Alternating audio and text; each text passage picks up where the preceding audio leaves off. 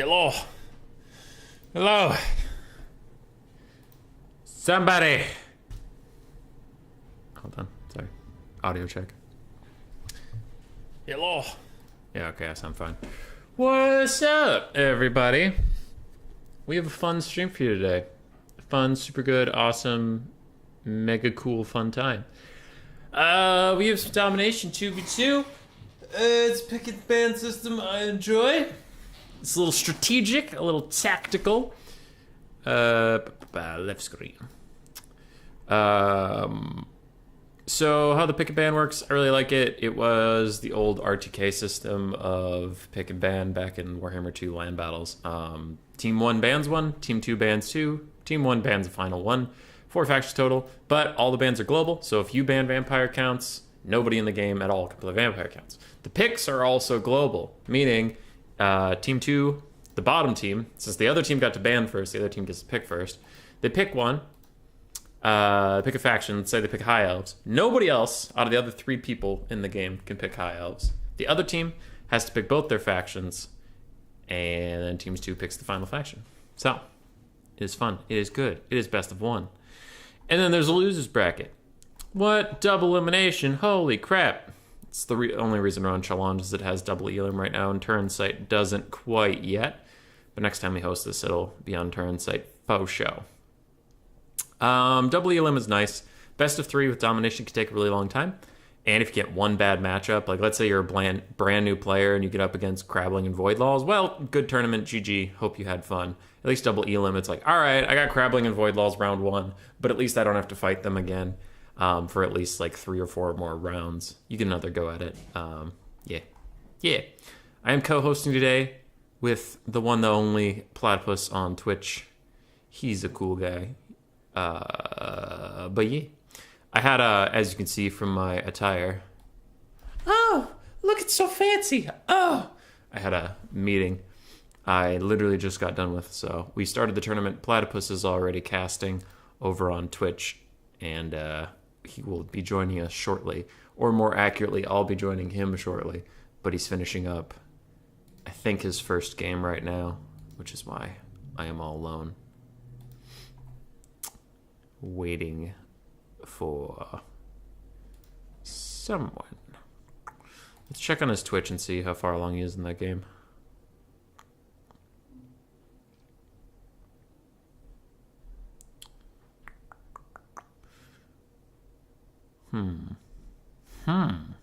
So if that's Chaos's burning head, that was a pretty tragic burning head. It looks like, okay, yeah, there's a Familiar Bear from the Fire that I missed earlier. And those wars still just chunky, and like I said, they just absolutely nuked. We're listening to him right now. But no one's back on that Grey Seer. That Grey Seer needs to be very careful. He's just stick with his assassin buddies. They really need to protect him, or these wolf rats, or rather, or something need to come protect him. Because right now the Grey Seer is routing off, and losing your caster this early for Skaven could be a big loss. You really need to find some way to shut Loon down, or he's going to absolutely just run over all of your characters one by one. He's going to get all of your guns, and you don't really have a good way to stop him. Anyway, like I said, Objective 3 has gone to the forces of Bretonnia and Norska. They're just chewing away at that one poor Chaos Warrior Halberd. He's doing all right, but it'll take him a while to win that fight. He can't win it. Bretonnia and Norska versus Skaven and Warriors of Chaos. How did Warriors of Chaos get through the bans? Oh well. We are seeing some cool factions though. Already got a Bretonnia in game 1. Sorry for the awkward start. I didn't know when my meeting would be done, so I told Platypus to just start casting without me, and I'll catch up. So we're waiting for him to be done with this game. A lot of your infantry's already been nuked down. Hey, Wolfers looks like he's getting caught up by the assassins. Pretty good damage on him, but Lewin is completely uncontested with these guys. He's coming. If you don't know who Platypus is, I'll do some quick shout-outs for him before we meet up with him. He's been seeing some tournaments recently, pretty close to the finals. He's a really good Domination player, but he's also kind of... He doesn't play a ton of the meta. Like, I think he does this if he has to, but he was playing Cathay before Immortal Empires in Domination. Like, he just kind of does what he wants to. He's a very entertaining guy to watch, and you won't always just see meta shit with him. Love Platty. He's a good guy. We're watching his thing right now, twitch.tv/thewildplatty, but he's also in the description of our video here, co-host friend. So, if you're over on Twitch, definitely check him out. He's a very cool dude. If you like Domination. If you do. shot at by a bit by skirmish cap. He's got heals. He's got the lion's shield. That's what it looked like. Watching a Twitch stream while I'm streaming is very funny, but also the quality is super shit. Yeah, looks like it's going pretty well. Okay. Norska is Manchester. So the ticket's ticking up. They're at about 2,000 out of 5,000, and it's almost triple cap for red team. This is looking like it'd be a pretty short game, and then the awkward me waiting for Platypus period will be over. The worst case is saying some Irish horsemen to come in death objective number 3. I'd honestly love to see them start cycle charging peasants. What if they get? They're peasant mobs. They're not gonna damage you. Their stats are garbage. Yeah.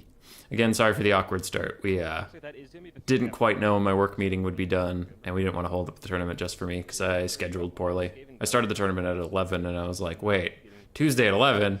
I have a thing. The Skaven are getting outvalued by Norse, which is really not a situation we ever want to see. Holy shit, warp fire throwers. Relying on those Skaven gun pieces to carry you, and they've just been shut down. The good Zap is just gone. Looks like it's shattered. Don't know where the crew went. Guns are here. The crew seems to be gone. Ooh, Bretonia's damage value is not looking very good, actually. Holy shit. 3,600 compared to Norska's 9,000. Looks like the mortar is getting compromised, the warp lightning cannon is getting compromised. It looks like They are not having a good time. without the Lord, the Skaven leadership is just going to tank so very fast. But when in duels, they're getting wrecked on the points. Skaven and Warriors of Chaos. Let's listen to Platy. I'll shut up. He's still grinding on the front line, but Sigvald can't kill all these berserkers by himself. Well, he can, but not very quickly, so he's not really going to be able to hold this point by himself. And this is looking pretty dominant showing from the forces of VM. I don't see how the Skaven and Warriors Chaos are going to push their opponents off of any of these objectives anytime soon, and they are on a clock. They're on a pretty tight clock. Objectives reach what, like 300 points a minute? And so, you know, with all 3 points, you're getting 900 points a minute, so it's only a couple minutes before this game will be over.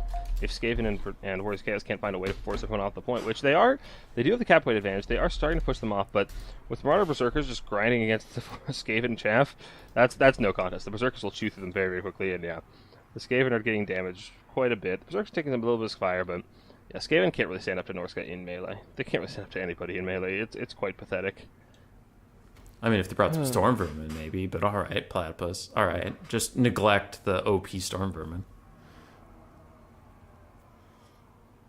I will say Lewin is a tragic pick. Land, domination, any kind of battle, Lewin is just a little overcosted for what he does, unfortunately. I've actually been enjoying Alberic recently for, like, cycle charging and stuff, but he's a little cheaper. He doesn't have self-healing, but he is a little cheaper, and he gives everything else anti-large, which can be nice. Yeah, Lewin has been an absolute MVP. He's killed several characters. He's compromised all the weapon teams. He's gotten a lot of work done. But I was wondering if I don't think On Fire causes a leadership debuff, which is odd to me. Because I feel like if I was on fire, I would definitely be much less inclined to stand and fight personally. But with all these sources of terror on this point, all these Marauder Berserkers just grinding through this inferior chaff, I don't see any way for Skaven and Warriors Cast to actually retake objective number 1. They are managing to push off the opposing force on objective number. Platy says Lewin's good right after I say he's bad. This stream's not going to work out. I'm just going to shut it down. I'm just not going to cast at this jokester, this absolute tragedy. Complete loss of objective points. That's a pretty severe value deficit. So taking back this many objectives when you're down in value, it's a pretty tall order. So I don't really know that Skaven and Warriors Cast are going to have a way back into this game. A lot of their reinforcements are really, really slow. So honestly, it might take them several minutes just to walk from their spawn over here all the way to objective 2, let alone, get through all the forces here, fight their way there, and then capture it. So I don't think capturing objective 2 is really in the cards for the boys from GGX, unfortunately. Let's go. Looks like they need a nerf. No, they got smacked around last side from it. Yeah, Bretonia, on their own, Bretonia is not very good, just because their front line is god-awful. But when you have a Norscan front line, having the Bretonian Knights to support, and having, the Flying Lewin, just running around terror routing, assassinating characters, and then life magic to heal up Wolfric, Bretonia can be definitely a good supporting race, but on their own, they really struggle, just because of a lack of front line. It looks like Bretonia is forcing their way back onto this point. They might even be able to take 3 up back again, but they only need 200 points. With two objectives, that's going to be about 20 seconds to go. And I don't see any Skaven or Warriors of Chaos forces getting on these objectives in that time frame, unfortunately. So looks like our first game will be going in favor of VM Wisp and VM Nasha. Very well played. All right, he's wrapping up. We'll get him here. We got this. Sorry for the awkward start again. But I was in a meeting, so I'm joining late. As you can see. Boom. Glorious. Platy! Human boy, hey! We just watched your stream on my stream for a while until you were done with that game. Oh, nice. It was funny. I was like, man, I don't like Lewin here. He's just so expensive, and like, I think Alberic can do a lot of the same things. And then like, literally, you cut me off because you didn't know I was talking. You cut me off, so I stopped to listen to what you're talking about. And you're like, Lewin has been an absolute MVP, and I'm like, you son of a... well, the thing is, in 2v2s, you can only bring 10 units in your starter, so you have to spend all that money somehow. So Lewin's a really good choice. Yeah. But you can't really spend all that money if they don't bring a really strong character. And against Skaven with all those weak characters, he has a lot of good targets. So I already did all your shout outs and stuff while we were listening to you, but is there anything you wanted to... What's your elevator pitch if someone's like, oh, you stream on Twitch? That's pretty cool. Who are you? Oh, yeah. I'm the Wild Platy. I stream on Twitch. I do casting for a lot of different tournaments. I do my newbie tournaments every weekend. I do some of the midweek madness tournaments. I do the NA Dom tournaments. I'm also a pretty high-level player, so in Domination, so I usually know what I'm talking about, or if not, I can pretend it, and nobody can tell the difference. And that channel is in the description, but we also were just watching it. It's the Wild Platy on Twitch, so should be easy to find. I asked Crad Raccoon if they could wait for us. We can either do that, or we can go cast Wisp and Nasha, who you just cast, versus Swarv and Tank, or it looks like Crabling and Voidlaw is just advanced versus Berserk and Hadris. So what do we want to do here? Was already beat Berserk and Hadris? That was fast. No, they just got to Berserk and Hadris. They beat Kieran and Raised. Okay. Yeah. I'm down for whatever. I would like to see Crad Raccoon. I don't get to cast any of his games, but I wonder how long it's going to take Union of Small and Urasis to polish off. So that is a trick we have ready at the moment. It's a tricky thing to not just follow one person through the tournament, because it's like, well, I know their next game's going to be ready because I just finished casting their other one. Yeah. Also, I don't want to bog down Voidlaw's PC if there's already 4 people in the game. Yeah, and I have a nagging suspicion that we'll get to cast Voidlaws at some point anyway. What? Nah. Voidlaws who has lost, maybe 1 2v2 in his career? Yeah. I see Crad Raccoon's lobby up. There's only 2 out of 4 people playing in it right now, so they're just waiting for their opponents. Union of Small and Urasis are still waiting. I think for the sake of the stream, we give them about 30 more seconds, and then we just join Swarv and Tank. I'll message Wisp and see. We might cast your game. If that's okay. How are you doing today, man? How'd it go with me? Sorry again for the weird start. I apologize to stream 3 times, but I never apologized to you. So I just got done with my meeting. Going pretty good. Yeah, things went pretty well, all things considered. Just hop the game, get that one game cast out of the way. How did Warriors of Chaos get through all the bans? As soon as I saw that, I was like, the frick? Thanks. I don't know if Warriors of Chaos is that good in 2v2s. I feel like in 2v2s you want very specialized factions because you have another faction to cover your weaknesses. Warriors of Chaos is really strong because they are generalists. They do a lot of everything. They do a little bit of everything. So I suspect that they're not necessarily that OP in 2v2s. What was banned? Did they tell you? They did not tell me anything. I suspect Slanesh counts, but other than that, maybe Tomb Kings. No idea. Nobody tells me.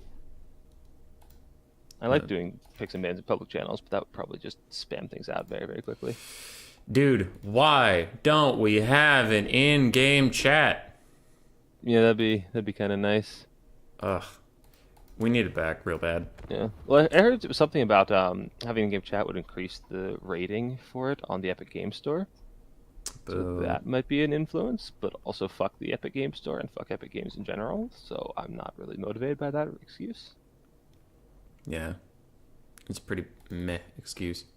Do I see Swarv and Tank? No. I do not. Oh, there's Tank Wisp. Okay. Tank Wisp. I see it as well. When needed. Good to go. Okay. Wisp sent me an invite, so we're going to go cast them. He says the password is 111. lost the lobby. Where'd the lobby? Tank Wisp. Wisp, Nasha, tank, 1v1. Okay. Here we go. Let's get our boy Festus back on the screen. Oh, that's right. I need a blocker, don't I? Yeah, probably. I mean, you can always send the map set up the screen, but I personally like peeking at builds. Yeah, of course. I like to prep what I'm going to talk about a little bit. Mm-hmm. So where the hell did that code go?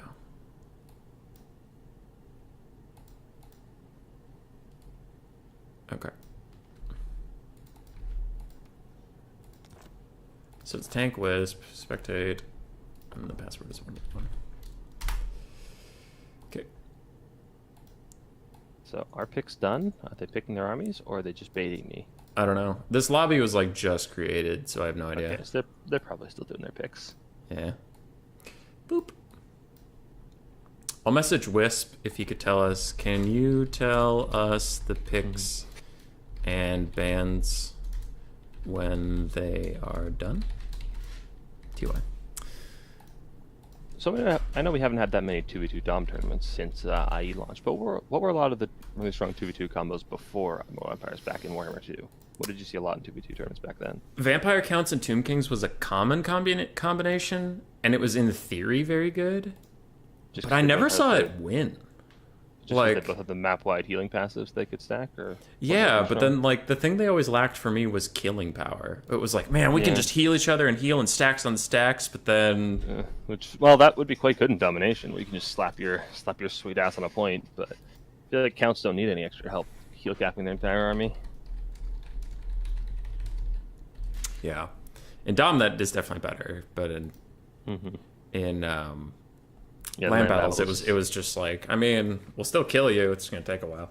I mean, Void and Evenstar could win on like the Tomb King's Vampire Counts combo, but it was definitely like you need to be so much better than your opponent to win. Those two won on most things they played in 2v2s. Yeah. So stuff that actually really worked well was dwarves plus blank. Okay, that makes sense, because like I said, dwarves are that very specialized faction where they're slow. They're really tanky and they have good shooting, but then they don't have cav units. If you bring something that can have those supporting elements they need, they can really thrive. Yeah, I don't. Daniel, what trick are you talking about? Sorry. But the dwarves, the problem for the enemy in a 2v2 with dwarves is you don't know if your opponent's taking the dwarves for the shooting or for the front line. And if you just leaned all in on the dwarves, it was like, oh, we have the Empire with kiting and like grenade launchers and all this shit, but instead of state troops it's Longbeards, like so it was that, or like it's the Empire and the dwarves, but they just made this Omega triple tiered onion box and we have dwarven cannons paired with Hellstorm rocket batteries, and it's just awful. Like, so that was the thing about the dwarves, is you didn't know if they were providing the front line or the shooting. And when I say problem, I mean what made them strong in 2v2. But I don't know how Domination goes, which is another reason I don't hate Domination. I just don't cast a lot of it because also I'm not that good at it. So it is nice when I do run an event to have a co-host and I'm like, this guy actually knows what's going on. Yeah, because I mean, like literally we just saw it where I was like, Lewin sucks, and then you're like, Lewin's doing really good, and then Lewin wins the game. So, whoops. Yeah, well, I think part of that was just his opponents didn't really bring anything to deal with him. I think there'd been, some more rat ogres, maybe a chieftain or something to actually protect your backline from him. Something with mass. He would have had a much harder time, but there was just not really a good answer from the Skaven. Swarv switched over to Cathay, so I'm gonna get some of them. You were playing Cathay before it was cool. What do they? Yes, it was. What do they do? When I was playing quick battles before Cathay got so boring, I stopped playing them in land battles. I used to be a Cathay one trick. And I really had a hard time. It felt like any ranged unit I brought just got dove by Furies and died. Even if I was protecting it, it's like, Jade Lancers charge in, but the cannon routed before the Furies died. So, like, how... You were playing them. How do they do anything? Like, it just felt so hopeless for me. So the glue that holds them together for me is Iron Hail Gunners. You always bring, like, 4 or 5 of those. And then, if Fury dives in, it dives 1 Iron Hail Gunner and 2 more are just shredding it while it does so, and it loses all its health before it lands. Chariot comes in, and again, it goes for 1, and the other 2 just crossfire and delete it. So it's just a matter of that layered firing of that super, super high damage output Iron Hail Gunners.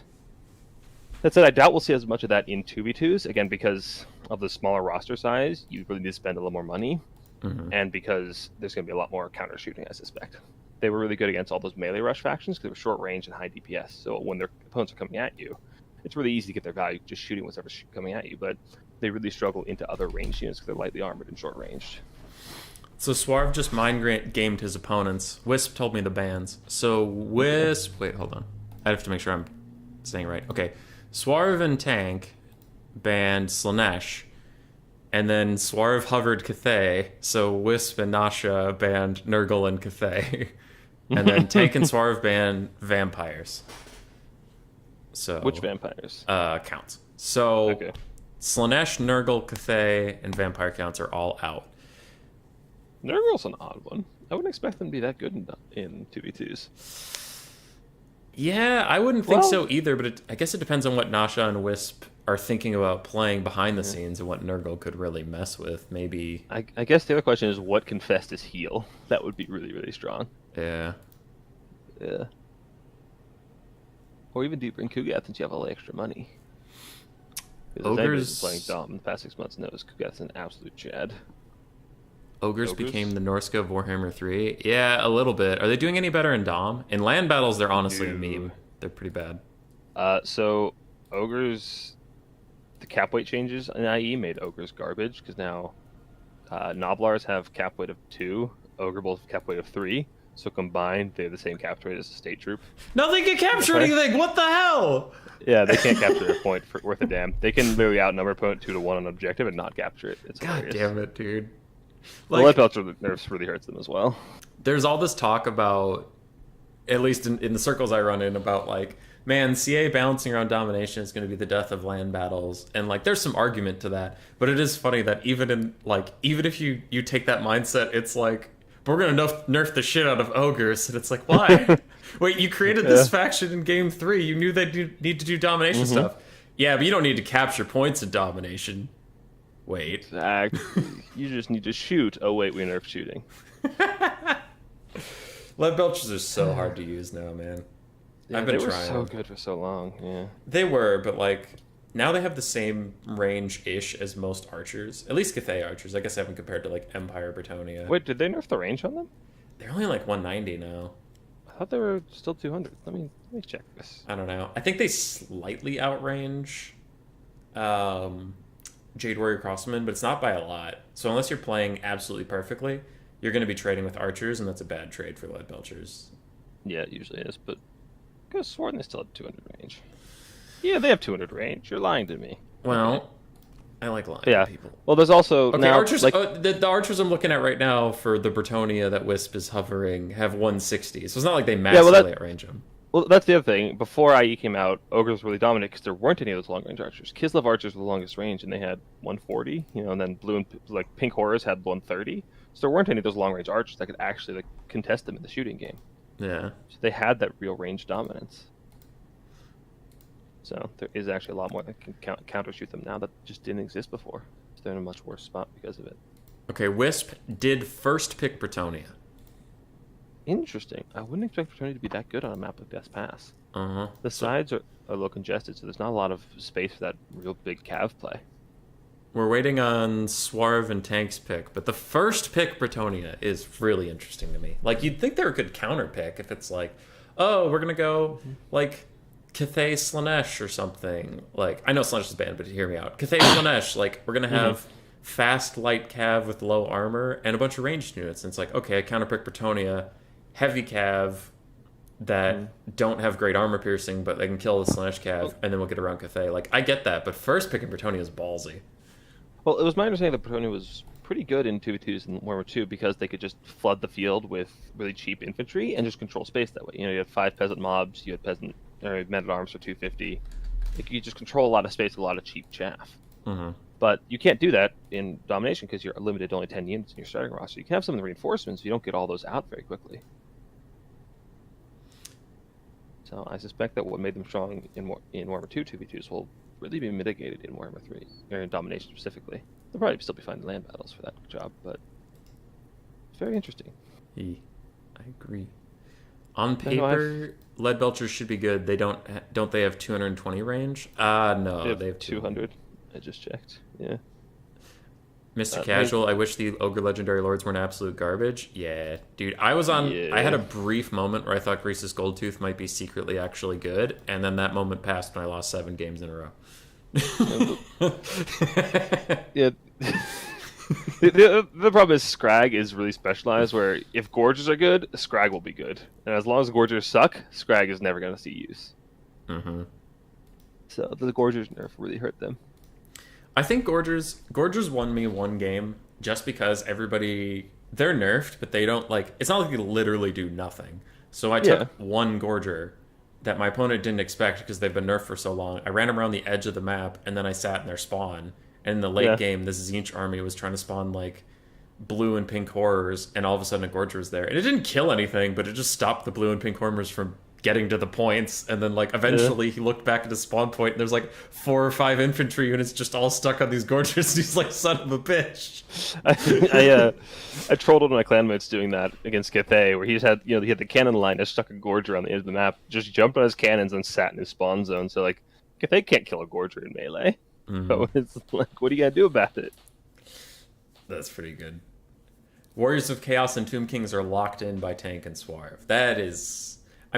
Warriors of Chaos have been largely... This is my hot take. I think Warriors of Chaos have been overhyped in both communities. Yeah, I agree. Warriors of Chaos are super overrated. But that is still a power pick too. TY for the play-by-play. So, last pick Norska is official from Wisp and Nasha. So it's Bretonnia Norska versus Warriors of Chaos and Tomb Kings.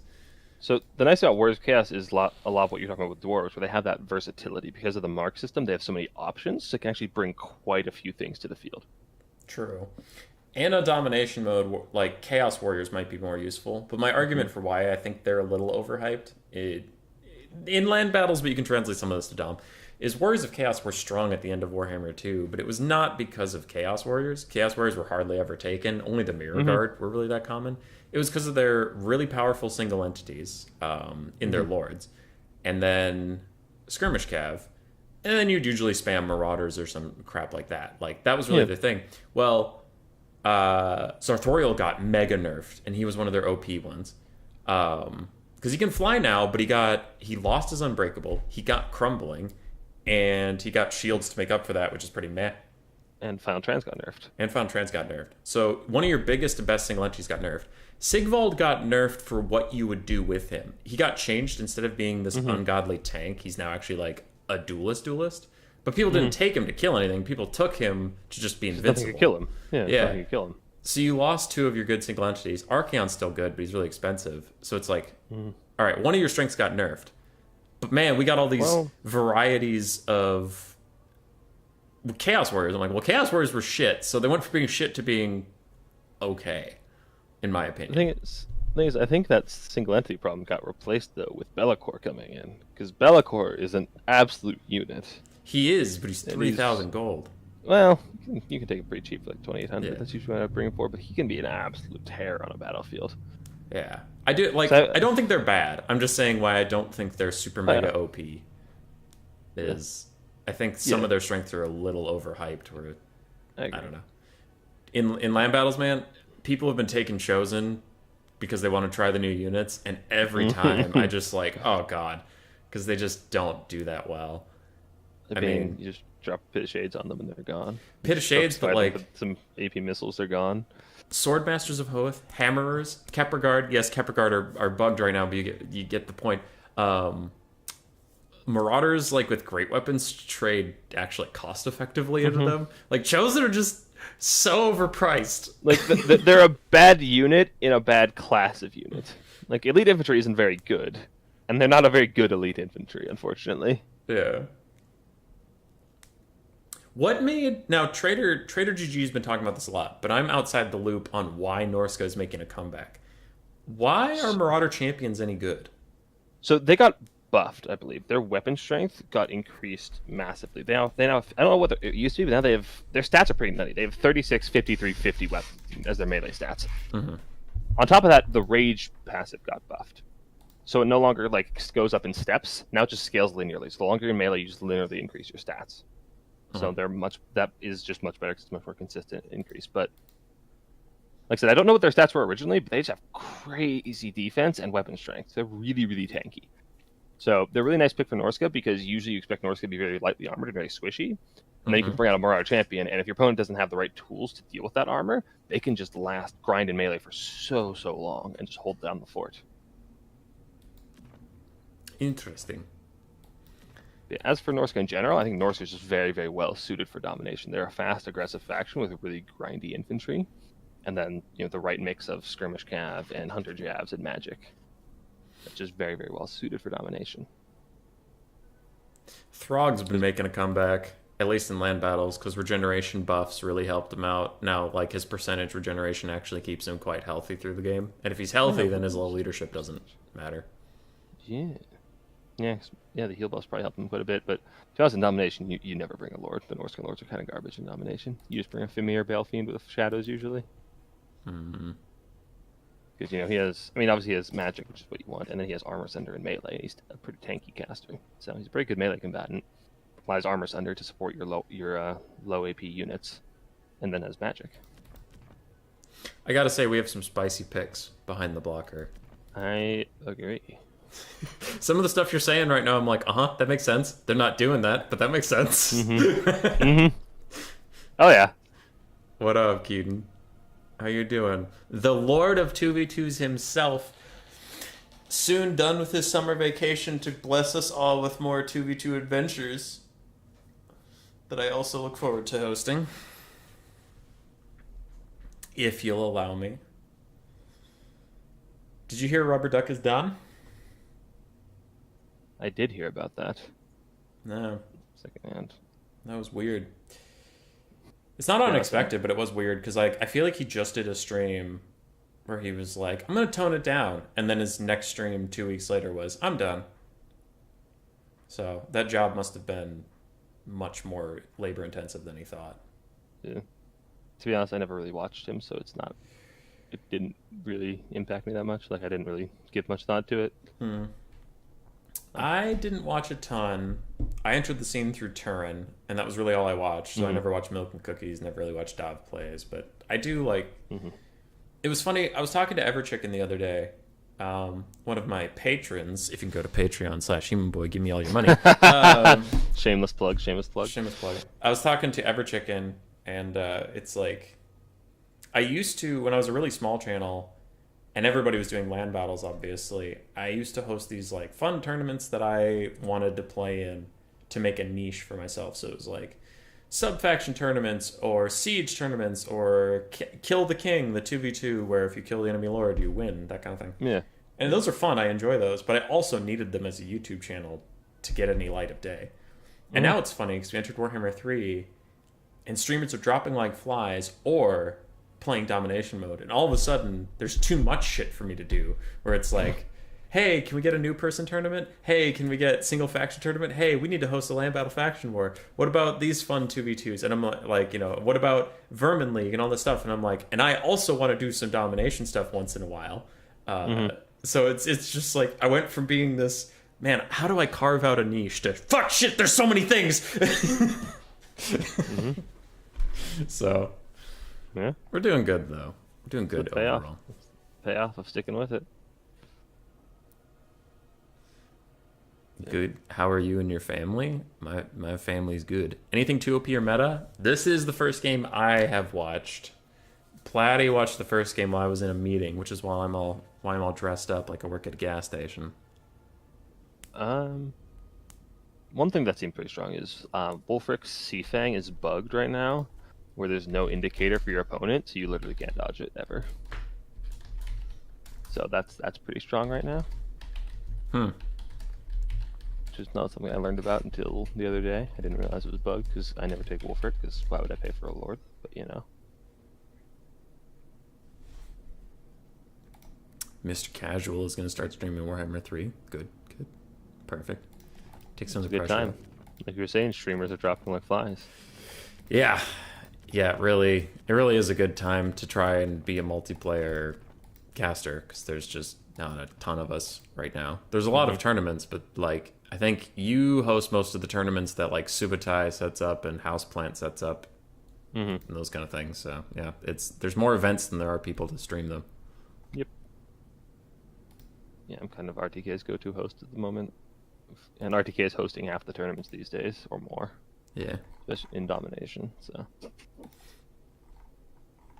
it's also a nice time to get into casting because a lot of people have been trying to because of Domination, casting is kind of getting reinvented. It's very different than casting a land battle because in land battles there's a lot of like up and downs and big moments and very climatic sequences. And Domination's a little different. It's much more consistent. There's not like that big climatic moment. There's not that big alpha strike. Not a character duel that decides the game. yeah. It's just more about playing the map and objectives. It's a little more tactical casting and a lot less cinematic. So it's a very different style of casting. A lot of casters have had to try and like change their style up because of it. We're getting in the game. Anyway, yeah, we're getting in the game. Are 5 foot squares normal? No. Because I've been looking at those 5 foot squares for a while, and I've wanted I to have talk I about have too. I have seen foot squares exactly once, and it was when I played Beastman Bretonia against Puggington. He brought foot squares against me, against Reginald Puggington. He brought foot squares against me, and I just couldn't deal with them with Beastman, and they did really well actually. Yeah, Bestigors were referred to as Worstigors for a while. They can be a surprise pick, but if your enemy actually brings any armor piercing, they're the Worstigors. Yeah, they're good if your opponent doesn't have Pit of Shades. Yeah. Because Beastman and another faction are like, who is actually bringing armor piercing against Beastman most of the time? Like, they're a really nice option just to go sit on a side objective. Like, maybe it's a Nurgle kind of thing where their casters are slow and they're going to be somewhere. You can just, like, they're usually going to be in the middle. You can just take a Bestigor and sit on a side objective. They're really good for that. Mm-hmm. But, oh boy, 6 players loading into one lobby. This is going to take a while.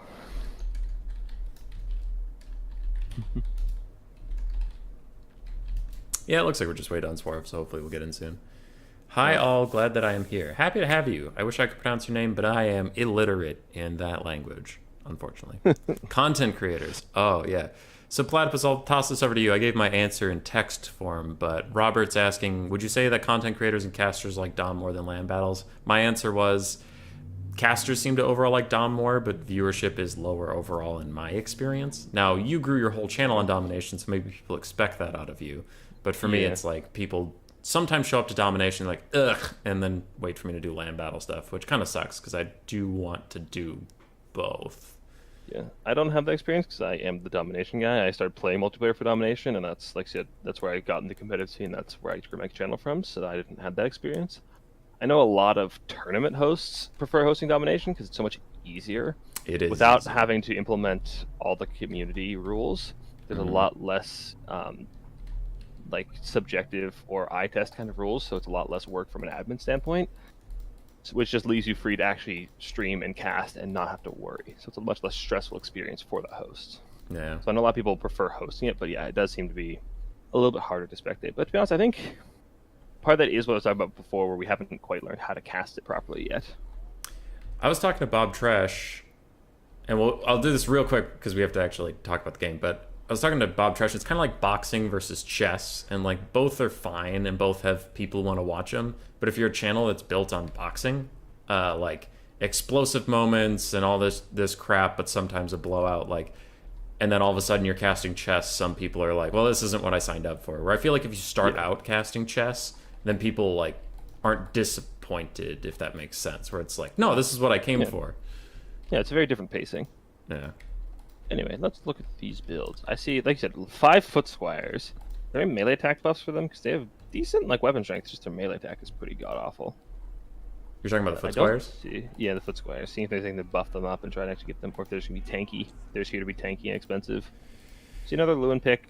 We got Damsel of Life to heal again the Wolfric Lewin combo, which seemed pretty strong last time we saw it. The Paladin, we got some Famir, which I didn't see last time. Their armor center could come in quite handy for all the Marauder champions that aren't at P. Just really let them use that massive non-AP weapon strength against anything they can get their hands on. Other than that, just elite infantry line, a couple of big lords on monsters, and a healer for both of them. On the other side, we have Archaon the Everchosen. This is actually my first time seeing him since his rework. I talked a big game about how I really like his rework, and I'm excited to see him, but I haven't actually run into him.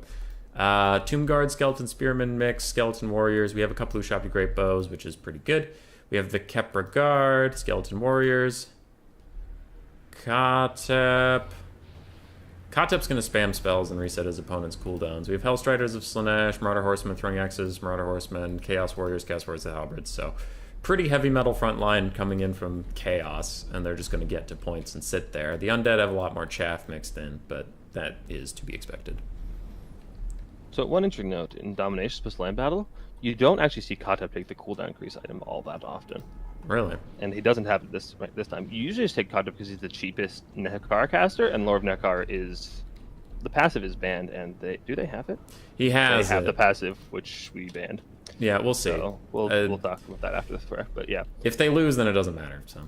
Yeah. But the passive is very, very strong, so it gives map-wide healing to... Does it apply to Undead or just Allies? Because if it's Allies, it can be quite strong, but I think it's just Undead.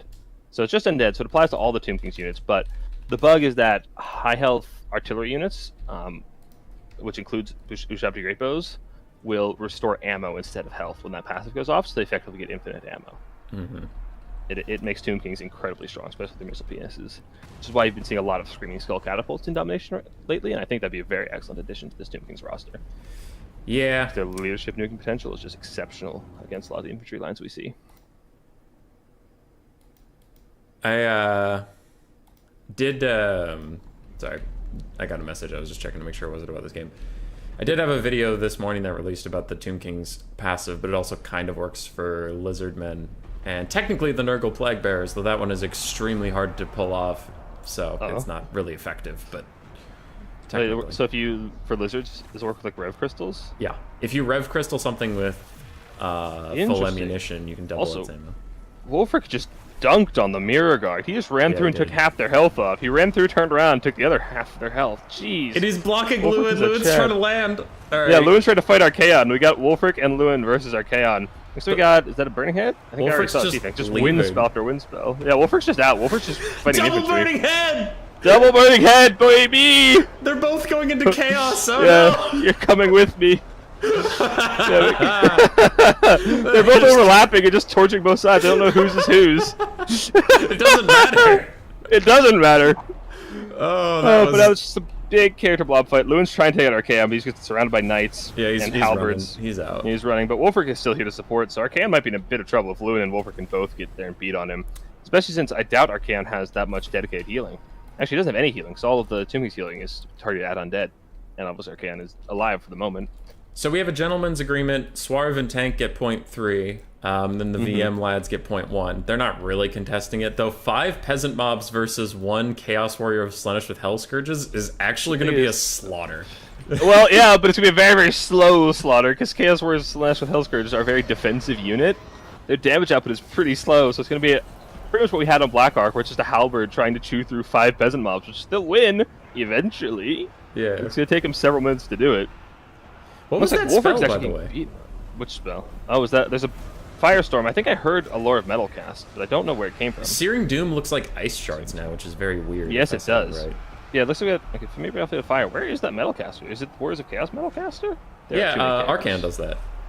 Oh, right. Archaon's a mixed Lord now. I forgot Lord now. Triple Archaon is actually beating up both Lewin and Wolfric. Yeah, he's again, the Skirmish Cav. The Skirmish Cav and the Ushabti Great Bows are helping with Wolfric a great deal, but Wolfric needs to get out of there. He's got a Scroll of Shielding, but he's not going to last very long. And yeah, he's routed. He needs to get a heal from that Damsel of Life. The regrowth just wore off, so yeah, he was getting healing and getting... Oof, that's rough. Just dominated. Yeah, there's that icy Searing Doom you're talking about, and that does some pretty good damage to those foot squires, but it looks like the red team is actually managing to hold the center objective for the time being, although the value trading is going very heavily in their favor. Yeah. And down goes Wolfric. Yeah, a grind fight between Bretonnia infantry and Norscan infantry versus Chaos and Tomb Kings is not going to go well for the living factions. Yeah. Unfortunately for them. Yeah. Archaon doesn't have any healing backup, but man, he has gone through 2 Wolfric health bars and pretty much 2 Lewin health bars, and he's still alive, so he takes those all day, every day. To be fair, he's had quite a bit of support from the Chosen of the Gods and the Ushabti Great Bows, as well as these Chaos Warrior halberds protecting him quite a bit. On the Yeah, far he realized side, he needs that support. on the far side, Bretonia spawned some Knights of the Realm to body the Slanesh units on the far side and just like get some pressure on point 3 because they're realizing the center fight's not going their way. They need to take the sides, which I agree with. And that Marauder, just sitting on the point, won't last very long against a Knight of the Realm, just cycle charging it, so that should be a quite effective pick there. Yeah. Yeah, in the middle, the Tomb King's missile fire is just hammering all these Bretonian units on the point, and the Marauder champions just aren't standing up to the Ushabti Great Bows or the Casket of Souls from Katep. The damage values are really telling the tale of this game. You can combine Bretonia and Norska, and they equal the Tomb Kings, and then there's 8,000 uncontested Warriors of Chaos damage. Yeah, well, to be fair, there was about, like 3,000-4,000 that was probably healing on Wolfric. That's just fair. killing Wolfric, but still, it's quite a telling amount of damage. I think if Chaos win the game from this standpoint, I would let it go, even though they took the bugged lore, because I don't think the bugged lore is deciding this game. I tend to agree. Yeah. It's a pretty easy mistake to make. Yes. And it doesn't even look like it's applying for the Chosen of the Gods. They're quite low on ammo. They're quite low on ammo. But they had largely decided the battle before it would have even mattered. They would have had ammo anyway. Yeah. Now, if we're talking something like Vampire Coast, where they get benefits from being high ammo, that'd be a different story. But for this situation, I think it's perfectly reasonable that they kind of just destroyed the forces of Bretonia and Norska. It's a pretty easy thing to forget, because you start off with that selected if you click the character, so that happens. Okay. That's doing a lot of damage. Did they buff that? It's doing a lot of damage. I don't think they buffed it. I am personally against that new animation. I think that new animation is stupid, because we have Hailstorm, which literally is supposed to look just like that. Yeah, I mean, it looks a little different. The sound effects are nicer for Searing Doom. The sound effects are nice. The sound effects are nice, but it definitely looks like ice stuff. And when I first saw it, I was like, is Kislev here? Oh my goodness, look at Archaon's value. He's got 5,000 value already. And he's coming for a Tomb Scorpion to farm another 1,000. Oh, there's Tomb Scorpions. Oh, those are friendly Tomb Scorpions. Those are friendly Tomb Scorpions. What am I Scorpions. saying? Yeah, those are friendly Tomb Scorpions. Oh yeah, he does have 5,000 value. 5,000 value, just beating on the characters in the Bretonian Knights. Mm-hmm. So Bretonia is successfully taking points 3 and 1 right now. They showed up to kill those whip guys. Not so successfully on point 3. There's some Marauders coming in to reinforce and some Skeleton Spears, so I don't think they're getting through over there. Yeah. It's looking brutal. It is. There's no hope to take the center point, in my opinion. I just don't think Norska and Bretonia can take it at this point. There's too much. I don't think you can safely advance through the center gap into a missile line like this. Like the triple Ushabti Great Bow with Katep. It's very, very hard to push through this center pass, and that's pass against a missile faction in general. When it's reinforced with a front line of Chaos Warriors, it's almost impossible to get on top of those missile units and shut them down. So I think on a map like Death Pass, you definitely want to bring some missiles of your own, because it's just so hard to get on top of them. And the Kepler Guard are just still grinding away. How does the Kepler Guard... not, only 100 kills. That's pretty tame for the Kepler Guard these days. Yeah. Yeah. They're doing okay. With the reinforcements coming to Objective 3, and the really solid this really safe missile line on Objective number 2, I don't see any way for Bretonia and Norse to actually push the Force of Chaos off of Objective number 2. So I think they'd be best served just trying to force their way, through the trees onto Objective 3. Because there's really no way to assault this missile line in the center, I think. Mm-hmm.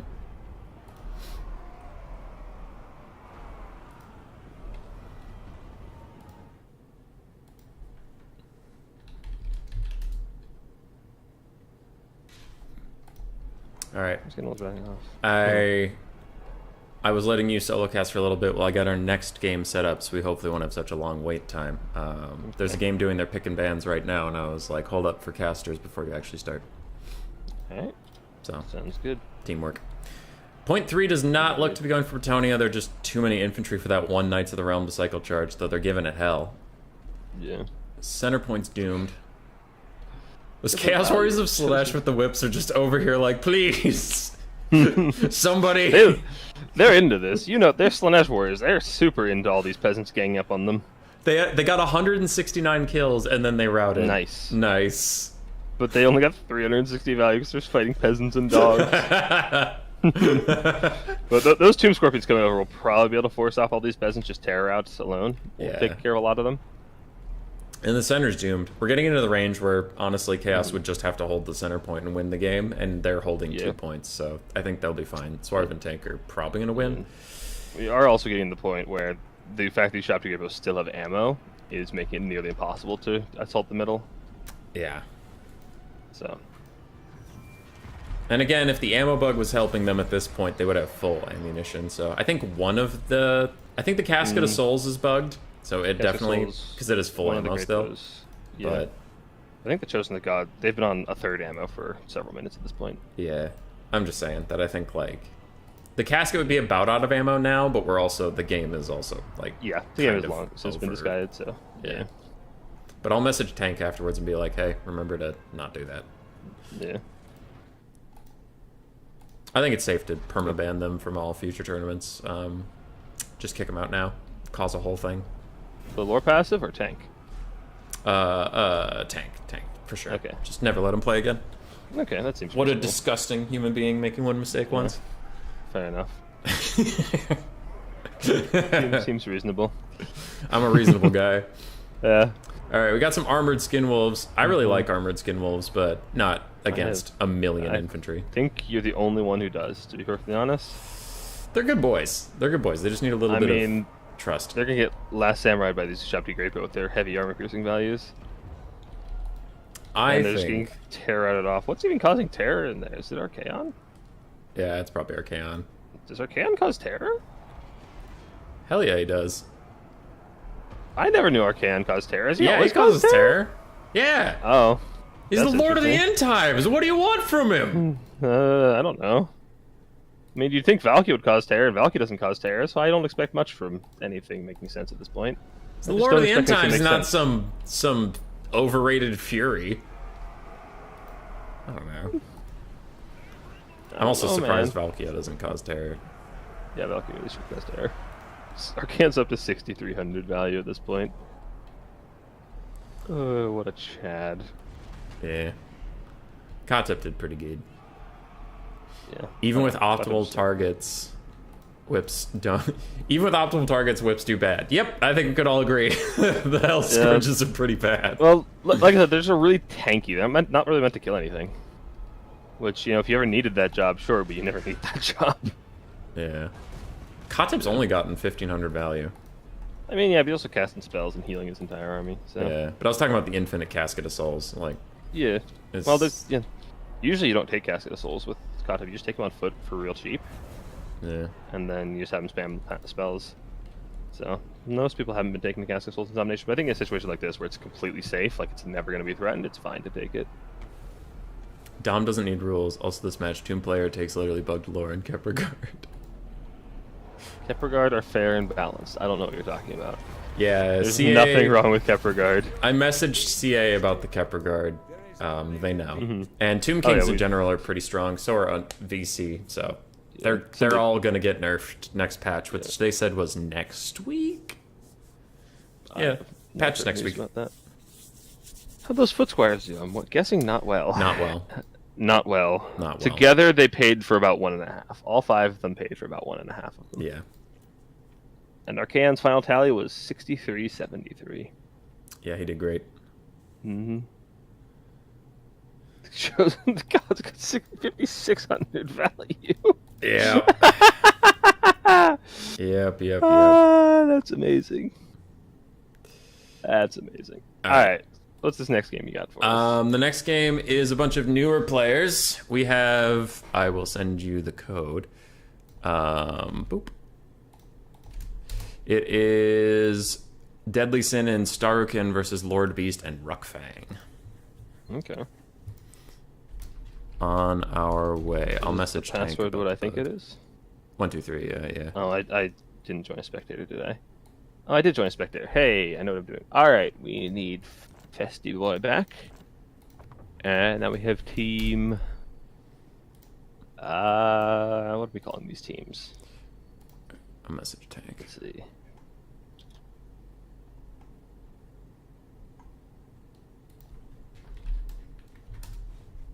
Team UMC Sin versus team... What do we have? Ruck Beast. There we go. That's the team names. I hope they like them because I'm not changing them. Yep, we don't need scorecards. The score is the same. It's a best of 1 series. So now we can make these names nice and legible. There we go.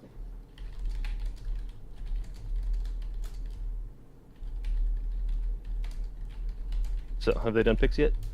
Yeah, I'll message him in just a second. Tank did not even know that the lore passive was bugged, so I'm explaining to him what it does. Okay. That's fair enough then.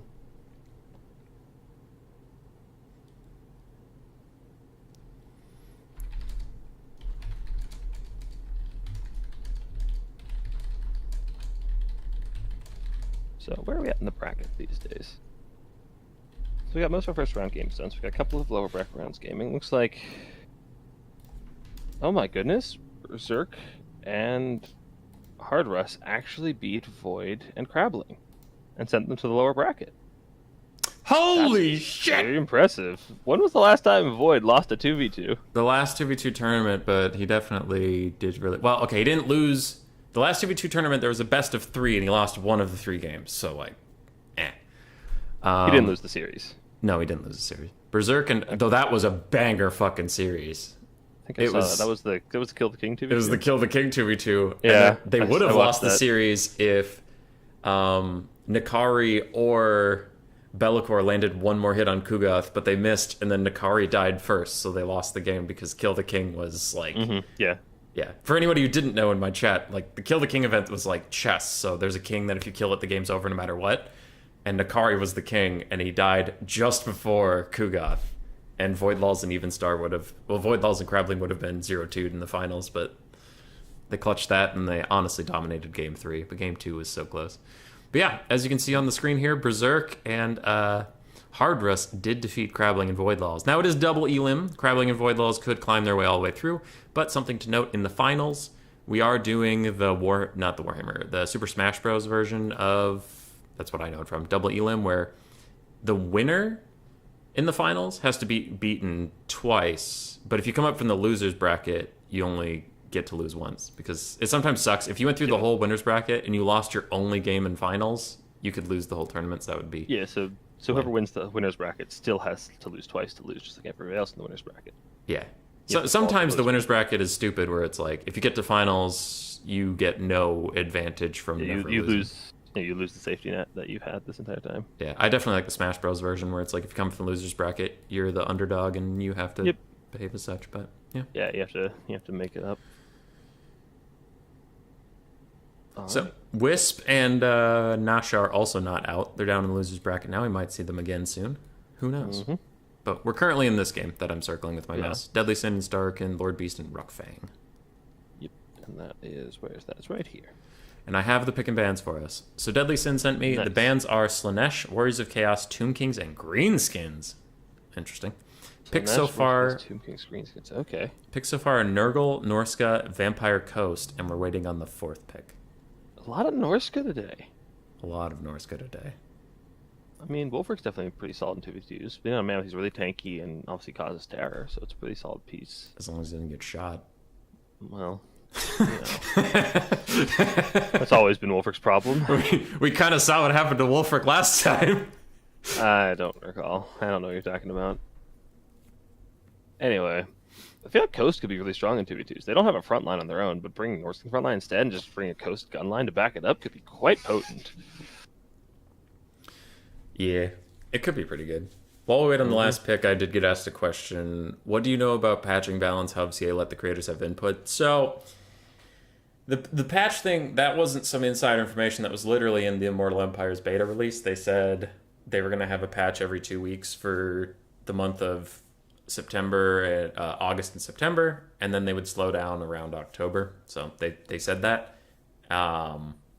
And the content creator input stuff, there is a lot of campaign content creators that put in some stuff, but largely it's rumored. I don't know how confirmed it is, but it's like rumored that Turin is in close communication with them about balance. But I also know that they have a content creator chat that we just spam them with a bunch of crap, and Anticity is pretty active in there. So they've been hearing about problems. I don't know what they're doing about them, but I imagine that like in their big tournament, Slanesh and vampire counts were such a big problem that I don't imagine they'll be like, they seem fine. Yeah. Like, I have faith in them to at least nerf the obviously broken things. Yeah, maybe. I have faith. I know that I can't speak for balance, but I know that everybody from all the people who qualified for the summer finals were reporting a ton of bugs for them. That we just have they just joined let's join Discord and had a channel for us to list all the bugs we found. So those are all like on their list that they're working on fixing. So things like the Kepler guard, things like Marauder Horseman throwing in melee, things like bugged out capture rate on like Festus, that kind of stuff should be fixed pretty soon. I would hope. Last pick was Lizardman, by the way. So we have Lizardman Nurgle versus Coast Norska. Yeah. I can't actually see what if they have the lore passive for Coast. We should keep an eye on that. Yep. Hold on. It's Deadly Sea. I'll message Sins. He's pretty good about not starting. So Deadly Sin's partner. Oh, they just started. Yeah. We'll see if he unreadied. Okay. Okay. His partner, I believe that's it's not Lord Beast. Who is Deadly Sin's partner? Starkin. Starkin. Okay. Yeah. It's like I've cast him 2 or 3 times in my newbie tournaments. I should know this. Does your partner have lore passive?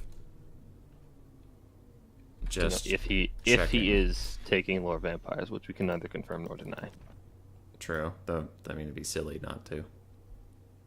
I don't know. I personally really like Van Geist Pirate Ship. That's a lot of fun, especially with a lot of elite infantry we've been seeing today. I think it could be pretty good. Because are you aware of the really strong casting item that one of the Vampire Coast Lords got? It's one of the generic lords. No. The Vampire Fleet Admiral with the pistol got an item called Black Periapt, which gives like 240% WOM reserve or recharge rate, plus 3.3 WOM reserves per second. And it's like for 30 seconds, it's like 120-second cooldown. So you just get a ton of WOM if you take that Lord. So you can just spam Van Geist's Revenge, and it's the most fun you can have playing Coast, if you ask me. Good. It is a great time. Van Geist's Revenge is actually good now. It's a good spell. I like it a lot. Oh yeah, it'll delete anything you pointed at. Also, they confirmed they don't have the lore passive. Okay. You can still Invocation of Nehek a target and give it more ammo, but does that work? Yeah, but that costs you Winds of Magic, and you're burning a heal to give something more ammo on a roster that already has extra powder on its gunnery whites. So it might be worth doing just because against Coast, you get that benefit for being at high ammo. You have a lot of miscellaneous you want to top up, but again, this way you actually use a resource to do it. Whereas when it's passive, it's happening to your entire army all the time, basically for free. Yeah, that's the thing. It's a bug. It's hard to work around, but we can at least make it a little less toxic. Yeah, if it's expending a resource, that's fine. Nurgle Lizardmen versus Norska Vampire Coast, right? Mm-hmm. One of the players is asking, is this a bad matchup for us? I honestly don't know. Which one? Which side? Lord Beast, so the Lizardman player, I think. I have no idea. Yeah, 2v2 changes a lot of things. Yeah. I haven't the slightest idea what the matchups are like in 2v2. I mean, I would say generally, I would personally favor Norska and Vampire Coast in this, just because it sounds like their infantry grind game is going to be next level. But Stream of Corruption is a hell of a drug, even post-nerf. Yeah, but that's the thing, if they got nerfed, though, so they don't have as good infantry punching spells, unless they bring, like, Croak or, something. Well, Lizards only have Comet, which can do good work, but it's really slow and easy to dodge. You could bring Festus. I'd be surprised. I'm surprised people don't bring Festus these days. He's kind of the standard in Domination. Yeah. I mean, Festus's Mortis engines could do okay, because the Lizardmen don't have incredible range tools that can hit a small target. And they have some good tools. They have some, but not like... It's not like Festus is going to instantly die. It's like, okay, they have a Razor Dawn hunting pack. Maybe he's in trouble, but like... Well, in my new turn the other day, I saw somebody bring a Skink Priest on, the Feral Troglodyte, and just sit there and snipe Festus really hard. He did a really good job of it. That's smart. That's smart. What a map. Yeah, Danielle, we're in the same... There are like 5 maps today, but we're... we're in the same round as Swarv and Tank, so we went down, not sideways. The next map is Broken Leg Gully, so don't worry. It's not just this map all day. Alright, so I do see Festus. With the front line of Chosen of Nurgle and Marauders. Okay. Chosen are great to pair with Festus, because if he can just keep them healing up, they'll grind for days. They're so tanky. If they have endless healing from Festus, it's going to be a hard time removing them from an objective. Mm-hmm. Got for Lizards, we got Skink Priest of Beast with Common of Gas and Door, just like I said. Bunch of Saurus, Krokgar, Skink Javs, and Coldwind Riders. So they're going all in on grinding with tanky infantry. Yep. And the Mortis very engine. fighty. On the other side, exactly what I was worried about. We have double depth guard, Count Noctilus. Okay. Some Vampire deck on mobs isn't what I was worried about, but the depth guard are going to do really, really good against the Lizardmen, particularly. Marauder champions with great weapons, Spearmen, champions, Spearmen, Berserkers. So Norsca brought a crap ton of infantry, some throwing axe infantry, Queen Bess in the back for the Vampire Coast, some gunners, and we do have Wolfric this time on foot. Footrick! Forgot to remove my screen blocker. Thank you, chat. But I am excited to see this Queen Bess lay into those Chosen of Nurgle. She can do absolute work against those armored targets. Yeah, she's going to do great. Yeah. She's going to do great. Mm-hmm. Swamp Jungle versus Pirates and Vikings. I mean, the Vikings kind of do some pirating, so this is... Yeah, they do some sailing. I mean, weren't the first Vampire Coast zombies like Norskins that woke Luther Harkon? Isn't that his whole like lore blurb? Yes.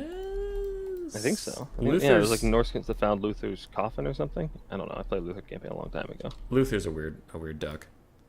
Also, I know the lore section of Warhammer 3 is all messed up because I mean I made my Queek video, but there's another video I have to make about Queek. Well, I saw that, but I'm trying to make it funny, but Skarsnik said that Queek cowed to kill him, and I need to figure out a way to make that funny, but it's funny.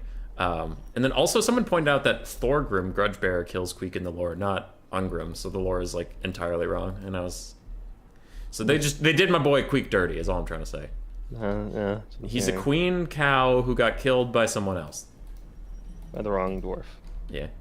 Stupid smelly dwarves. Ooh, deck gunners coming in. That's a pretty good choice. Like I said, on Death Paths, it's pretty hard to assault missile units just because of the positioning of these two hills. So I can just sit in the back and fire into the blob fight all day long. Yeah. Festus ain't happy about that. But I do like... Sorry, you go. So I do like the Lizard Festus synergy because healing Saurus is really, really effective. They're really killy infantry for their price. And they can do a lot of work. You can keep them alive, which is what Lizards usually struggle to do. I worry a little bit that the Lizard Nurgle army is too tanky and not killy enough. That I worry the Depth Guard are just going to buzzsaw through them, and even though it takes them a minute instead of 30 seconds, they're still going to do it. But we'll have to see. I haven't really seen Chosen in action. Oh, they're tanky as hell. The other aspect is Festus can just Mortis engine those Depth Guard and let their units tank on their own and use other healing sources like Fleshy Abundance or Fecundity to heal them up. Tank. Lim Stella saying, can you tell Platypus they watched his games the other day and he did amazing? I can tell him that, but also you can tell him that here. There we go. I posted the link. Thank you. Yeah, I'm also streaming if you want to come check it out. I stream on Twitch. Hell yeah. So if you hate YouTube or just hate Human Boy and you want another option, it's there. Yar. Or if you want more consistent domination content. That's an unfortunate thing. Yeah, that too. Queen Bess is doing good work, but not as much as I honestly thought. I think Festus's healing is keeping these guys doing okay. I'd like to see Queen Bess alternate targets. He kind of knocked them over the first shot, and then they don't get back in formation in time to get blobbed up on the second shot. Looks like we have another gentleman's agreement to swap side points. The Lizards don't seem to be too keen on honoring that agreement.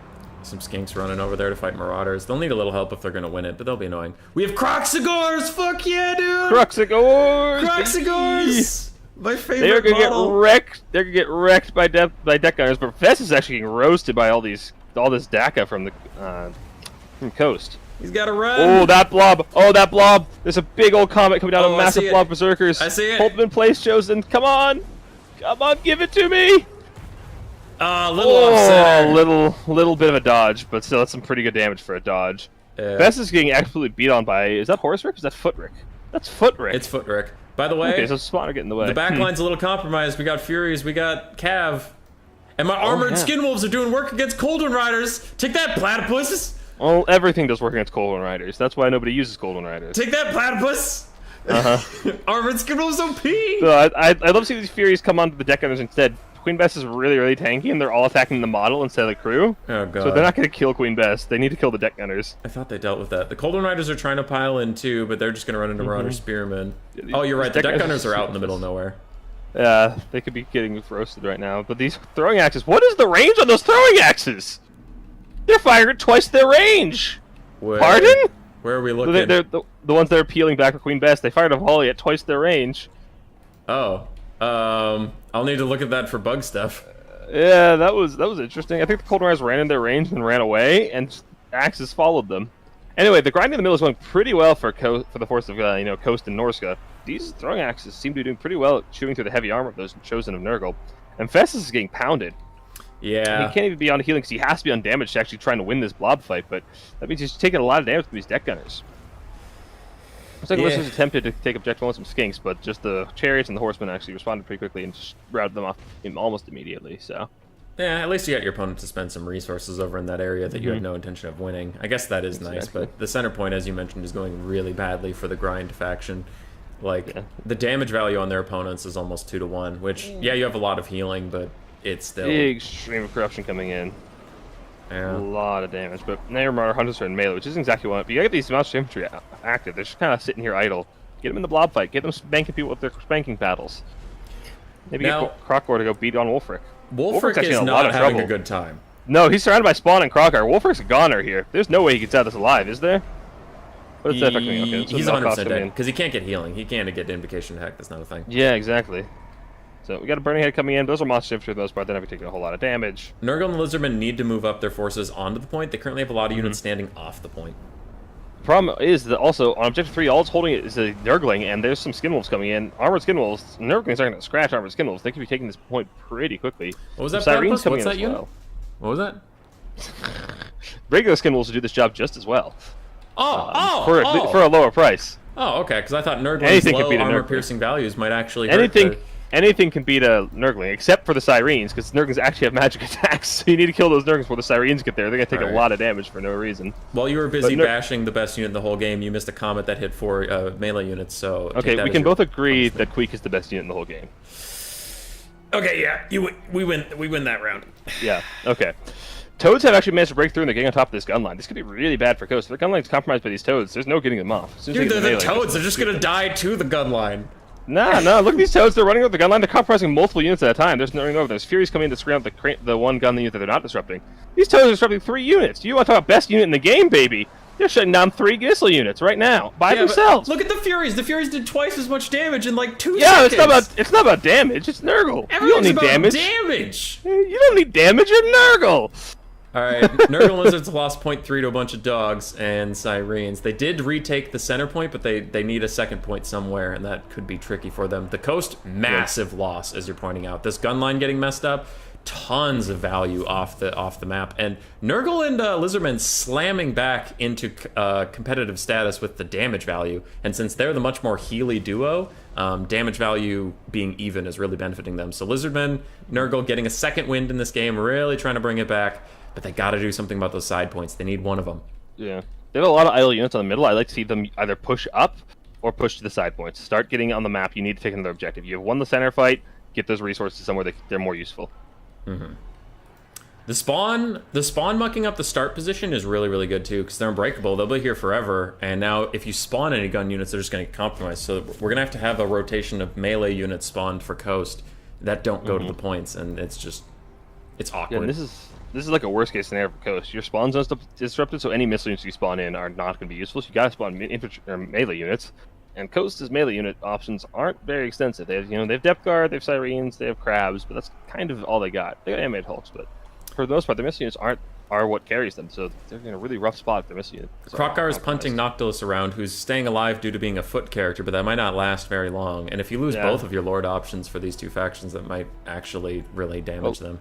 Wolfric actually managed to get out and rally, so he's still alive. He's harassing some Sora Spears. Getting desummoned. He gets desummoned. Goodbye, Wolfric. So no Lord Lost penalty for Norska because he gets desummoned, which is pretty big play for the Norska. Losing your Lord, pretty rough. Norska's leadership isn't the greatest. We got Wraith Storm coming down Festus. Festus is approaching his heal cap, but there's nothing really in the area to threaten him, so... But Krokar is running straight into infantry Lord problems. Yeah, I noticed that, but... Nurgle and Lizards really need to get some kind of presence on one of the side objectives. They're falling pretty far behind in objective tickets, so they really need to get on the side objective soon. They're making a hard push for point 3 over here. We have some Armored Skin Wolves, best unit, and some Syrenes holding off a just tide of Lizards and Nurgle, and it looks like they're even starting to go around with some dogs and some cavalry. We have Marauders of Nurgle coming in from the opponent's spawn to try and take this spot, so they know they need to take this. But the Syrenes don't look like they're having a very good time fighting those Saurus and those Golden Riders. They don't still magic attacks, but the changes, they don't even need that magic attacks to do much damage to them. They're just taking a lot of damage. They're still fairly squishy for their price. Noctilus is getting away to safety, but as we mentioned earlier, this spawn point for Norska and Coast is so mucked up, you don't see any Vampire Coast ranged units, but because they can't. They need to get rid of all these spawn and crap first. So they need to spawn some melee units, and Coast is not brought for their melee. Yeah. It's looking a little rough over there. The red tide has reached point 3, but will it be fast enough? Yeah, they've got a couple more minutes before they need to 3 cap, so they should be able to secure objective 3 in plenty of time if they can get that lizard tide on and keep off any of the Norscan reinforcements. Mm-hmm. And for the double cap, once we get to 4,000, red would have to be at 3,000 for double cap to win you the game. Yes. Okay. Math is hard. Math is hard in real time with the changing scenario. Noctilus is back in the grinder with Croxagors beating him to death. There's not even a room for him to fall over. Oh no! Oh no! He does have a halberd, but still, he's gonna have a bad time against the Croxagor Spanking Palace. And in comes Krokar. Oh, that was a good charge. It's a solid hit. One more hit, and Noctilus is gonna be a goner. Yep. Down to 600 hit points. He's not crumbling somehow. Now he's going down. Yep. Now he's crumbling. One more hit. Come on, Krokar! But I have bad news for you. Red needs to take point 1. I just did the math. They can't. You just did the math? Yeah. They need to take point 1. I think it's very feasible for them to do that. If they realize they can do that, I don't think they've realized they need to do it yet. Yeah, they absolutely can. They need a triple cap. If they send some of the Saurus off the mid, some of the Croxaurs get them over the side. But that said, there's still a pretty big tide of coast units. They've secured their spawn zone, so now there's handgun mobs coming in. Or not handgun, pistol mobs. They're trying to take the center. I think you can abandon the center with any reinforcements. Just what is there can hold it till the end of this game. This game is ending soon. Everything you spawn has to go over to point 1. And here comes the Nurgling Vanguard. Lots of Nurglings, dogs, skinks, anything you can get. Just much chaps you can. Shove it onto objective 1. You don't need to kill what's there. You just have to outcap it. And there's plenty to do that. Cheap skinks, cheap Nurglings, dogs, they can cap that objective very, very quickly for you. And it looks like Coast and Norska have not realized that they only need to hold 1 point. They're still trying to contest this middle, which I think is folly. You just need to throw bodies at point 1. You need to stop it from getting capped, and nothing else matters. Agreed. Those Marauders aren't going to hold very long against the dogs and the Nurglings and the Skink Tide. Oh no, we have some gun summons heading over to point 3. That is definitely a mistake. They're not going to reach that to do anything in time. That's just a waste of resources, unfortunately. I agree. You just need to send bodies on objective number 1. You just need to hold on for your life. If you can get Noctilus over there, that'd be great, but he's gone. You'd love to have that Noctilus over there just heal whatever's capping. Mm-hmm. This is looking pretty rough. If Coast and Norska don't defend objective 1, they're going to lose this game when they could have had a pretty comfortable win. They're trying to take the middle, and I do see a green arrow appearing. I just don't know if it's a sustainable push. And fighting into Festus is always rough. That Mortis engine does so much damage. It is. Doesn't matter how killy your infantry are if they're not even fighting what's killing them. The Lizard and Nurgle has arrived, and one Marauder getting rear charged by dogs and cavalry will not last very long. Some chariots for Norskar heading over there, but I think it is going to be a little bit too late for them, most likely. Yeah, looks like it, yeah. And Nurgle and Lizards have the capture advantage on objective 1, and there's just no reinforcements in the area. There are some Berserkers coming in, and there's nothing at this point for Nurgle and the Lizards that can kill Berserkers, but I don't think they're going to be there in time, unfortunately. And also, I'd love to see one of these Nurglings come sit in front of the point, but it doesn't matter. Nurgle caps the point, and once Nurgle's on a point, it's always really, really difficult to get them off, especially with the skink help. But I'd love to see you send, a Nurgling off the point to fight the Berserker, then you have a skink behind it, and just keep make the Berserker kill everything you have before it touches the point. Don't let it on the point in any situation. Triple cap is in for the red team, just in case that was not clear by viewership. I know there wasn't a ding, so. Yeah. And they don't need to even need to hold a triple cap for very long. Just a few more seconds of holding a triple cap, and they'll be safe enough with a 2 cap. So even if they do lose the center, they should be in a pretty good spot. Mm-hmm. And it doesn't look like they're losing the center. They just got some reinforcements in. Festus is still there. Festus is Festusing. The moment this game switched on its head was when Nurgle compromised the Vampire Coast spawn, and it took them so long to get rid of those. Ah, the toads, man! I'm telling you, the toads. You mean the armored skin wolves that looked like toads? The armored skin wolves that didn't kill the toads when they probably should have. The armored skin wolves that you're a liar. I'm always right. Armored skin wolves over here heal capping while killing a bunch of stuff. Anyway, red team does overtake an objective point, so now blue team needs to actually cap 2 objectives to come back in this game. I don't see that happening in the short amount of time they have left. They only have about less than a minute remaining. I don't see them capping 2 points in that short amount of time. They're slowly capping point 3, but it's definitely not going to be enough. Yeah. If they're from your caster, can get off of piercing bolts of burning, kill these 2 clumped up Saurus, but it is just over. And that was a close freaking game. Yeah, Coast was looking really strong there at the beginning, but once that gun line compromised, it was pretty rough coming back. They were doing so much damage. Yeah, they were. I am afraid to look at Festus. Oh, I did look at Festus. Is it? It wasn't that bad, actually. Okay, it wasn't even Archaon levels. It wasn't even 6,000. What a joke. The thing is, he was healing a lot of that game because he was just getting shot so much. He had to heal. Yeah. And that's another thing to think about if the Coast gun line had been kept alive, which I'm not saying was a misplay by the Coast player. It was a good play by the Lizardmen and Nurgle. But, I mean, you saw how much Festus took right away. If that could have kept happening, he would have been gone. Do me a favor and don't look at the armored skin wolf value. Oh, give it to me. Give it to me.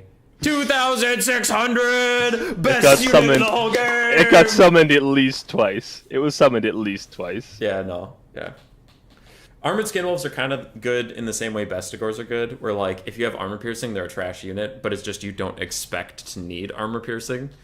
Mm-hmm. So they're, like, I acknowledge that they're not cost effective, but they can be a nice surprise pick just because they're so different. That 1,000 value toad, baby! 1,000 value on a toad! 1,000 value on a toad. Alright, let's stay here, because we can get Berserk and Hardress in here. The 2 that beat Voidlaws and Crabling. Mm-hmm. I want to see them. So let's get them in here. That was very nice.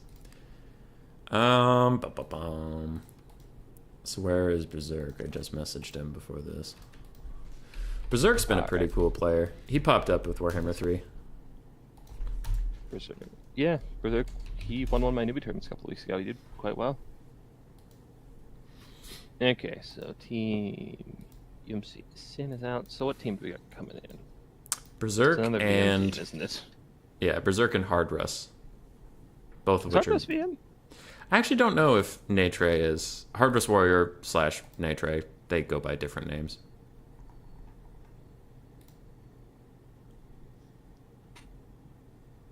Okay, Team Burrus. That's what we're calling it. Okay.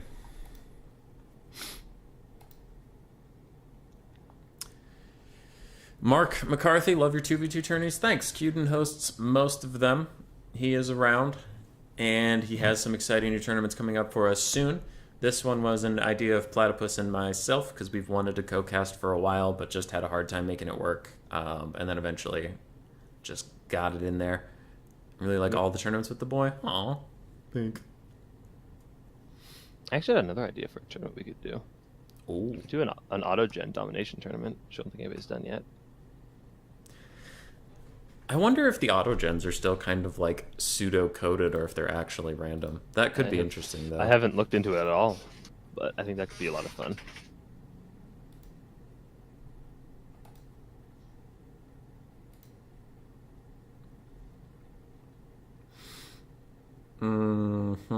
Lord Beast and Ruckfang. Maybe they win it all. Maybe. You don't know. That'd be quite surprising. There's a lot of very experienced players playing today, so seeing a couple of new faces come in and beat them all would be very impressive. Okie dokie.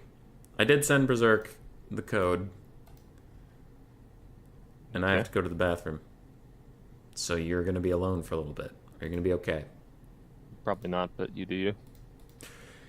Ah. All right, then. Well, you got this. Here, B. Okay.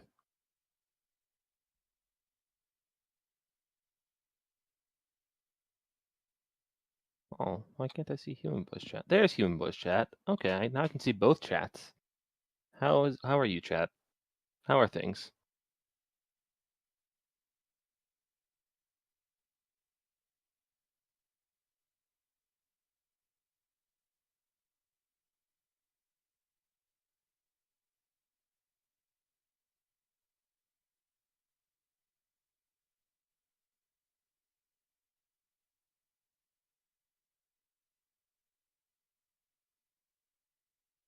Anyway, well, human voice chat. Let's take a look at the bracket. How far along are we? Looks like, okay, so we got our upper bracket semifinals side. It's going to be Sovereign Tank versus Crad Raccoon and who is that? And Grave Fertilizer. Then we've got this game that we're about to be cast, which is Lord Beast versus Ruckfang. This is this upper bracket semifinal. In the lower bracket, we got, okay, so Void Lulls and Craveling beat Wenin and Doodles. And then Yora and Man beat Roughhouse and Lord Swoldemort. That's quite the name. Then we've got a lot of lower bracket games we're still waiting on. Looks like that bracket is proceeding pretty quick. We've got a lot of games done. We're already up to the semifinals entirely. Then we've got a lot of lower bracket games to get through. Nice. I'm looking at both chats, Adelmo. I said I'm looking at both chats. Found. Okay, I'm good. It's nice to have a good working day. Also, does anybody know what the picture that Berserk is in. Oh, hi. What up? No, we definitely weren't making fun of you while you were gone. Good. I would not tolerate such things. I was looking at the bracket. I am now changed into my comfy clothes. I am no longer in the dreaded work attire. Is comfy clothes anything with Skaven imagery on it? Yes, it is. Okay. I have a big... Dude, I have my fat guy Skaven shirt where it's like way too big for my little body, but I love it. Those are the best shirts. And then it has a big old Skaven logo on it. And then I got gym shorts with the dreaded haggard hole in the crotch. But it's okay. Too many of those. Camera can't see that, so it's fine. Mm-hmm. Camera can't see shorts in the first place. For all they know, you could be not wearing any at all. Could be not wearing any at all. Balls out to the whole world. We should be on Broken Leg Gully. So different map. We have VM's Berserk. I don't think part of VM, Hardress Warrior, versus Lord Beast and Ruckfang. I will again ask the players to send me the bans as they happen, because that actually is a pretty interesting thing to know about.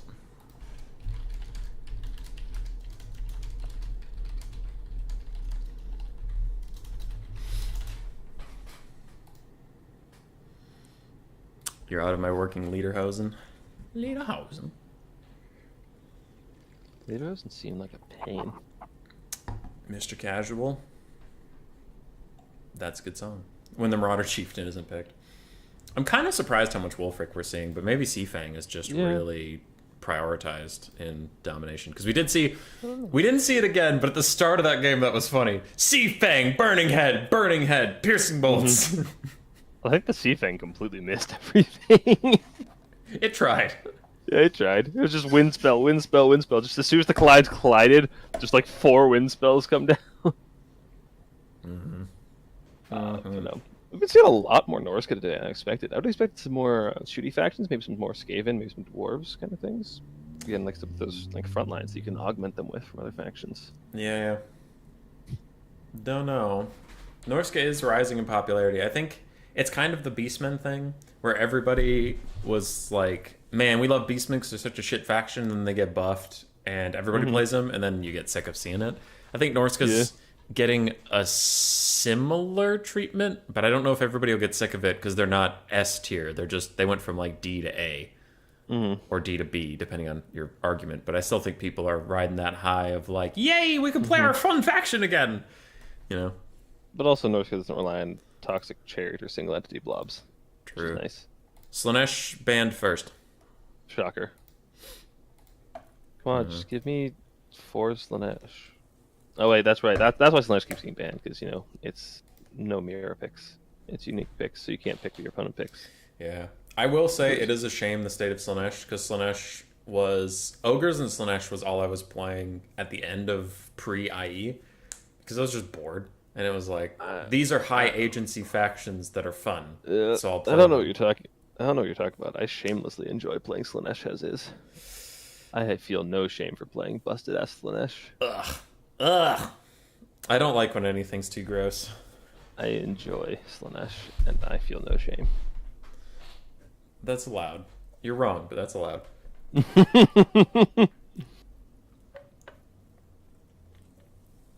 You ever played Hades? Yes, I have. I'm almost done. What's your first run? No. The whole story. The whole story. At least I think this is where it ends, and if I'm wrong, don't let me know. But I got the thing where you have to get everyone a juice box, and then it says, hey, now that everybody has a juice box. Oh, I haven't gotten there yet. Stop talking. Okay. Sorry. I know some of what you're talking about, but I haven't gotten there. Well, that's why I said juice box, is like, just in case. Yeah. Yeah. Because I got the part where... I got the end to the credits, and then there's the more story after the credits where you can keep going, because it's roguelike, you can play it infinitely. Yeah. So they added more story afterwards, and I haven't really gotten very far into that. It's... Oh, we'll talk about that in a second. Slanesh, and then Vampire Coast Norska banned, and then Warriors of Chaos banned. So Norska actually got banned this time. Okay. I see them hovering Empire, and I'd like to see an Empire. That would be pretty fun. So, Hades, one thing I will say is it does get a little grindy. Like, the plot was worth it, so I kept going through the grind. But there was a lull, and now I'm having fun again. But there was a bit of a grind. But I am a completionist piece of shit. So I did, I had those challenges where it's like, get all of Aphrodite's buffs that ever existed. Get all of these things.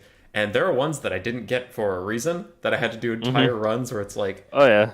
I get 30% more gold. Shit. Yeah, it's so bad. But I just finished all those, so I'm back to good builds, and I am slamming kids.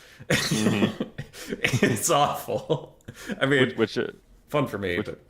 Which weapon's your favorite? Fists. The twin fists, for sure. Fists are a lot of fun. I like the adamant rail a lot. Adamant rail's good. I would say twin fists, and then I'm tied between the spear and the bow and arrow. And then everything else below that somewhere. By far, Shield of Chaos is my least favorite. Interesting. I just don't find the shield very good or fun. I don't know. Maybe I'm wrong, but it doesn't feel like it does any damage. But then it's quite easy. You struggle with it at range. I don't know. I don't get the shield. I agree. Shield's kind of boring, but I think it's pretty easy to use, to be honest. Oh, it's easy. I just don't think it's very good. Yeah. Do you have any of the hidden aspects? Oh, yeah, I think I just got all of them.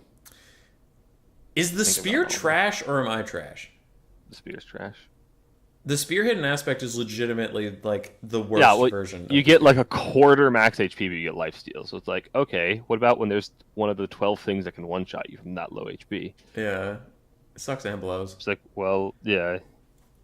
I don't have the shield yet. I'm working on it. I have all the other hidden aspects. I don't have any complaints. Most of the hidden aspects are pretty cool. Just not the spear. The shield one's not bad. From what I remember. I think it makes it hit pretty hard. I can't remember how it works. I think you charge up, you can get one really big hit that hits a big area. Pretty good. Anyway, I'm hyped for an Empire pick. I'd love to see the Sunmaker get some play, because the Sunmaker's pretty nutty in Dom. Sunmaker is pretty good. Mr. Casual taking all the responsibility for the increase of Norskin fame. It's true. It's true. You did it, buddy. Is that how that works? So who's first pick? It is Lord Beast and Ruckfang. Will be our first pick, thanks. Shield is the easiest weapon to clear the game. Easiest? Probably. Oh, wait, that's right. The second team picks first. So Hardress Warrior and VM Berserk pick Nurgle as the first faction. The dreaded Nurgle Lizardman combo of Lord Beast and Ruckfang is already split up. Yeah. Rip. I do like that their bans were Vampire, Coast, and Norska. That's pretty funny. We just fought this. We don't want to fight it again. Coast and Norska are out. Fair enough. Coast seemed honestly quite strong. And Norse has been picked all day, so it's probably pretty strong. I'd be shocked if we don't see Tomb Kings. Yeah. With this pick ban, I just... Wait. I don't know, Tomb Kings... We should be great to have some line of sight issues on this map, so it could be a little difficult. It could. The way the cliffs are. Counts are also unbanned. Counts? Oh, counts are unbanned. Counts are unbanned. Slanesh, Coast, Norska, and Chaos. Counts are available. I feel like counts might not be as good in 2v2s because there's just so much more shooting to destroy them with.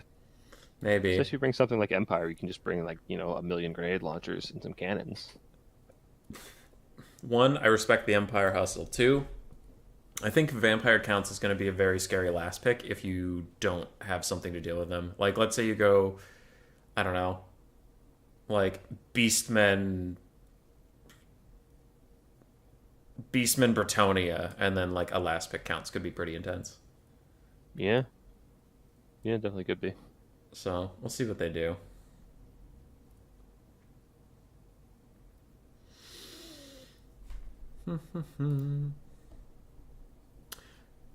Quick bracket update. Yeah. Kiaran raced, fell down the loser's bracket after fighting Crabling and Void Lulls, but did prevail over Wisp and Nasha. Eurasis and Man111 beat Rough House 8 and Lord Swoldemort. They're now fighting Deadly Sin and Starkin, who we just saw, versus Lord Beast. Crabling and Void Lulls survived their first round in the loser's bracket versus Wenin and Doodles, and are now awaiting their next opponent.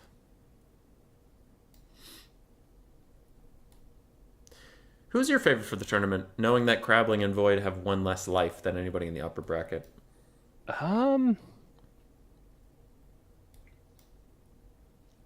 mean, yeah, coming into it was probably Crabling and Void, but with them knocked out, I think Soar and Tank have a pretty good shot at getting this whole thing. Soar and Tank are both pretty strong players in their own right. Yeah, so. And they have 2 chances to take down. The only team I put above them was Crabling and Void, and now if they meet in the finals, I would expect Swarv and Tank to take, like, not expect's the wrong word, but if you tell me Swarv and Tank have 2 chances to win one game, I would probably take that side. So, yeah, Swarv and Tank might be the new favorites as long as they don't get knocked down by Crad Raccoon and Grave Fertilizer. Maybe, possibly. Yeah. Coops asks, how goes the infantry spam? Pretty good, actually, so far. We've had a couple good games. I've been enjoying it. Reminding me that Isabella's actually really good for counts in 2v2s. With their the massive heals for single entities. Lizardmen and Skaven are the picks for Ruckfang and Lord Beast. So yes. They stuck with their Lizardmen, but now they pair with Skaven. Now we've got a game. Let's go. And I do agree with you.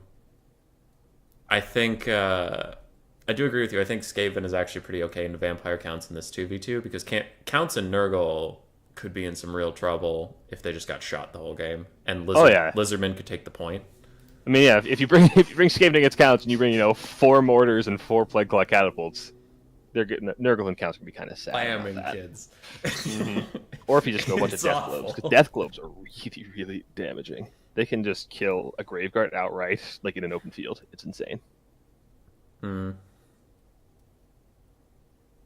Because despite the Poison Wind nerfs, that doesn't affect Death Globes. They do all the damage on impact, and it's crazy high damage output. I wonder what their last pick will be. So far, it's Nurgle is the pick, Empire is the placeholder. I think. I haven't received the 4th pick yet. Oh, I see Nurgle greenskins. Why greenskins? I don't know, but I'm excited to see some Skaven Daka. Dude, I'm excited to see some greenskins. Like, I'll take it. I'll take any exciting stuff, but completely meta, like, just discussing your chances of winning the game. Greenskins are so bad. Not that bad in Domination. They're like B tier, C tier. Okay, I would go more C tier. It could be worse. They're like low B, high C. Really? Yeah. Now, in 2v2s, I have no idea. I've just not been impressed. I played them a little bit in Dom, a good amount in land battles, and they're just... It feels like their killing power is just gone. I had basic Savage Orcs and Biggins, but in this example, Savage Orcs. I literally army lost before the Savage Orcs got through the first row of Skaven slaves, and it was like, all right, this faction's dead. What lore did you have? I had in that one Grom. Okay, well, the Domination meta has been Wurzag to give that map-wide attack buff. Wurzag! I do like Wurzag. Yeah, Wurzag's been nuts because you take 20 you take Orc Boys, Savage Orcs, Biggins, Goblins, and then you take Squig Hoppers, the 300 gold arm-piercing Squig Hoppers. Yeah. And then you just run at them with a green tide, and Wurzag buffs up the entire thing with like 12 melee attack every time he casts. So it's actually really, really killy in melee. And sometimes against some packages you can get it with Black Orcs, and Black Orcs also really benefit from Wurzag's melee attack buffs. The Beast confirms it is Nurgle Greenskins versus Lizardmen Skaven. Everything's locked in. How are Greenskins into Lizardmen in land battles? I feel like toward the end of Warhammer 2, it was Lizardmen favored, but I had a build I really liked. Warhammer 3, Lizardmen got some big buffs, and Greenskins didn't. Yeah, so. I feel like Lizardmen and Scraven might just run this one over. That said, I would love to see Lizard and Skaven bring some kind of terror-causing monster. Something to bring terror to just punish the Greenskin leadership. True. Would be very, very big. I think chariots could be a big deal because neither of these factions like dealing with chariots. Though maybe the Feral Cold One buffs for the Lizardmen gives them something cheap that could deal with chariots a little bit, but like overall, both these factions nefariously can't deal with chariots. Yeah, Wolf Rats with the AP can munch on them pretty well, but yeah, that's not the greatest answer to them. Uh-oh, Chasing Rainbow's coming in with the better game mode instead of the both game modes are fine. Uh-oh. Somebody ban him. Somebody hit him with the ban hammer. Oh. I mean... I kid. Where's the meme, why are you booing me, I'm right? Why are you booing me, that... I'm right? That's the meme that fits here, I think.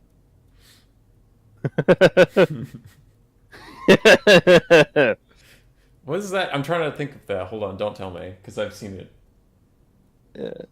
Why are you booing me? I'm right. It's not Hannibal Buress, is it? I have no idea what it's from. I don't get any references because I don't watch movies, so... Oh, God. Hannibal Buress is a really good stand-up comedian. I love that guy. Okay. But he's on the Eric Andre show a lot.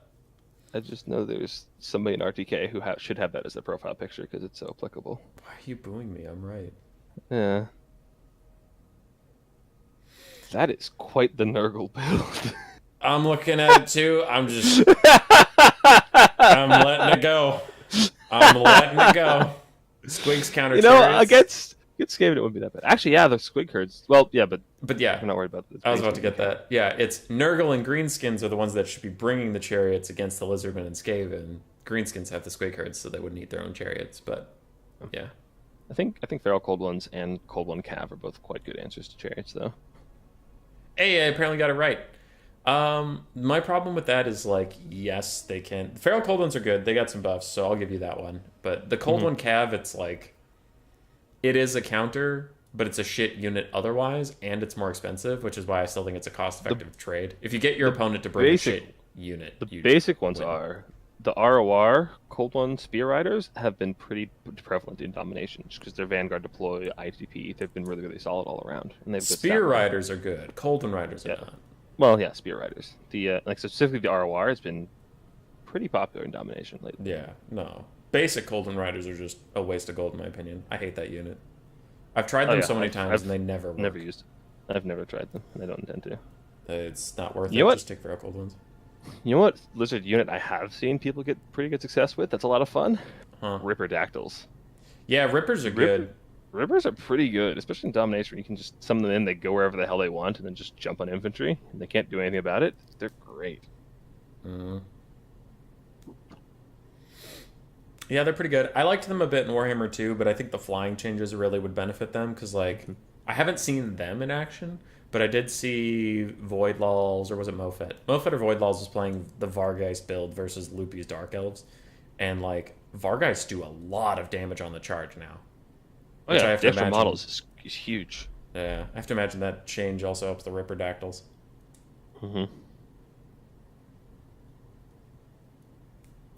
Chasing Rainbows, you played Dom for 3 games, then your laptop got too hot? Well, poop. I don't know what to tell you there. It's not going to get any better for land battles either. All right, we're getting some ready ups. Nurgle is making some last minute adjustments, but this army is still one of the weirdest things I've ever seen. I realized something really, really strong about this Nurgle Greenstones combo that I'll talk about once we get in game, because I don't want to spoil things. All right. So it looks like one of our players realized it before I did. But it looks like our players are ready. Rid of Festus. 1, 0. All right, we're in. What's up? So, as many people know, the Festus and the Exalted Hero of Nurgle have 10 capture rate. Way more than they should. It's twice that of a regular infantry unit, yes? Oh, that's A lot of people know about that. Yeah, a lot of people know that. Okay. And it's been abused all the time. What most people don't know is that Black Orc Big Bosses also have 10 capture weight. So they can just have a 4-character goon squad of 2 Exalted Champions, 2 Black Orc Big Bosses just riding around with 40 capture weight, which would be 8 units of infantry's worth of capture weight. Why? I don't understand why single entities would ever have more capture weight than infantry. I just don't understand. It's a bug. Most single entities are supposed to have 3. The vast majority of single entities have 3. Those characters are specifically bugged. And CA knows about that. It will be getting patched sooner or later. I hope. God damn it. But it is a bug. That's part of what makes Festus so good. And that's what makes Nurgle decent. Jesus. But the champions specifically, I don't know what the others haven't tested it, but the champions, they lose that capture weight when they're surrounded in melee. If they get surrounded, they lose their capture weight completely. Why? Because this game is well made and has 0 bugs. Jesus. They lose their capture weight if they're surrounded. They lose their capture weight if they're surrounded. So if you bring a cheap cav unit or some wolf rats or something and just surround them, they have 0 capture weight. That's actually really good. Until they get out of melee. It's hilarious. That's really funny. Oh, I forgot to save that replay with the throwing axes that apparently threw way out of their range. Oh, I have it on my stream. I can show you the clip of my stream later. Okay. Well, afterwards, I suppose. I can't Oh, rewind yeah, the stream of course, until... afterwards. Yeah. I'll write that down. Platy, stream, long axes. Long axe. Long axe. And then I can't test that Warriors thing with AI, so I might have to get a person to make a video about that. Which Warriors thing? The one you just mentioned about the capture weight. Oh, the exalted capture cats of Nurgle. The corn ones too.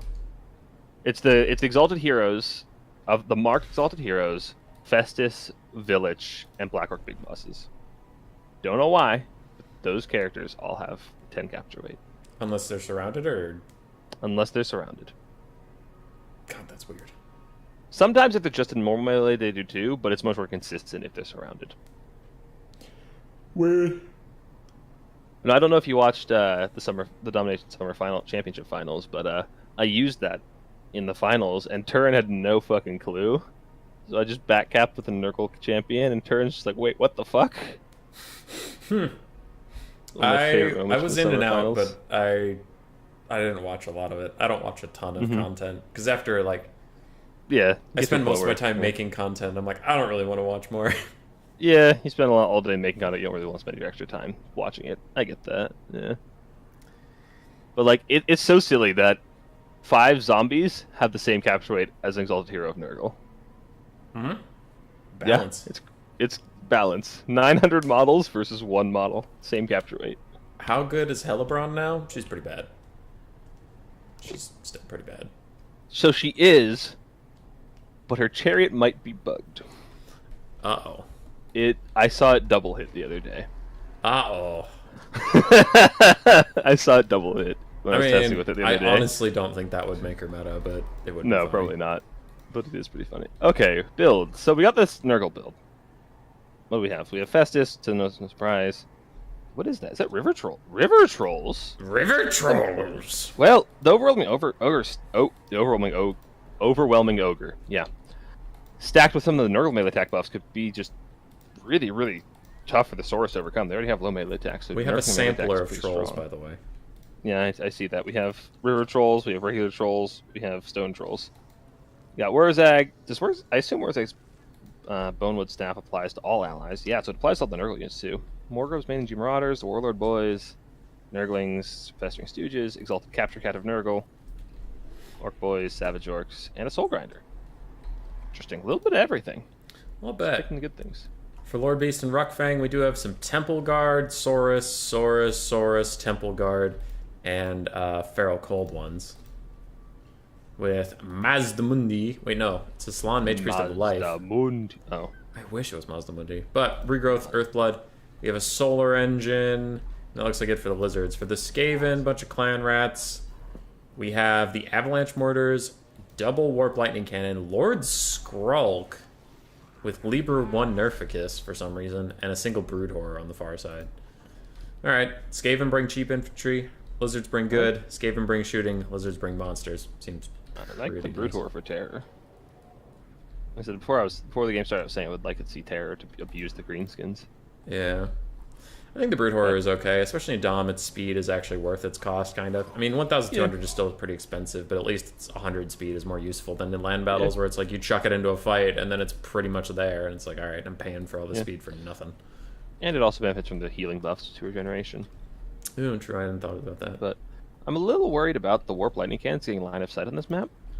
Sometimes they have a little bit of trouble shooting up onto the hills, so they might have a difficult time actually protecting their own objective number 1. So I worry if Nurgle just pushes up towards objective number 1, Skaven don't really have a good way of pushing them off, aside from the Avalanche Mortars. The Avalanche Mortars do a pretty good job with that. I think the Warp Lightning Cannons are meant to protect point 2, and then from point 2, you can use the Avalanche Mortars to either capture 3 or defend 1. I think the Warp Lightning Cannons are mostly just going to shoot down the pike. But we'll see.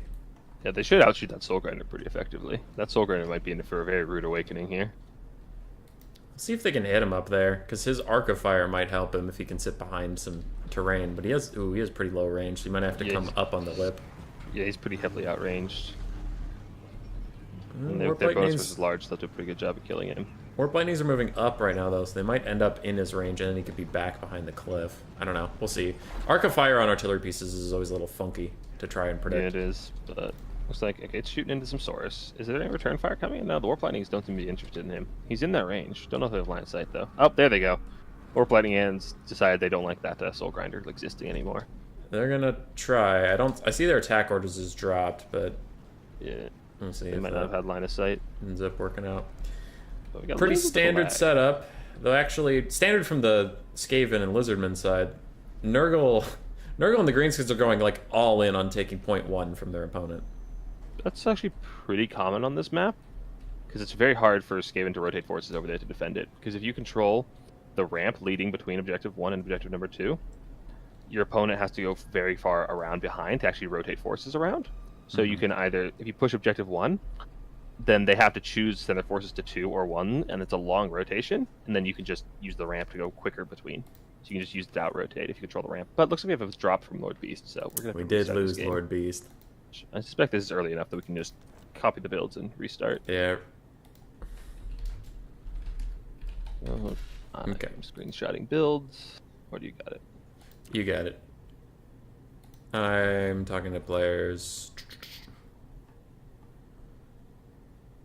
Alright. Same builds. Player. Game crash.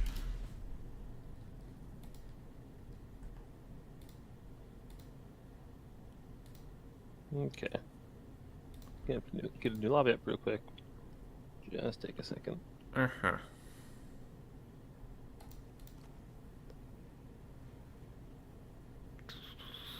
I'm just talking to some peoples.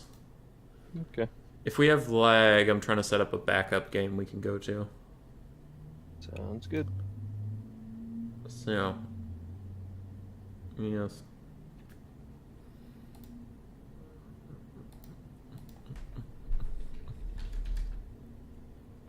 Yeah, let the players know I screen cap their builds if they need, if they didn't save them. Marvin, let's check out that autogen. How does autogen work these days? Oh no, yeah, it's still pretty RNG and random. Yeah, the autogen could definitely be fun. It could be. Spin the wheel for your faction, or you pick that? I mean, depends. How chaotic do we want things to go? I feel like if you're Something else. autogen, you just want to go all. This thing has I spun 5 times and didn't get a caster yet. Platypus's favorite There we Total Warhammer 2 faction in Domination mode. What is it? Total Warhammer 2 faction in Dom. Let me look at the list. I keep One of the biggest adjustments has been being unable to remember all the facts off the top of my head. I really like Dark Elves. They're quite a lot Really? of fun. Yes. Oh, I tried them once. They felt turbad. They're okay. They're not great, but I like them. Norska feels pretty good. I've been enjoying Lizardmen as well. But yeah, probably Dark Elves or Lizardmen.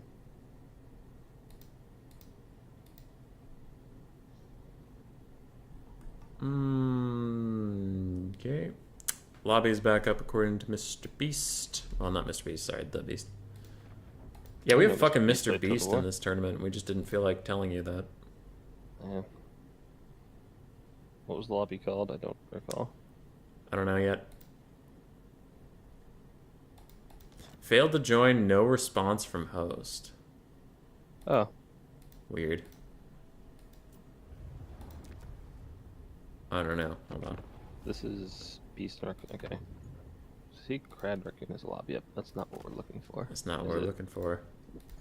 Fortunately.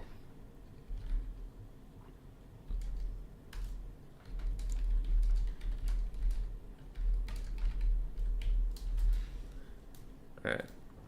I don't want to join this game though, I just want to spectate. But when I plug in the code, I don't see any game, so it's probably going to give me another error again. Okay. Alright.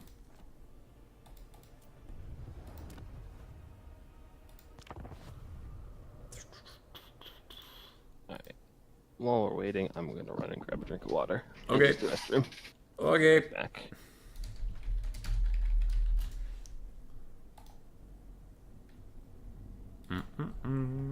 Sorry about the wait. The game crashed, which happens. Okay.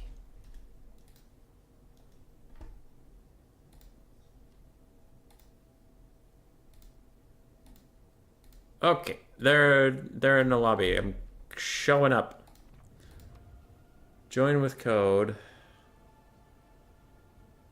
I don't want to join with code or it'll just take me in there. No lag. I don't see anything that would indicate where I'm supposed to be going. But I don't want to join just yet.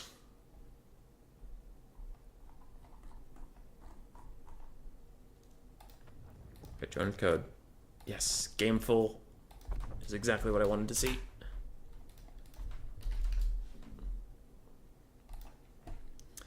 So we should have the same builds, which is why I don't have a blocker up anymore.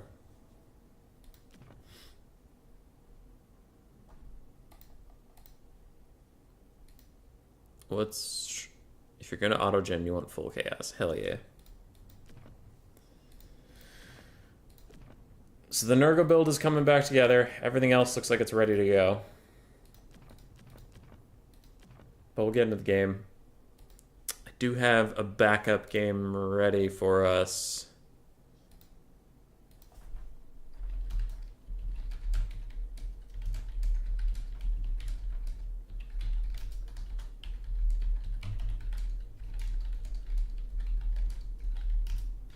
Yeah.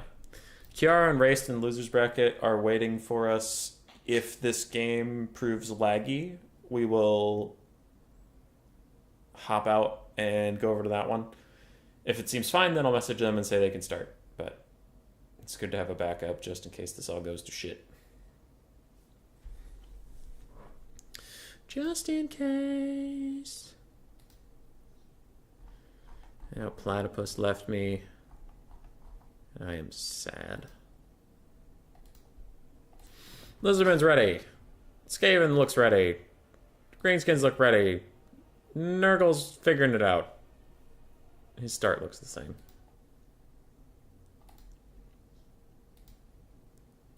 Forgot my reinforcing army. Do we need screenshots? Did I have the cat? Okay, so Ruckfang is asking if the Skaven reinforcement army had a Plague Claw catapult. Yes. Okay.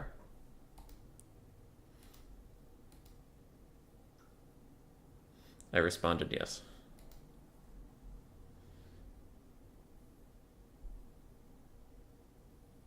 And I explained to the stream, but since you're here, we do have a backup game waiting in the losers bracket. If this one proves laggy again, we can go down to that one. Okay. It's because I got 2-core processor. It's having a hard day. Oof, yeah. Lord Beast, that would have a hard day. Yeah, it would.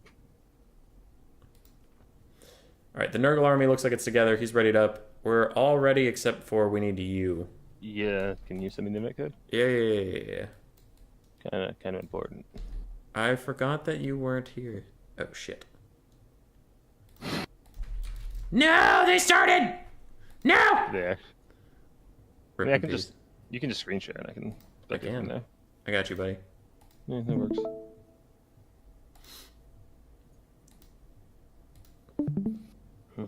The question is, this might show up might make your audio show up twice.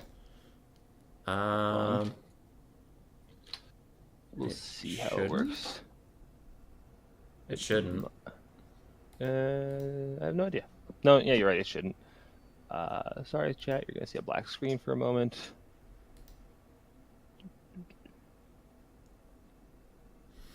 All right, we have 5 players in this lobby, so it's even better chances that we get through this.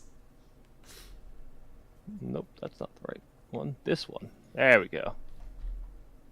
So this is the best I can do for you, unfortunately, chat. We full screen this. This is full screen. We'll get through it. One game. Unfortunately. Yep.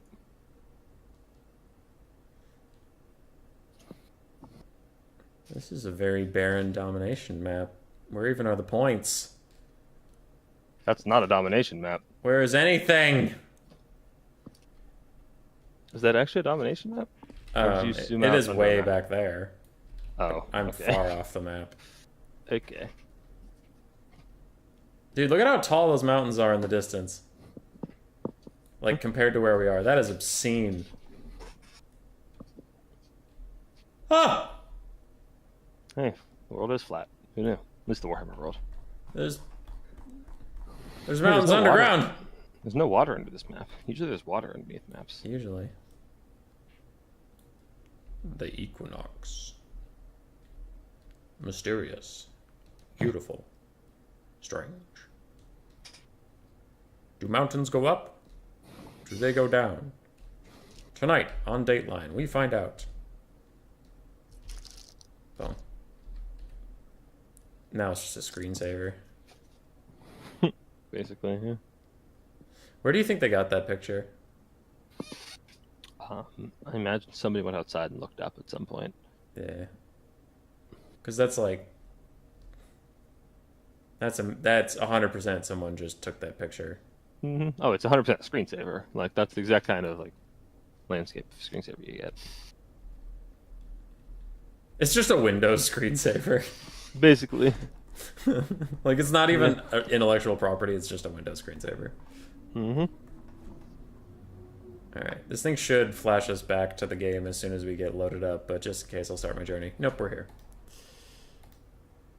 Okay. We'll see if it's laggy, then I'll message Kiara whether or not they can start. We covered all the builds, so we know all the shenanigans. Yep. You do indeed. Skaven might have picked a different color scheme, though, because this green and purple is looking on fleek. They picked a better color scheme. That's the one I always take. It's the best. That's a pretty good one. What clan is it? The purple one. Alright. I don't remember. You win this round. I think it's something in Lustria, because that's the part of the campaign I never play. The something in Lustria clan. Mm-hmm. I mean, I'm not in the game, so I can actually check. True. Greenskins, looks like they went with Scabby Eye and then base Nurgle versus base Lizardmen and something in Lustria. It is Clan Scrat. Clan Scrat. Scrat. You'll love to see it. Alright, timer is counting up okay. And armies are advancing. Let's see, if it holds together to the 20-second mark, I'll tell Kiara to go ahead without us. 17, 18, 19, 20, 21. Yeah, it looks like we're going to be fine. I'll let them know. I know you're going to get a black screen for a second. You're good to go. Thanks for waiting. Heart. Okay. Is that Morgrom's Mangy Marauders? Is that the RR Skirmish Cav I see? Yes, AP Morgan's ones? Major Marauders. Wonder what their target is. ADP Wolf Riders. I mean, they're just generally a really good cav unit for their cost. Oh no! That's fair. As soon as I said you're okay. Yep. You broke it. Damn it! You broke everything, human boy. I'm sorry. I'm trash. How dare you? How? How? How? Didn't think it was possible for Nurgle to go slower. No! No! He crashed again. Mm-hmm. Alright, Platty, we're going! Platty, we're going! Okay. Everybody get out! Where are we Abandon going? ship! Okay. That's All right. a lobby browser. Without any casters, Lord Beast and Ruckfang, if you crash one more time, I am very sorry, but you will have to forfeit that one. This is... Yeah, that's kind of unavoidable. You can't play the game. Yep. It's not really another option. Alright, Kiara told me it is called Dom Tourney, code 123. Found it. Ghost Trace. That's the wrong... I just typed in the passcode and hit X. Okay. So we're here. We have not seen either of these teams yet today. And hey, let's not leak builds. Let's put a screen blocker up. Yep. And all the builds are done. So there's no build phase, there's no ban phase. These people are ready to go, so we're just getting right into it. Super sorry about the delay, but we get some motherfucking high elves! Let's go! I think your mic cut out. You were so excited. I love high elves. We get high elves, that's what I was trying to say. Yeah. I'm more excited for... Oh no, that's Warriors of Chaos. I thought it was BMB Demons of Chaos. I thought Kiara was a Demons of Chaos enthusiast.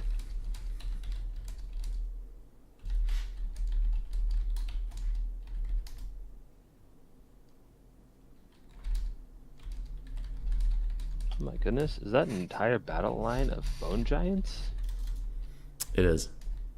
It is indeed. Oh my goodness, have the High Elves brought nothing but Phoenixes to fuck with people? Because High Elves are toxic? Dude, high elves are toxic. High Elves are super toxic. You joined the Should've stream got high 40 elves. minutes ago, you've yet to see a match? Chasing Rainbows, what? Is that true? Hold on, that's not true. 40 minutes ago. Oh my god, that's true. Wait, no, but yeah, because we had all the lag and stuff. Yeah. Alright. Oh, Black Ark. Shitting on High Elves has become a hobby of mine. That's true. Okay. The Beast isn't hosting this time. Hopefully that'll also help him. Oh, yeah, that part. Oh. No, don't crash. Okay, I almost crashed. Oh, yeah, we're not going to crash. We got this. I hope not. I always feel really bad as a caster if I crash somebody else's game. Oof. Yeah, that would be bad. Yeah, yeah, especially when it's like halfway through, then you have to make a call, and it's like, well, I caused this problem, so I'm gonna feel bad no matter what the call is. It's the worst. Yeah. It is the worst. But we're loading in. We will get a game. Sorry about the long delay. It's okay. You got to hang out with me and Human Boy for 40 minutes. That's true. You should feel honored. I didn't even... It did not feel like 40 minutes at all. No, it didn't. I see a dragon. I see a dragon. It's Imric. Emmerich. I mean, his Dragonhorn is like, it affects all allies, so the more units you have in the field with a 2v2, the more effective it's going to be, so. Yeah. 24 melee attack to all your units, all these Marauders, and maybe some Chaos Warriors? Maybe? Chaos Warriors? Anyone? Any Chaos Warriors? No, just Skirmish Cav. Warriors of Chaos just have Skirmish Cav and like 2 units of Marauders. Yeah, No, so Imric- 6 Skirmish Cav and 2 Marauders. Goddamn. Emmerich, a life caster to heal him. And And then Archaon. some Silverin Guard and Archaon. And then the Fireborn. Hell yeah. And... Alright, what do we got for the other side? We got Festus, we got Arkan. So no Tomb King's passive bug, because Arkan doesn't have that one. Nope. Then we have Tomb Guard, Marauders of Nurgle, Blessed Legion of Flach, Marauders of Nurgle, Chosen of Nurgle, Skeleton Warriors, Marauders, Chosen of the Gods. We have the Kepler Guard and King Nikesh Scorpion Legion, more Skeleton Spearmen, more Marauders of Nurgle. So, a lot of Infantry. infantry versus Skirmish Cav and Dragon. It's lot Skirmish of Cav and single entity versus infantry. A lot of juicy breath attack targets. A lot of juicy breath attack targets. What is that But spell? I worry about the skirmish cav because of all the like silver shielded tomb guard and skeletons. Yeah. I mean, if you're shooting the marauders, the bronze shields, that's it's fine. But with the silver shields, you're losing a lot of your value, especially shooting the cheap chaff.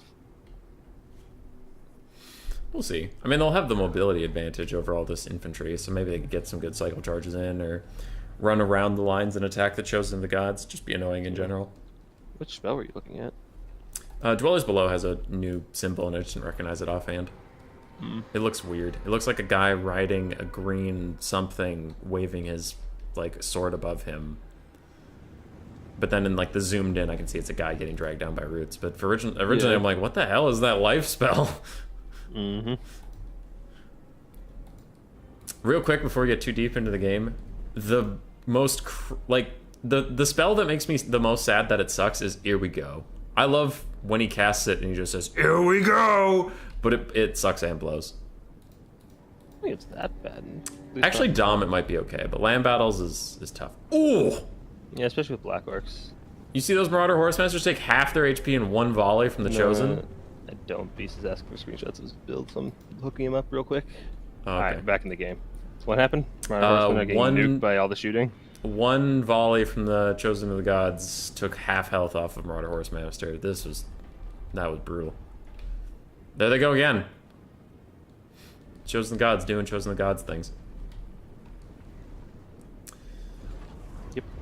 On the lower ground, some skirmish cav are cycle charging infantry, but it looks like skeleton horsemen and carrion are getting spawned down there, so they need to back off. Which they are doing. I just realized I don't have any music. Yep. Alright. Sorry. I was helping Beast get his build. Stop Okay. helping people. Boo! Yeah, I know. How shameful. Yeah, these skirmish cav are not happy to be standing across of the Chosen of the Gods. They excel at shooting at cavalry units. Yeah, they're getting Their bodied. burst fight so much damage. They've already gotten, what, 1,000 value in 2 minutes? That's pretty nuts. That is And so pretty that nuts. Star Dragon can be a big problem. There's not a whole lot here that can deal with it. They're also down to half ammo, Ammo. so it's Yeah, not it looks free. like- Yeah, the Nurgle Tomb King's army doesn't seem to have a lot to deal with all these high health mobility tools. And the skirmish cav, aside from shooting it. Skirmish Can't cav deal is with already dragging getting them. routed off in the lower ground, though. That's a pretty critical loss. If these carrion can escort it off Yeah. the map, that would be huge. But it doesn't look like they're going to. They're going to dive some Slanesh cav, which is probably good for the Chaos player, because otherwise they would have lost 2 skirmish cav full free. Yeah. And it looks like this bomb objective is going in the favor of the Tomb Kings and Nurgle, so that means the onus is on High Elves to push this big Nurgle Festus box off of objective number 2, or to continue shoving reinforcements onto the low ground objective. Did they bring Sisters of Avalorn? Oh, they have the Talons of Torquelada, the fire archers that give more fire weakness. That's a pretty good pick, but I think without Sisters, you might lack some of the raw killing potential to take down Festus, but we'll see. Yeah, I think bringing archers to Tomb Kings in general is really rough, just because they have so many silver shields. And a Nurgle, it's fine, but I feel like Tomb Kings are going to be standing out front taking that fire for you. It does look like they are. And so far it's going really rough. The Warriors of Chaos skirmish cav is just getting bodied.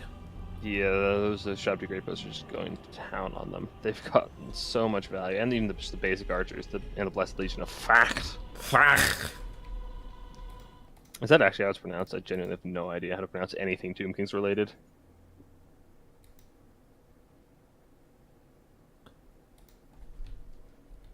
Yeah. Sorry, someone's asking me about the thing. You host, though, he Anyway. is crashing. Anyway, you need Warriors Chaos and High Elves need to bring something down here to deal with these Kemper Guard, or they're just going to mulch through any infantry you send to fight here. These Silver Guard won't last very long against the just cracked out melee stats of the Kemper Guard with their 100% AP. Like these Silver Guard will not last very long.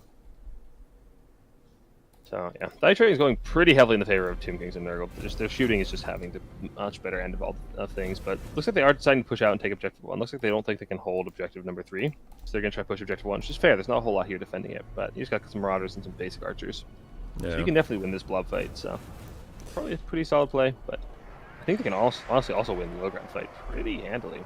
Archaon's down there, though, and that's where a lot of the Warriors of Chaos money is, and you can see now he is just dumpstering kids, and the blue team right. is taking back. I thought point three. I thought Archaon was red. So confusing. No. There's too many Chaos factions in the same game. But with the Nurgling Tide coming, Hellstriders are anti-large, don't kill Nurglings that effectively, so they can just push their way onto point. And they'll just look. I mean, look, they're just tanking. And the skirmish cav or the slanish cav charging and Nurgling just taking the worst end of the trade somehow. But here's the big thing: So if Imric can dive on Festus and like two-shot him, which happens in land battles all the time, this could be huge for him. Oh, he pushes him out of the blob. That's huge. But no, Imric turns around. Imric, no! No, Imric! No, Imric! And now all the brigade bows and archers are focus firing him. Imric's gonna be taking a lot of damage really quickly. He gets a regrowth, but it might not be enough with all that focus fire coming in. Dwellers would also be really good on that blob.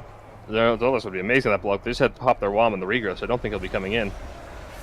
Yeah, Imric's lost his targeting. He really needs to spam click onto Festus or get out of this blob, but right now he's just fighting infantry, which is a huge waste. There's no spawn to lock him in, so he can walk out of this whenever he pleases. He's just not taking the time to do it. Yeah, that's a pretty big misplay on him, unfortunately. Yeah. On the low ground, it's going very well for Chaos. They're taking point 3. Archaon's killing everything he can. Here comes that Dwellers below you wanted. Right in the middle of that Marauder blob. Oh, that's nice. That's a juicy, juicy Dwellers below. But Festus and Imric both left the blob, and Imric's hunting him down now. Good. Finally got reacquired his targeting. He's going for that booty. Yeah, he needs to finish him off. Yeah, if he can kill Festus, he can actually hold this position pretty effectively, but... Chosen the Gods ran out of ammo. You have no real threats left. Just... I know it sucks to get shot by archers, but Imric just needs to follow Festus around and finish him. That's... Yeah.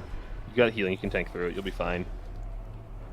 If Chosen the Gods are off the field, and the other two shop brigade posts are getting disrupted anyway by Cav, you'll be fine. Just you gotta kill Festus. You gotta make sure you can't just mortis your entire blob.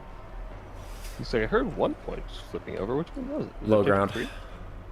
Low ground went to red all of a sudden. They just managed to push their way on all these Nurglings. And they'll hold for a little while, but these Marauders can kill Nurglings pretty effectively, but...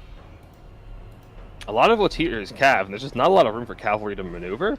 So the infantry actually a pretty sizable advantage in any blob fight happening on this objective, because Cav just don't have the room to get rear charges or side charges or anything they want. Even cycle charging in general is very difficult down there. But looks like Nurgle is managing to body their way onto Objective 3. We got a nice breath attack coming in, just roasts that Marauder. And the Chosen of Nurgle a little bit. Oh yeah. Those are two Chosen with Nurgle, Chosen Nurgle units. Oh yeah, Chosen great weapons. They're gonna be pushing their way on, and looks like Nurgle is managed to take this point. Festus is getting jumped on by Imric again, and he's heal capped almost. Or no, he's not. I'm not seeing things. He's half health. Yeah, he took 2 massive hits. Another Vuvuzela cast. Damage values are getting a little more evened up. Tomb Kings and Nurgle are still a little bit ahead, but I mean, we are triple capped at this point already. High Elves spammed 3 archers who are all trying to get to the point, but they have no front line to protect them anymore, so the Tomb Kings might just walk at them. I'd love to see a really fat burning head from Archaon across all these Nurglings on the low ground. That could pretty easily win you the fight down there if it just gets be able to roast all this Nurgle chaff down here. Yeah. Probably the best answer to all this just cheap capture weight. They're winning the fight down by 0.3. They just aren't winning it by enough. Yeah, and the problem is when you're getting 3 capped by Nurgle, it takes so long to push them off. They often get such a huge point lead that you just can't deal with it. It's like Imric is being forced to retreat from those Chosen of Nurgle. Oh, that's just Marauders. And yeah, just Marauders, but still, he's forced to retreat. Festus is alive for the moment, but circling around, probably gonna try to just keep getting on Festus. You really gotta kill him, or you're just not gonna be able to kill these Marauders effectively. You're just gonna keep healing them up. We are already at... Green Team's gonna need a triple cap at some point to claw this game back, and I just don't see them having that sticking power. Before that happens, they have to cap a single objective. Yeah. And that's looking like a pretty tough ask right now. Nurgle's got a lot of hit points on objectives, and Halves don't have the grindy troops to fight on objectives. They gotta get a lot out of the archers and the mobility, which means you have to kind of just give up the point, which is a really rough situation to be in against Nurgle. Yeah. The skirmish cav just did not have anything to do in this game, unfortunately.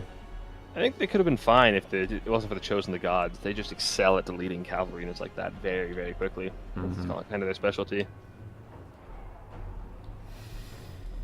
Aside from that, we are at 4,200 to about 1,400 with a triple cap going for the faction that's currently up, so I think this is... Yeah, this is looking very good for Rock and Susia. Yeah. Yeah, let's check the Kepler card's kills. Kepler Guard have 230 kills and almost 1,500 value. I love the Kepler Guard. They're very balanced. They are very balanced. I love the Kepler Guard. Where even are they? They're down there. Yeah, they're down the low ground, just brawling away. Burning Head coming in, but those are chosen, so they're pretty heavily armored, not taking a whole lot of damage. I think they're healed up by Festus, so. Looks like Imbrick got a heal. He's coming back to that Festus booty, but it's just too little too late. There's about 20 seconds left before Red Team hits a triple cat, or hits a 5,000 points. I don't think the High Elves and Warriors Cast can actually force them off the objectives in any reasonable amount of time, unfortunately. How do you feel about dragons getting capture weight?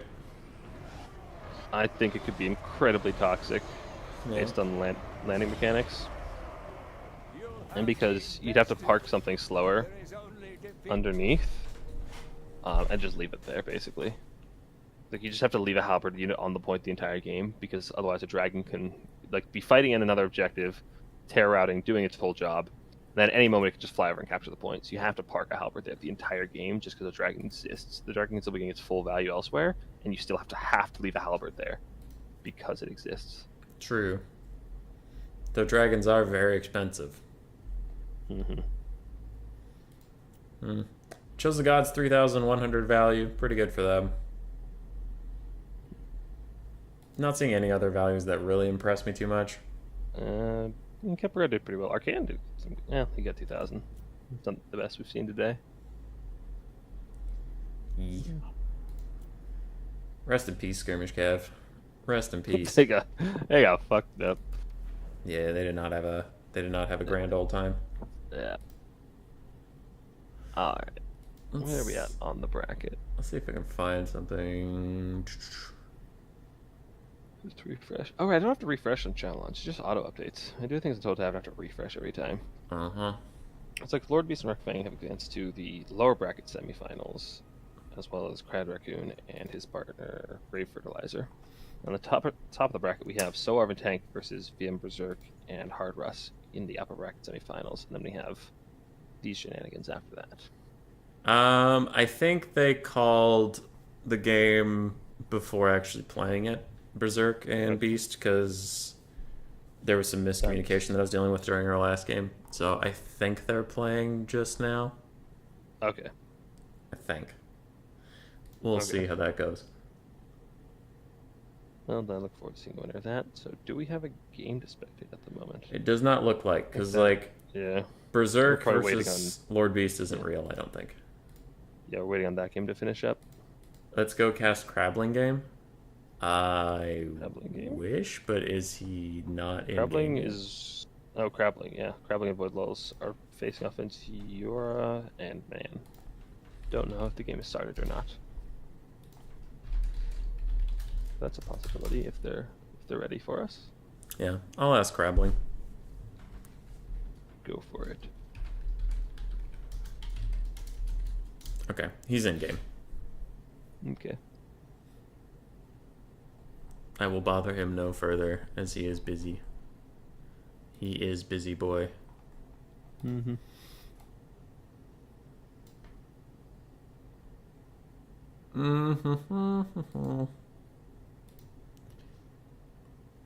We crashed, but there is a way.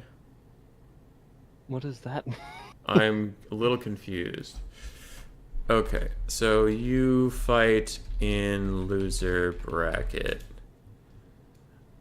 And we hope the connection down there is better. Because we do have to just... At some point you have to move on, unfortunately. So we'll go watch Tank and Swarv and Berserk and Hard Russ. Okay. Should be a pretty exciting game. These guys seem to be very good. They've already dumpstered several opponents. Yeah. My place so we can move forward. Okay. Yeah. And I'm happy to cast the one fellow RTK member in this tournament. Swarv. Swarv. Okay, I'll message Berserk. You're still streaming in Discord, by the way. Well, why weren't you watching? God, I streamed for you. Very rude. Yeah, I know. I'm sorry. It's okay.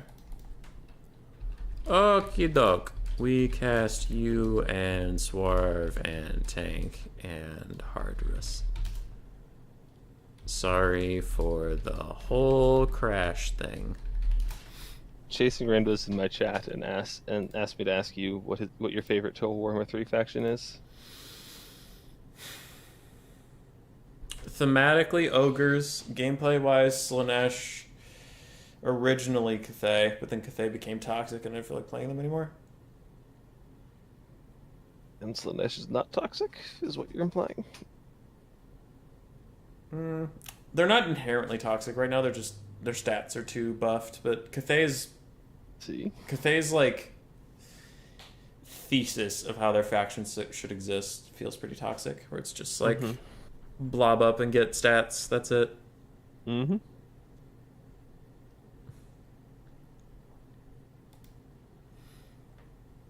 For the record, I agree with you. That just seems to be a unique opinion, so I want to prove a point. Good.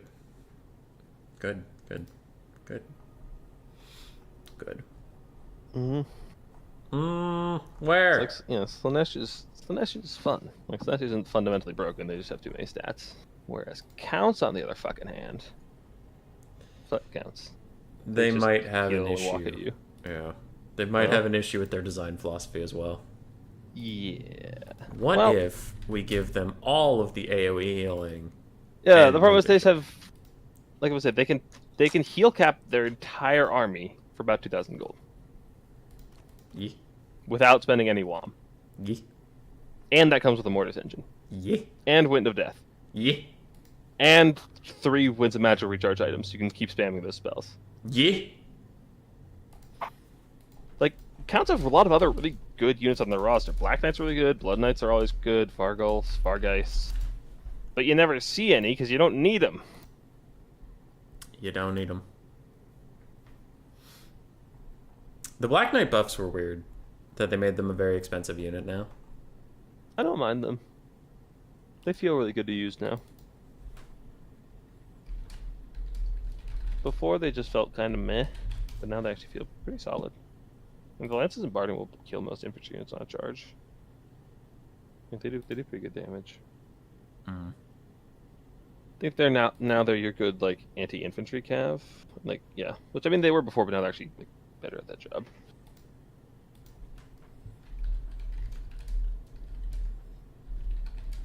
Sorry, I'm trying to figure out this whole like crashing thing that we're dealing with.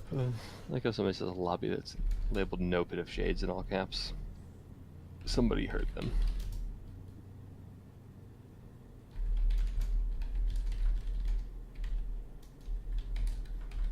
You're welcome, Chasing Rainbows.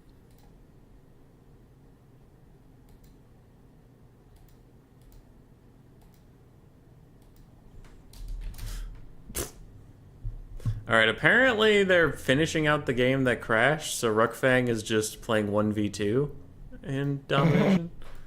And the AI took over Lord Beast's army? I guess? It's one way to do it, I guess. I guess. That's weird. That's an interesting way of doing it. Hey, if it works.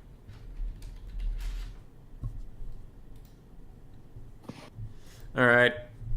Well, either Crabbling and Void and Urasis and Man 111 finish their game, or Lord Beast and Ruckfang's 1v2 ends versus Berserk and Hardrush, and I guess we're just chilling. Big chillin'. That's interesting.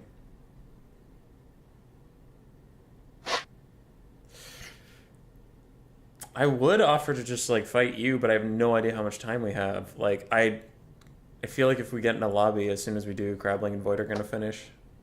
That's usually what happens. God damn it. Okay, I'll give it like 20 seconds, 25 seconds, 32 seconds. Wait, I can cheat. Wait, I like cheating. Beep boop, your stream, I will stop. I am the DC bug. I crash you non-stop. Tell them to share the replay for the AI taking over. Yeah, maybe. That actually sounds pretty funny. Okay, it looks like they're done. Okay. I guess, I don't know. Now Ruckfang's confused. I'm confused. I thought you were human boy.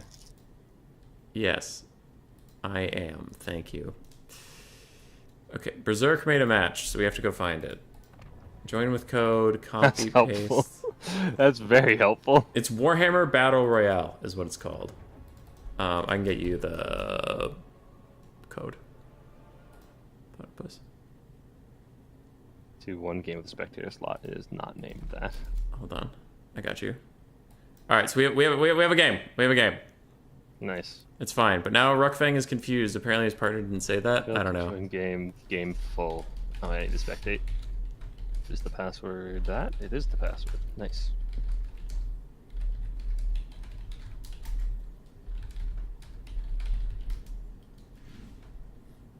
I don't know. Anyway, for anybody curious what the hell we're talking about, here's the bracket. So we're up here with Swarv and Tank. Blocker. Hey, yeah, I have a blocker. You need one. I didn't. That was what I'm saying. I didn't have a blocker. Well, they haven't even done picks and bans yet. You're fine. Swarv and Tank versus Berserk and Hardruss is in the winner's bracket. On the lower bracket, Lord Beast and Ruckfang, or Ruckfang and someone else, I don't know, is versus Rock and Suzukai. Crowd Raccoon and Grave Fertilizer are waiting for the winner of Crabling and Void Laws versus Urasis and Man 1. That's where we're at. Okay. So Chasing Rainbows asked, what faction we play into VC and Dom? So obviously Slanesh can destroy them because Slanesh is very, very strong. Aside from that, Tzeentch has done fairly well into them. Like blue and pink horrors just melt crypt horrors, so they can't really bring crypt horrors, and then burning chariots can kill necromancers just outright. Like there's not a lot. The counts have to commit very heavily to bring an air force, and like whether or not you actually bring the burning chariot, they have to commit an air force. So they have to kind of gamble if they don't bring it, or they have to commit a large amount of funds to counter that, which you don't have to bring anyway. And then your magic does well, and your magic attacks do well, and you have a lot of fire damage to counter their healing. So Tzeentch is a pretty good matchup into them. Other than that, anything else is probably an uphill battle. I've tried Cathay. Cathay does all right into it, but zombie summons are a real problem for Cathay. I've tried Tomb Kings, but Tomb Kings just don't do enough damage, so it'd be pretty hard otherwise. But those are the two that you usually want to play in accounts, is Slanesh or Tzeentch.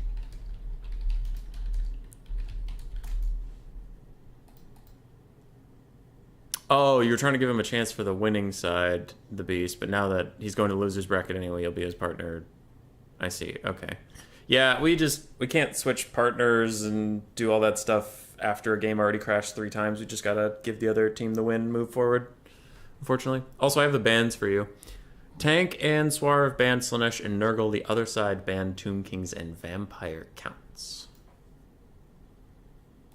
Rock is asking, are they good to play their game in the loser's bracket, or are we going to cast it, or are they good to go ahead and play? I think they're probably good to go ahead and play. Yeah, they're going ahead and play. Yep, go ahead. We have a game to cast. You're good to go. Alright, so did you see the bans? Or sorry, I was reading a message. The bans? They banned Slanesh and Nurgle. The other side banned Tomb Kings and Vampire Counts. The first pick was Warriors of Chaos for Berserk and Hardruss, and then Tank and Swarv counterpick with Dwarves and Tzeentch. Ooh. So we're waiting on our last pick. Dwarves and Tzeentch could be fun. Dwarves and Tzeentch. Oh, that could be really toxic. Does Zhao Ming do better versus Counts than his sister because he has fire spells? I would take. Not. I would take neither. They're way too expensive. Their terror isn't useful. They don't do a lot of damage themselves in melee. I would just take a cheap caster lord. Yeah. If you had to take 1 and 2, probably Miao Ying because of self-healing spells, and Talons of Night can clear out blobs, so she can do both, while Zhao Ming can't heal himself in any capacity. Yeah. Just the versatility. That's usually why she's so good. Actually, does Dragon's Breath spell even actually do fire damage? I don't know. I need to check now. This is the most important thing now. It might be the most important Dragon's thing. Breath? Okay, it does do fire damage. Oh my god, he flipped a corn. Berserk, no, don't throw the game like this.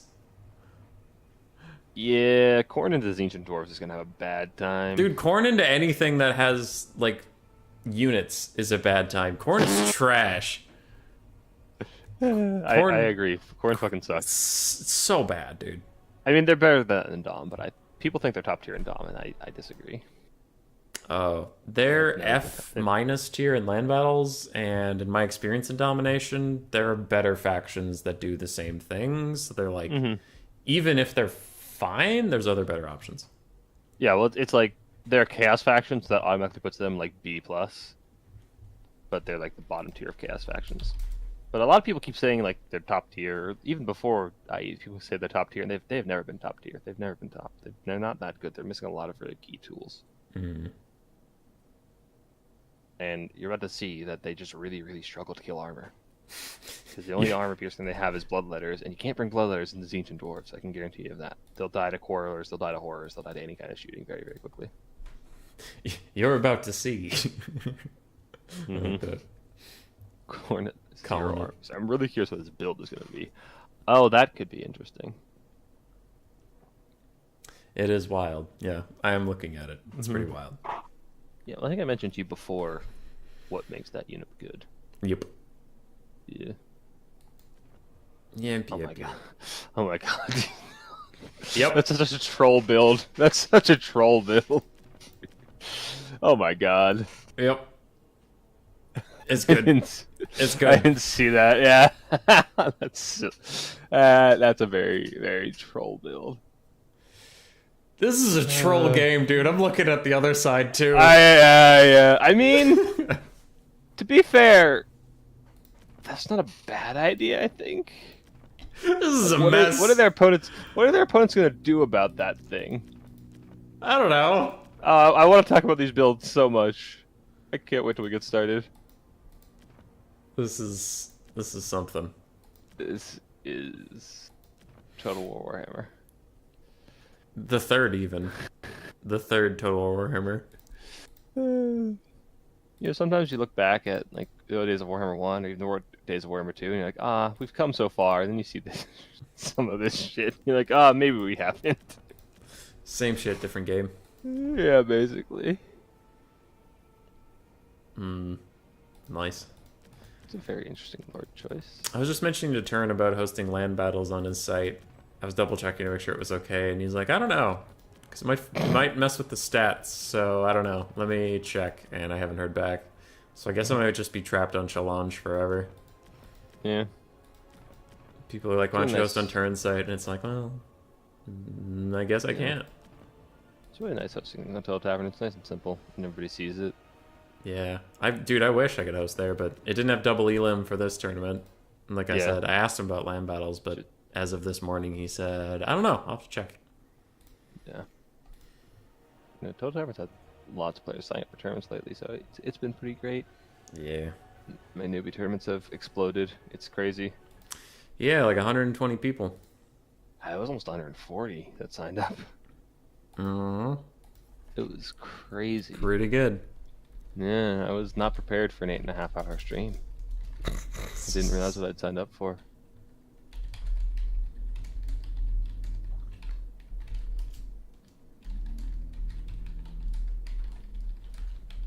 Alright, are they actually bringing these builds? Okay, that's not super trolly. Oh, that's actually a really good idea, I think. Yeah. There we go. There is a common denominator that both these factions struggle against. That both Tzeentch and Dwarves struggle against. And I will not name names until we're in game. Is it mass amounts of infantry? Not particularly. Yeah, I know. I feel like Flamers, they both blasting have- charges. Yeah, I feel like Dwarves have great tools for mass infantry. Also, Tzeentch has good magic for clearing chaff. Oh my god, that dwarf build. Oh, that dwarf build is something else. Yeah. Yeah, it's Wilden. Battle for Itza, too. A small map. Yeah, it is. Dwarves usually like a bigger map? I guess maybe a smaller map would be good for them. Well- Because they can just waddle the point. Yeah, that's the thing is that the reinforcements get there a lot faster, and it's like you can't play dwarves on like Black Ark because it's just too big. You never get anywhere. It's not so bad. It's like 100 meters from spawn to the point, maybe more. Stupid, lazy dwarves. Not wanting to sprint miles. It'd be interesting to actually go and measure out all the maps and see actually how big they are. That'd be kind of cool. Do Do you have a measurement tool? I have units with an even 100 range. A. You just do, what is 100 range? I think the skirmish cap with 100 range. I think that's 70. Check the unit browser. Corn has had a whole build and then deleted it, and then had a whole build and deleted it like 4 times. Uh-huh. I'm getting the big sad. I think Pistoliers have 100. You may have less than that. Pistoliers have like 80. no range. They have 80. Grenade launchers. Grenade launchers have 100 range. They have the measurement tool. Perfect. Not right, grenade launchers. They have 100 range. You just stack up a million of them. Turn off unit caps. Take 20. You measure the map. That's nice and simple, I think. Corn and dwarves are done with their builds as long as they don't change anything. But they're done, but we've been here before. Tzeentch is almost done. Warriors of Chaos have spent like half their funds, so they've got to figure that shit out. Yeah. It must be probably difficult coordinating 2 builds, basically. Yeah. If you have the spends for both, and you can't see them all at the same time. Alright, look at dwarves and the blue crew is ready. The blue crew is ready. God, oh god, they're gonna be red when we get in game too. They're gonna be red side in game. That's gonna be awful. Oh yeah, you're right. We're switching to what we're doing. Corn's Yeah. still the same build. Warriors of Chaos lost progress. I'm the type of person that I always like slap my build together very, very quickly. Yeah, and say, fuck it, this'll do. Yeah. So then whenever I watch builds get built, I'm just like, I watch someone like, do I want a spearman? No. Yeah, I do. Just Nah. slap 12 marauders, slap in 4 spawn, some dogs. You're good to go with corn. Yeah. You missed the only ever high elf domination game, BRB. Yeah, you did. Yeah, Yep. you did. And they did great. That's a kind lie. It's a very kind lie. Just let it happen. Alright, Chaos has almost made progress on their build. They have 2 more units than last time I checked. Oh! There's a 3rd more extra unit. Ah, Nope. we lost it. Oh, we lost a unit. This is the spectator sport right here, watching a build get finished. They can't even watch. They have screen blockers. I don't know. It's just us that get to see and suffer.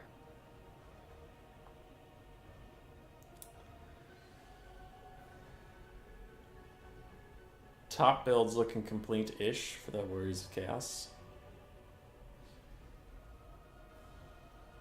0 gold spend in the top. Perfect, perfect. Don't touch it again. Yes, units are getting added to the bottom one. Go! If it is 0 spend, it is blessed, and you can no longer touch your build. It must stay. Alright, alright. 999, you know how to spend that. Just get the unit that costs 999. Oh, they didn't. Corn's ready. Hey. Warriors of Chaos. Thinking about it. They're ready. So we're in the game. Oh my god. Nice. Well, now we crash. yeah, that's the end of the stream. See you, everybody. Okay, I'll sit up. I'm sitting up. We're gonna do it. Alright, so remember how earlier I mentioned Exalted Heroes of Nurgle have 10 capture weight? Yep. Exalted Heroes of Khorne also have 10 capture weight. Yep. And you can't see it on my stream because I have a screen blocker up still, but Khorne has 2 of those. And a I think Chaos I saw Lord. Warriors, and I think Warriors of Chaos had an Exalted Hero of Nurgle as well. So there might just be a single empty blob of 30 capture weight riding around, causing problems. Riding around at Which is speed very of sound. silly. Got places Yeah. to go. Got to follow the rainbow. I was also thinking, dwarves have always historically struggled with chariots, yes? Slayers were the other answer. Like Mhm. Slayers and shooting. Yeah, Tzeentch is also not a big fan of chariots. Alright, beyond Festus. So I think chariots could actually be pretty good for Khorne and Warriors of Chaos here. Just armored chariots that they go and... Yeah, Screamers can DPS them, but they can't really stop them from just running around. They just end up spending a lot of time chasing them and not actually hitting them. As long as you keep them moving, they could do a lot of good work for you, I think.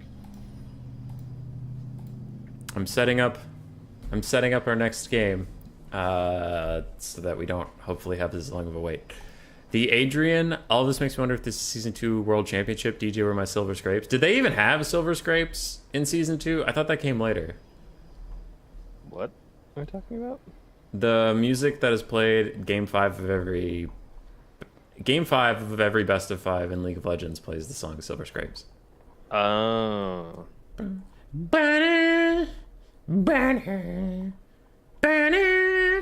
No, nothing? Wow.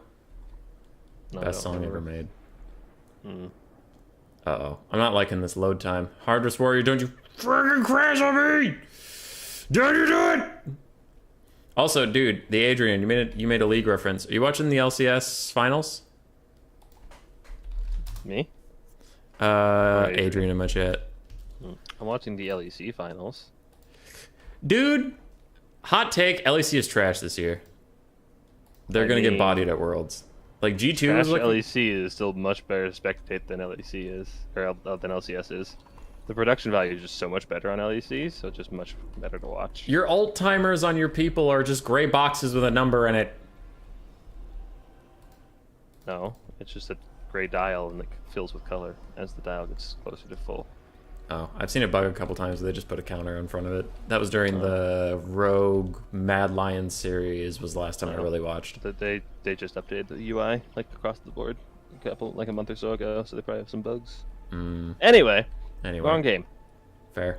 So for the forces of Korn and Wok, let's see: Chaos Warriors, Chaos Warriors, Chaos Warriors, Mirror Guard, Chaos Warriors, Chaos Warriors.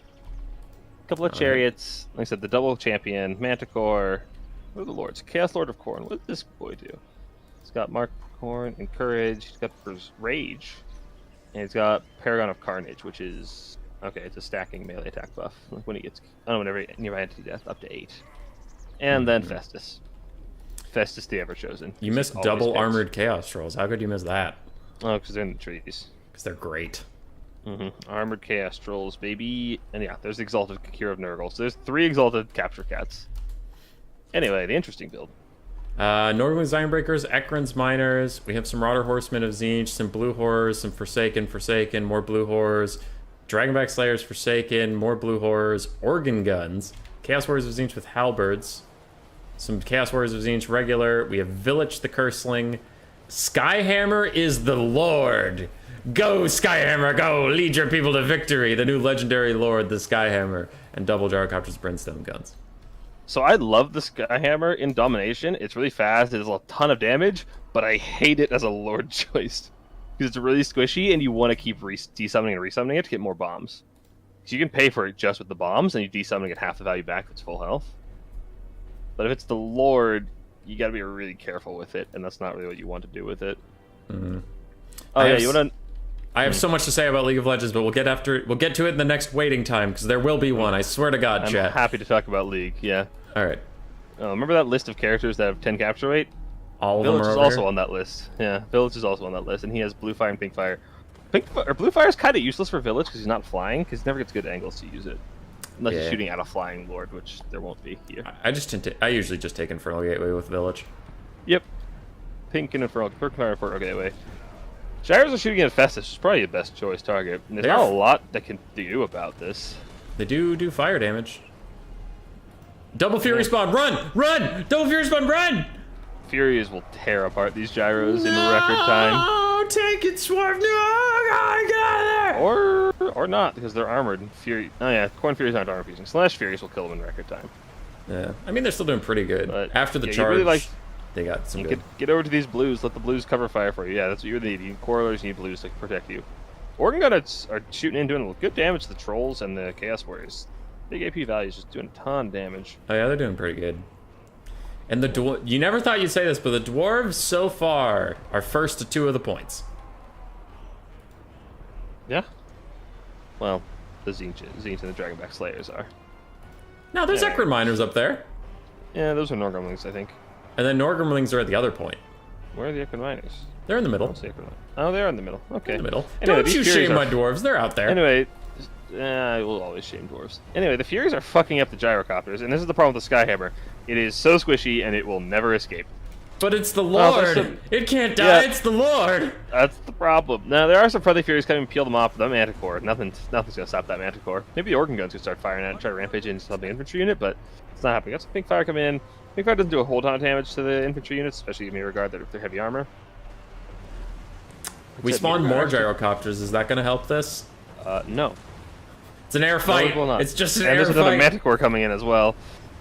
Anyway, middle objective. Okay, so the higher objective goes to Festus, completely uncontested. Dwarves and Tzeentch just say, no, we don't want to deal with Festus. He has cooties and he smells bad. The Skyhammer is about to rout, and the Dwarves are going to lose their... Yeah, it's terror routing. The Dwarves are going to lose their Lord, and Dwarves' leadership is going to take a minor hit that won't matter because they're Dwarves and their leadership is crazy high anyway. But it is a lot of wasted value. It is a lot of wasted value. You really would like to see these bombs get off. Like I said, usually the rest of the Skyhammers, you bring reinforcements, you summon it in, you drop the bombs, you desummon it. Get a ton of value, you desummon it, get a refund. Anyway, objective number 3 goes to the forces of Tzeentch. Objective number 2 is also controlled by Tzeentch for the moment. Tzeentch and dwarves, god dang it, they are here. Well, yeah, but it's actually like controlled by Tzeentch. I was just reading the UI. Oh, okay. Yeah. I thought you were just BMing them again. No, it's actually controlled by Tzeentch if you hover over it, which is what I was doing. Yeah. Dragonback Slayers are just chilling. They really need to go get involved and help Tzeentch out. There's not a lot of great targets for them, nothing really large at the moment. Although I don't know, there's some chariots here. They could definitely be going on them, and they are going to be. And there's a Lord. Village is actually trying to smack around this Chaos Lord of Khorne, which... He can do I'm it, not dude. Sure. People Can underrate he? Village. Village is a good boy. Okay, I'll take your word for that. We'll come back to that when something happens. 57 melee stats, constantly recharging shields, 80 armor. Village's armor? Yeah, he's a good boy. He's got 80 armor. Why does everybody hate Village so much? Because you'd rather have a good caster as Tzeentch. You'd rather have a flying caster with blue fire. Why take a fight when you could just snipe them for free? Because Village is a Giga Chad, and some people just understand that. No, the answer is because Village has 10 capture weight. Anyway, Festus is more essentially Chaos Warriors. It's exactly what you don't want for Tzeentch. You don't want Festus getting to blob all your lead infantry. But looks like Chaos has managed to cap Objective 3 out from underneath the Norco's Iron Breakers, which, I mean, you can't really remove them, so capping it out from underneath them is an excellent choice. So Chaos is up 2 caps to 1 at the moment. They had two, I know you know this, but they had 2 infantry units on that point, and 2 single entities on chariots just come over, cap it from them, and leave. Yeah, and refuse to elaborate. That's What's so wrong with not this? okay! I'm so used to it. Like, this is just how this game works, unfortunately. Why did you just desummon a full health dog unit? That was a bit odd. Oh, we got flamers. Hey, flamers trying spawn? to peel the Furies off the gyrocopters. Yeah, because the flamers come up the middle. That's a pretty good use Khorne of isn't them. prepared for that. Could be pretty rough to get rid of them. Oh no, that there's gyrocopter also just led heroes. it to the other gyrocopters. Yep. Oh no. It's like spreading a Nurgle plague, but it's Khorne. Also- Yeah, these chariot characters are going to be really hard for Tzeentch and Dwarves to deal with. That said, don't run them into the Dragonback Slayers, please. Okay, good. They're going for the Dwarf Warriors. I mean, the gyrocopters were theoretically brought for exactly that purpose, but the Furies are just getting Omega value, chasing them all down. Oh, full tidings. Dwarves are taking back Objective 3, and the characters are fucked off, but they can go back and take it whenever they please. True. What happened to the Nurgle character? He's in the blob now. He's right next to Village. Who is still full health, by the way. Get fucked. Well, that's a Chaos Warrior Lord run away. Big old Blight Boil. A lot of damage to those Chaos Warriors of Tzeentch and the Dragonback Slayers. Skyhammer's back. Skyhammer's Skyhammer's leaving. just running for Furies, dropping bombs on the way. Big old Flamer value. Oh, that character's gonna die if if it stays in front of those Flamers. Flamers will roast any kind of chariot character that gets in front of them. It's a lot of damage. Anything focus fire, but no, you friendly fired your own Dwarf Warriors. No, don't torch the dwarves. It's not doing that much damage. The flamer, It is though. It's doing some, but the flamers don't It's do as gonna much rout damage as them. you'd think. It's gonna rout them. Yeah. Almost. Yeah, it does rout them off, which is a big deal. And Khorne takes the point. But they do rout off the Exalted Hero, which is a big deal, because Capture Point doesn't apply when it's routing. Yeah. Unless it shouldn't. Don't know if it does, but it shouldn't. Capture point 3 is still held by the Dwarves and Tzeentch, and Dwarves and Tzeentch are pulling all of their infantry assets over to the middle. So, anyway, Village is surrounded by 4 enemy characters. How well of a duelist do you think he is? How good of a duelist do you think he is? He's running away. He's a tanky boy. He can't fight 4v1, but he lasted for a long time, and he's plenty healthy considering there's no healing in this game for him. Yeah. What do you mean? Oh, wait, for Village. Yeah. For Village, not for Festus. I was gonna say, Festus is getting Festus dunked on right now by these gyrocopters. Yeah, they're doing pretty good. These are some more Furies or something here to deal with them. Or maybe it's just a skirmish cap to come shoot at them. Manticore's back. Which one? The one that's chasing them around. Organ Gunners are doing great. Organ Guns are doing well. They're pretty uncontested. Thunderers are coming in. They're going to get to jump on with dogs, but dogs aren't going to shoot through their armor. Flamers are just kind of running around, just vibing. Yeah, and so Dwarves and Zeech have reclaimed objective number 3, but they're still pretty neck and neck with victory points. And a lot of Dwarf warriors are pushing objective 1, and there's nothing really here to answer that from the forces of Khorne and Chaos. Yeah, so damage values are also quite even, honestly. Yeah, it's actually looking pretty good for the, well, not the blue team, but the blue crew with both their blue banners, which is not confusing at all. Furies coming onto the Flamers, not a lot here to protect them, which is the real problem here for Dwarves and Zeech. Neither of them are really good at peeling off Furies. Oh, entirely whiffed that shot from the Flamers on those Furies. They didn't hit a single thing. They might just be dead. Yep, they're dead. Yeah, it's pretty tragic. Those are dead Flamers. That said, the Organ Guns are stealth there. Their banner is way behind for no reason. It's over nothing. There's nothing under that banner. But the Organ Guns are just chilling. It's over a dead dwarf, by the way. It actually is. Is it actually? Yeah. I don't see a dead dwarf. It's not loaded in for me. Oh, yep, there's a dead dwarf down there. He's just holding the flag. Oh, that's nice. The flag bearer died. Those Flamers are still firing. They're just on guard mode firing at the Exalted Heroes. I'd love to see them kill Festus. If you can kill off Festus, you can probably take this for Dwarves. They're trusting the Gyrocopters to do that, and the Gyrocopters are doing a damn good job. Yeah, they are. They absolutely are, but Flamers are doing some work into the character. They do a lot better against mounted characters because they're bigger targets and take more damage, but... Oh, really those Exalted Heroes are so not okay! Where are they? Oh, Objective 3? They just insta-capped it! Yeah, it's balanced. That's so not okay! It's balanced. I don't know what you're talking about here, but it's very balanced. Festus routes, and with Flamers doing some damage to him, he might not be coming back. He's almost heal capped. The Gyros are just about out of ammo and getting routed, but Festus may not be coming back. His leadership's at 8, but very, very low health, and he's heal capped. I'd love to see some, like, Screamers or something, or some Skirmish Cav goes on Objective 3 just to body block those chariots when they try to come in. So if you have a Skirmish Cav getting there, they can just countercharge and tie off melee and just deflate their capture rate, basically. Yeah, I really want the Organ Guns to turn on to Festus while he's running and just finish him off. I don't know what they have been shooting at. They've probably been doing really good work, but finishing Festus... I think they've been peeling the gyros. They've just been shooting at flying things to try and protect the gyros.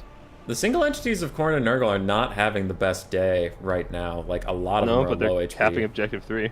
God damn it. It's so fast, too! It is so fast! There's two full health infantry units right there! Yeah, and that equals one of these characters' capture weight. That's so fast! Anyway, Flamers capture round end up in melee with the champion of Khorne, champion of Nurgle.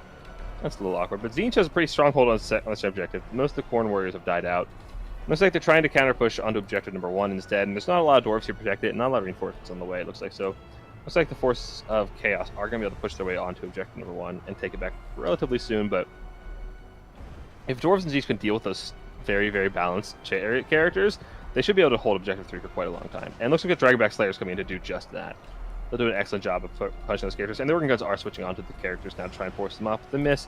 One character's routed, it's almost dead, it has 300 hit points, it probably won't be coming back, so that's going to be a little better. And with 3 units of infantry at this point, they will be able to tie the characters for the capture weight. So Dwarves should be able to hold on to Objective 3 for a little while, if they can actually get it. They don't actually have it at the moment, so they need to have something else to tip the capture. Gobble saying Exalted Heroes are over 300, or over 3,000 in price, and they're adding almost no value in damage. Exalted Heroes over 3,000 in price? I think he means like altogether. Altogether, yeah, on a chariot they're about 1,200.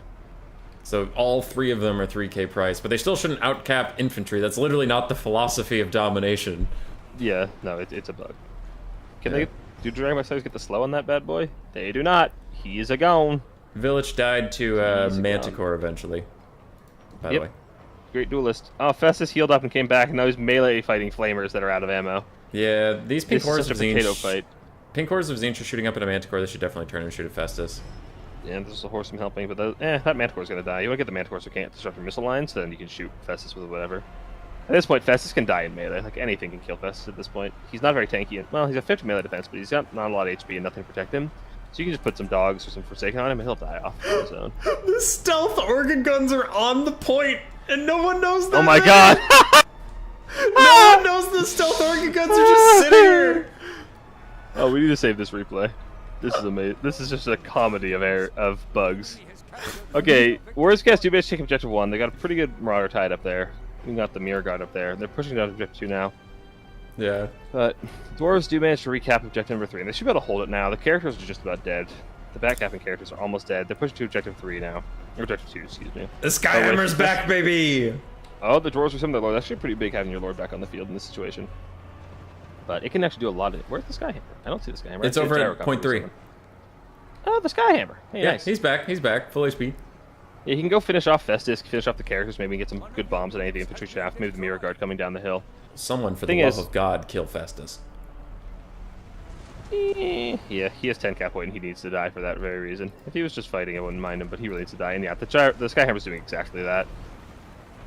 Organ Gun's shooting at this Exalted Hero Corn, but I'm not really seeing the bullets. I can't tell if they're just hard to see or if they're not making it this far. Festus is now getting gunned down by the Skyhammer. Getting absolutely executed.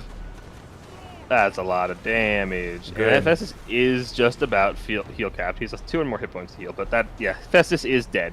And with that, I don't see Nurgle, or, budget Nurgle, Force of Chaos ever getting captured advantage back on its objective, but, nope, yeah. Dwarves and Tzeentch have the cap weight advantage. Most of their stuff is routing off. I'd love to see the Gyro Bomber come and drop its big hot load on the mirror guard. You know, they're into that shit, and they're full health, and, you know, they're very, very tanky in melee, so you want to get them with something else, and that's exactly what it's doing. Come on, give me that sweet, sweet Gyro Bomber lovin', or you're going to fly away and not do anything. That's flying cool. away. If the game state remains the same, Tzeentch and Dwarves are going to win. Yeah, but also, a bunch of Dwarves rallied on the high ground and are now coming back to come take Objective 1 along some Blue Horrors. There's nothing left here to defend Objective 1 because they had to push Objective number 2. So all these rallying Dwarves that didn't quite get chased off are going to be able to take Objective 1 completely uncontested. Objective 2 is getting slowly taken, though. It's now going back to Tzeentch and the Dwarves, but it's been pretty contested this whole time. It's too slow. The points are neck and neck, so it's basically whoever holds a 2 cap. Like I said, there's nothing defending Objective 1, so Dwarves can't really There's the take bombs. it. And there's that Gyro Bomber load. Just nukes the Hounds, half health in the Mirror Guard. And without those 2 units capping, there's just... Oh, and the Marauders. Yeah. That was such a good bombing run. Got him. That was such a good bombing run. Do you see why I love this unit in Domination? It gets its value so quickly, and it's going to kill the Lord. This unit is nuts. And yeah, I don't see Force of Chaos pushing them off the center objective anytime soon. And they've got about a minute to do so. Maybe less. It is looking like the fat GG. Yeah. The Tzeentch Dwarves combo looks pretty strong. I also would like to see some more Chariots to come deal with. Well, I suppose the Gyros are kind of a problem for Chariots, but... Yeah, the Forces of Chaos are on the run. That was a very close game. Like I said, that was a good game. Bugs. That was... Bugs are funny. Bugs are I love funny. that organ gun. That organ gun is hilarious. Where is the organ gun? It's on Objective 3 and the banner is still in the spawn zone. It's just chilling. I wonder if you have an attack order where it would go. Would it actually go to the dead dwarf? Can you just not attack it? I don't know. Okay, I saved that one. I forgot to save the throwing axes. Yeah, like I said, that's just on the stream. We can look back at that. That Rip in was peace. so funny. It was very funny. Let's see that organ gun value. I want to see the organ gun value. 2263. That ain't bad. Yeah, I kind of agree that the characters, they're expensive just for their cap weight. They don't really do a lot of damage value. Collectively, they got about 600. Yeah. So, but it is kind of just a cheese.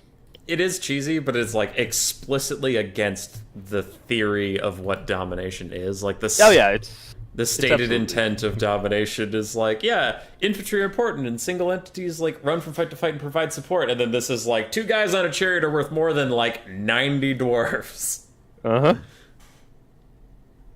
No, I genuinely think it's not a great pick for your starter. You might want to bring in reinforcements because it's fast capture weight, but I don't think you want to start. I think you want to start with more infantry or something. That could give you value. Alright. So, what game do we have next? It looks like Crabbling. So we're going down to losers bracket. Crabbling versus Rock and Suzuyaki. Crabbling and Void versus Rock and Suzuyaki? Yeah, so we're going to have them. And then we'll have whoever wins that versus Berserk and Hardruss. And then whoever wins that versus Tank and Swarv back in the winners. Okay. So it's a pretty straight line. I hate to say it, but we were just watching... Okay, we were watching Swarv and Tank. I completely forgot who we were just watching. Yeah. Okay. Yeah. So Rock and Suzuyaki are done now. Okay. So they won their game. Yeah, So the they're challenge has taking not been Crabbling. updated yet. Okay. Porque no los dos. So we will catch that game. We have 3, maybe 4 games left, but all of them are linear. 1 to 1 to 1 to 1.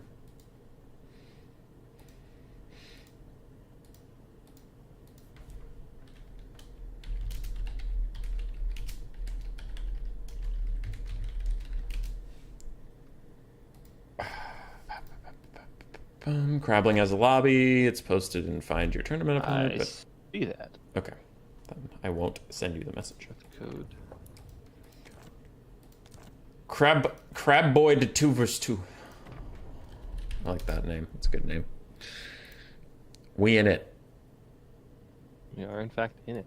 Let's get L Blocker up. Yeah, let's get our boy Festus. So back on good. the A screen. good first tournament for me.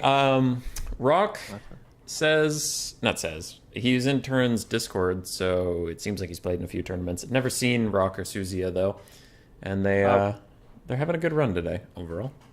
I've seen Rock around a bit. He's been playing. He played my last 2, maybe 1 or 2 newbie tournaments. He's been in Ents training a bunch, just getting the old domination grind. Getting the old domination grind.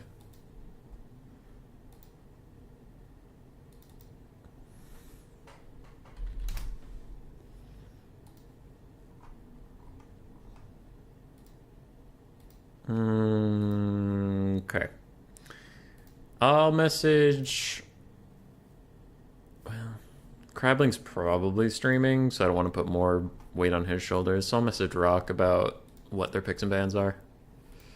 Okay.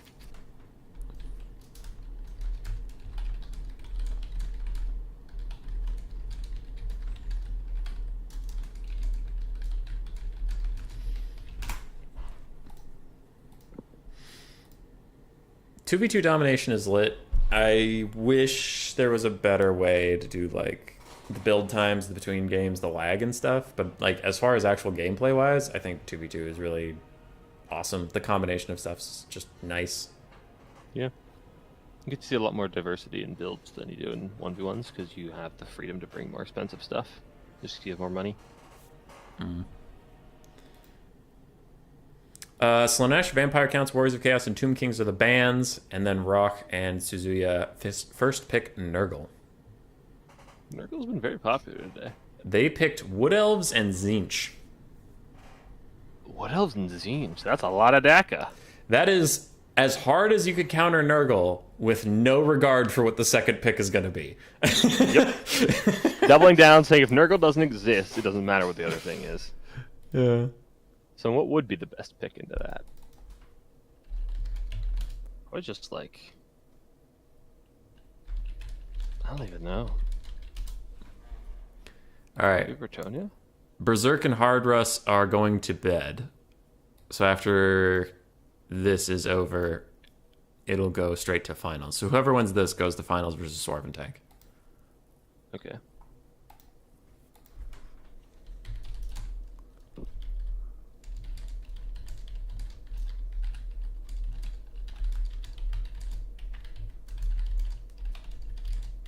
Wait. Berserk and Hardruss are going to bed? So Swarv and Tank advance? Well, Swarm and Tank already advanced. They're in the finals. Oh, Berserk, they would have gone to the losers bracket. I was like, yeah, okay. Yeah, the losers bracket finals is actually this, because those two just told me they're going to bed. Mm-hmm. So then the winner of this faces Swarv and Tank for the finals. Yes, and they have to beat Swarm and Okay. Tank twice. Okay. Yes. So, to be honest, I think that Dom is the best place for 2v2. It's much easier to understand chaos in the battlefield. True. So, Platypus, the question everybody has on their mind. They picked Dark Elves, by the way. Dark Elves Nurgle versus Zinch and Wood Elves. I like it. Very interesting. So the West is not going to do well at Worlds this year. Oh, back to League. Okay. Yeah, never does. I mean, 100T, Relatively speaking. 100T looking good. EG was looking good. Then they got dumped on by C9, which okay. I mean, C9 will also do fine. I think if EG or TL's NA's third seed, I think they'll do just fine. I think EU's gonna have a really bad time. Well, G2's looking good, but aside from them, it looks real bad. You know who else is looking really good? Who? T1, Gen.G, RNG, EDG, all of the Asian teams are looking really cracked this year, so... Yeah. But I'm more worried about NA versus EU because there was a time where EU was legitimately better than NA in League of Legends, but like the last 2 years that has not been the case, and yet people are just riding that high of like, nah, we're better, and it's like, wait, the last international event we did the same, or we got more wins, and yet NA keeps paying through the nose to hire European players. Yeah. I just meant like the teams though, where it's like, EU's gonna trash them, and then they don't, and then after the event, people are like, we trashed them. Well, yeah, that's because it's like EU versus EU and LCK. That's all the NA teams are these days. When was the last time any team other than G2 looked good on Worlds? EG looked pretty good last year. Not last year. MSI. They did okay. Mad Lions did really well last year. Was last year the year they fell out of play-ins, or was last year the year that they did okay? Last year, Mad Lions won the LEC, and then they went to Worlds and did reasonably well. I can't remember exactly. All you know is TSM are randomly stepping out. EU will stomp NA. Like, who, though? Just G2! Yeah, we have playoff caps. That's enough to beat most of the NA teams. Yeah, but, like, we're gonna stomp the shit out of any other team besides G2. The EU bracket looks really...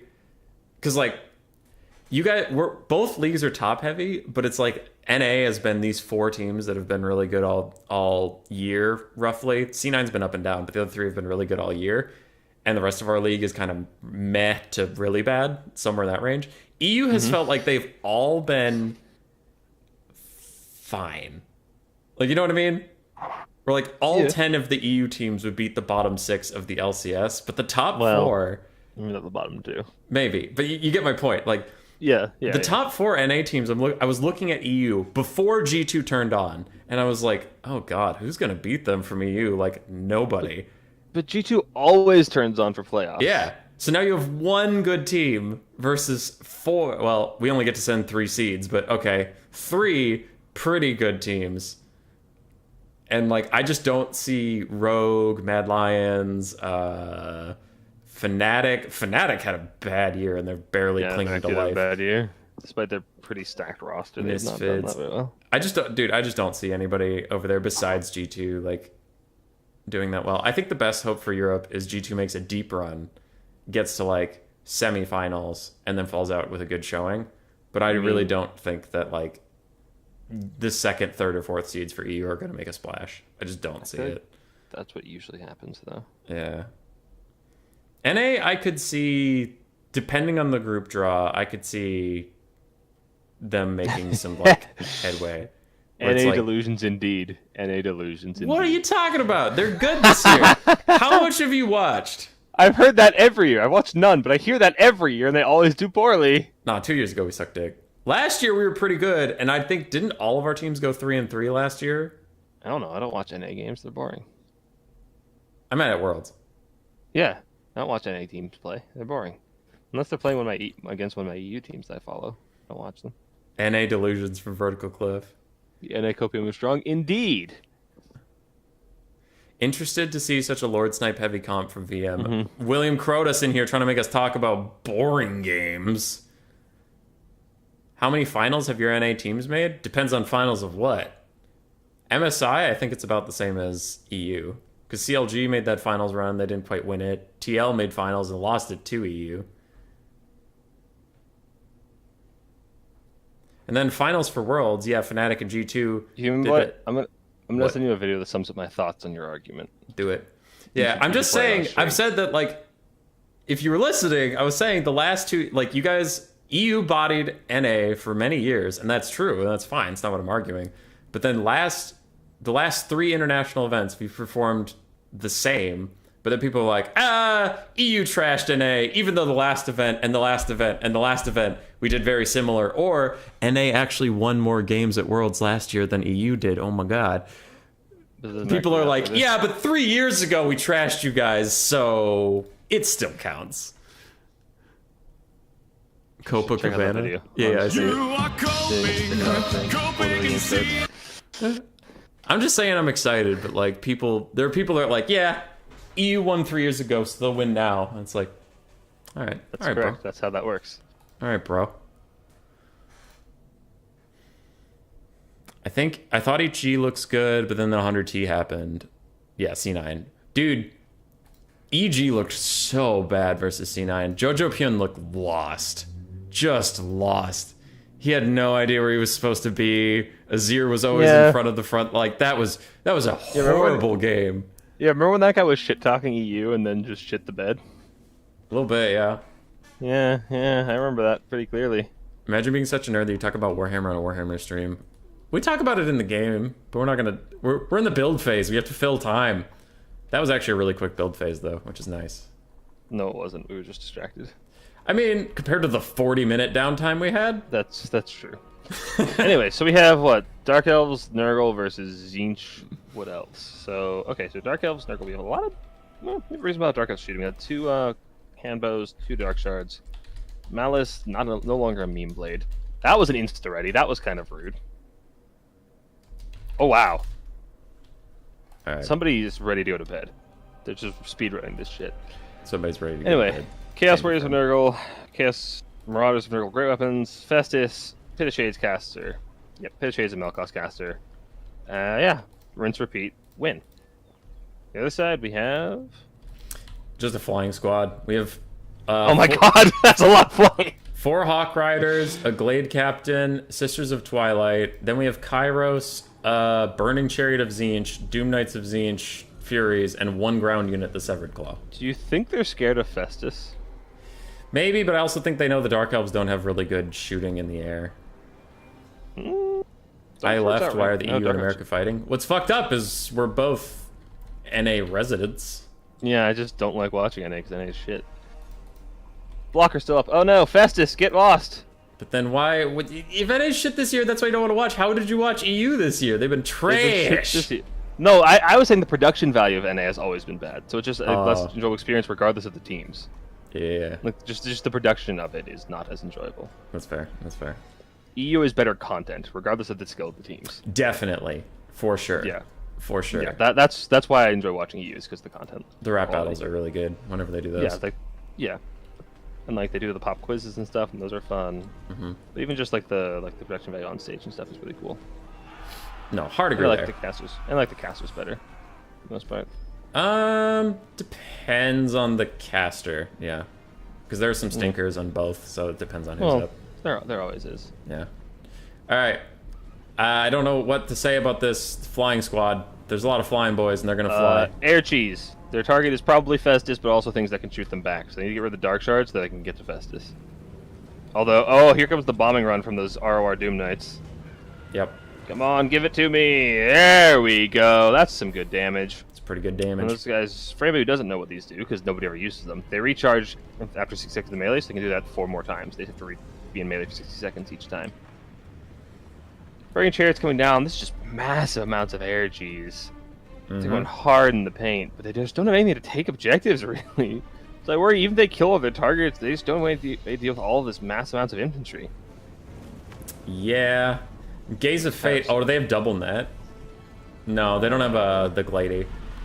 So Gaze of Fate on Malice. He's going to get breath attacked by a dragon. He's probably about to get blue fired from Kairos. He is getting sniped by Hawk Riders. But a quick Harpy summon in the back is taking out an entire unit of Hawk Riders from Void Walls. Yeah, and this is the real risk, is that when you're fighting here on top of the deployment zones, there's Harpies and there's Furies that come out either side of you and pinch through all these Hawk Riders. Yeah, Hawk Riders are taking a lot more damage than they signed up for. Yeah, and unfortunately, like, even Kairos, he's really well equipped to deal with Furies. Your Doom Knights could, but you've only got one of those.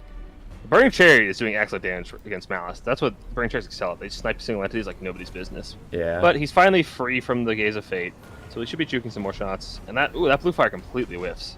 Yup. Yeah, a lot of the Hawk Riders getting routed off by Furies, just getting really dumped by Furies. And they just don't have any presence on the points. So don't look at the spawn zone, but 2 more Hawk Riders are coming.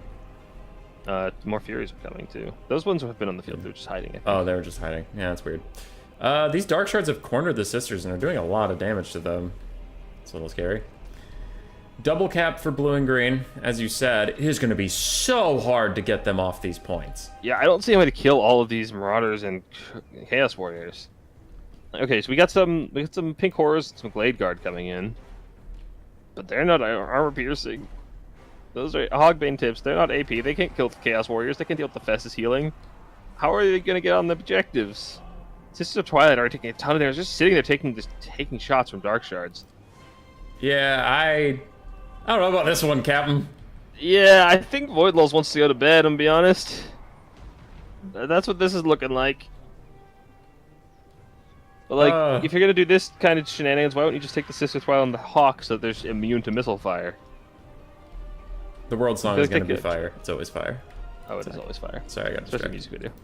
The Bolt Fiends. I didn't even notice they brought the Bolt Fiends, but they are Yeah, getting the routed. Bolt Fiends. Yeah. Well, the Air Cheese team is currently down in damage value against Nurgle, who can heal, and Nurgle has 2 points, and Nurgle actually has boots on the ground. Yeah, but the upside is they did pop Zarkan. They may not swap to Zarkan, so he is taking passive damage, so he will die off eventually, but I don't think that's going to matter. Zarkan doesn't deal passive damage anymore, does he? No, I see him taking damage. Oh, he does, he does. So I assume so. He just Okay, heals nice. more. He heals more, so it's not as bad. Yeah. Still. This is a... Still. Like, look at how fast the timers are ticking up, though, and now you're spawning archers. Like, I just don't see them taking these points before the game's over. Yeah, like even now, Nurgle's taking the top objective. Taking objective number 3. All that's on here to fight is some blue horrors. There's some cav coming, but this is looking really sketchy from the Wood Elves side. Ooh, I think this is a bad play from Nurgle up here. They're not going to take it with 3 cav, and now they need to run, No, but they're they not. lost some skirmish cav. I don't know. That seemed a Still, little forcing their opponent to commit infantry up there isn't bad, because they really need They have to have infantry on the low ground, they just don't have it now. Yeah. So that wasn't a terrible play. Festus is now netted, and he's about to get Burning Chariot, Breath Attack, interactive game played. Maybe he has a Locus of... Not Locus. Maybe... Oh, he doesn't Fleshy. have the spell. He only has... He has Fleshy. He has Fleshy. He has the heal. Oh, there it is. There it is. I don't know why I was being stupid. I saw only Stream of Corruption. Yeah, he's fine. He's chilling. But, I mean, Festus, honestly, I keep saying, but just desummon Festus. There's nothing wrong with the Mortis Engine. He's just going to get sniped. Just desummon him. What's stopping you? I'm fine with him taking a little bit more ammunition from his opponents than getting desummoned, personally. I'm worried he's about to rout. You got to desummon him before while you have the chance. Oh, yeah, he's not a demon. Yeah, he's not a demon. He routs. He's a mortal. He's a mortal doctor. Huh. Immortal sounds like immortal. Shut the fuck up. I was just saying, when you said it, I got confused and scared. Thanks for body shaming me. Anyway, Spearmen are coming to push on objective 1. Not a lot to deal with that. There's some Triads coming, but with all this cav support on the high ground, I think Nurgle might be able to take the high ground pretty effectively. You've got Rotflies and a ton of Furies. These Hawk Riders are about to get bodied. Nurgle came very prepared for this air cheese somehow. I would never have expected this. I don't know how you prepare for this. Who the heck brings a build like this? But Festus is going to die to that Burning Chariot in Kairos. Yeah. He's routing. He's almost heal cap. That Burning Chariot excels. Quick Pit of Shades Shades coming cast. down. It's fine. That Archer's already spent a lot of ammo, but you really need to be on these points. That said, the fact that you hold one point at one objective as Wood Elves is really, really good. Because it means you have a lot more time to value trade. You have a lot of time to spend all your ammo before you actually have to push on the objective, because you're not going that deep into a point deficit. That's why Nurgle is pushing so hard to take objective 3, because they need to put that pressure onto Wood Elves to force them to fight them. Nurgle can't force the fight onto these Blade Guards in any way, shape, or form. They're all too slow. Rock has They a have to few take too many objectives. flying units on one Hawk Rider. He needs to spread out, because there's tons of Hawk Riders he needs to fight right now. Pit of Shades is coming in for those Dark Elves, and without that, they'll lose a lot of their capture weight without the infantry, so that's a bit rough. It's not enough, because the Blue Horse is the only thing capping. Horsemen outcap them. With the 2 Horsemen will still outcap. There's more Glade Riders coming, though. Yeah. But can they get there in time? They can get there in time. Just barely. This Okay, Fury so- Blob needs to separate out a little bit. Yeah, they do. They really do, but... You know, this is actually looking not as bad for Wood Elves, but Dark Elves has just accrued a ton of value, so they don't even have the big advantage you need. You just don't have anything to come take an objective. Yes, as long as there's 1 or 2 Marauders on this point, you can't really force your Archers on the point. They are starting to get some Chaos Warriors with things coming out and some Dryads. Okay, they are trying to take objective number 2 now. It's actually looking better for Wood Elves than I thought. But being forced to commit so many resources to the high ground to defend it is pretty rough. You really want those resources to be pushing objective number 2 instead. Yeah. And the massive flying spam, as long as they don't get baited, which is easier said than done to not land from the Furies that are up here, they can keep those Hawk Riders honest for a long time. There's a lot of assets up on point 3, like you said. I'm not even sure you're worried about the Hawk Riders at this point. I think they did their job. They're just doing a little bit of poke damage at this point. I think you just focus on putting more units on the point just to keep your opponents off. Dark Elves have lapsed a little bit of micro. They have some units standing in spawn. They Yeah, need to move up. yeah, they've been there. Oh no, yeah, there was a Dryad sitting there for a while, but yeah. But yeah, I think they can actually take the center objective. They might actually pull this off. The Mad Lads. This Wood Elf build might actually pay off, but you really need something. They need really a triple cap Dryads, already. I just did the math. Yeah, they do. Yeah, they do, but they're about to push off Nurgle off the center objective. They take that cap away, they got Flamers firing, there's nothing to stop them. Nurgle just sitting there taking a pounding. So they've got top objective pretty secure. There's not a whole lot that can threaten it at this point. Yeah. Trying to take out the caster, and the thing is, Festus is already dead, so there's no more healing coming in. There's no fleshy abundance, there's no passive heals, and Malice is just gonna die. Like he's been popping Zarkin for ages. Yeah, Malice is gonna die, but can they triple cap? They've got a pretty sizable. Actually, it's only about 2,000 value lead. It's not nearly as much as I thought. No. So if Nurgle can just get some more reinforcements on this point, honestly, I'd love to see some just. I'd love to see Nurgling spam. Just a fuck ton of Nurglings, Vanguard deploy, come to objective 1, fast as you can. Just tank out objective 1, but also I'd love to see these units pushing up. Like, you don't need to be sitting back on the objective. You want to be sitting on the line so your opponents have to kill you before they can even set foot on the objective. Right now, they're just sitting back and letting their opponents take space on the point, and you really can't afford to do that in this situation. You just have to hold the cap as long as possible. Nurgle is making a push for the upper point, but I don't see that going very well. If they can just spam, like I said, not with what they have. I think if they just spam Nurglings, that would also be fine. Just tanking, you can force away on a point, and like we saw earlier with the peasant mobs, even if there's Chaos Warriors, it takes forever to kill, so you just push on. But with Cav, you're not going to last very long. The Cav just isn't that tanky. Nope. We have crossed 4,000. They only have to live for another 1,000 value on this 1 point. Three more minutes. If they can hold this bottom point for 3 minutes, they win. They're making a big push for the middle. Yeah, which is fine, because that's what you're reinforcing can. There's not a whole lot defending it, and that's the thing. What else have to dedicate so much to pushing objective number 1? And they do have the cap weight, but that means they sacrificed a lot of presence on objective 2, and there's still a lot of Nurgle forces remaining on objective number 2. So Nurgle's dropping some serious issues with micro, though. So many units have stopped. They need to keep moving. Yeah, a lot of these routing go, really need to be on objectives. There's just some Chaos Warriors that really... No, don't go to point 1! Go to point 2, just take it! Yeah, you can't take point 1 back. Take point 3, but Nurgle actually has to... Nope, not going to last on point 3, but yeah. You know, we thought it was a meme. We thought they were going to bed, but this is actually really, really strong for I strongly push back. I don't think the strategy was working. I think some key mistakes from the blue team in the late game is letting them win this, red win this game, but I don't think it was the builds. I tend to agree, but removing Festus was very effective. If he was just healing the whole blob, the shooting wouldn't have worked. Yeah. Like, the strategy may be flawed, but they played it well. Voltage change coming in, but yeah, Nurgle is able to just force their on the point, but they need to take this point soon, because they are currently being 3-capped, which means if they don't take this soon, they're not going to be in 3-cap territory anymore, and they're going to have to take a second objective, so they really need to just smash anything they can onto this objective. Yeah, we have a bunch of Wood Elf archers who are out of ammo. I mean, at least their holding on the point is terrible. Sisters of Twilight are stuck fighting Malice in melee. He might actually kill them before he dies. Looks like red has secured point 3 forever. Blue stopped spawning up there at all. They're just letting that go, which is fine. Problem is, in a few more seconds. Okay, now Nurgle has to take 2 points to win. They no longer need a 3-cap. So I don't think they're going to take 2 points back at this point. I think this is going to VM. Yep. Which VM, they were the heavy favorites coming to win this tournament. Void hasn't lost a 2v2 in quite some time.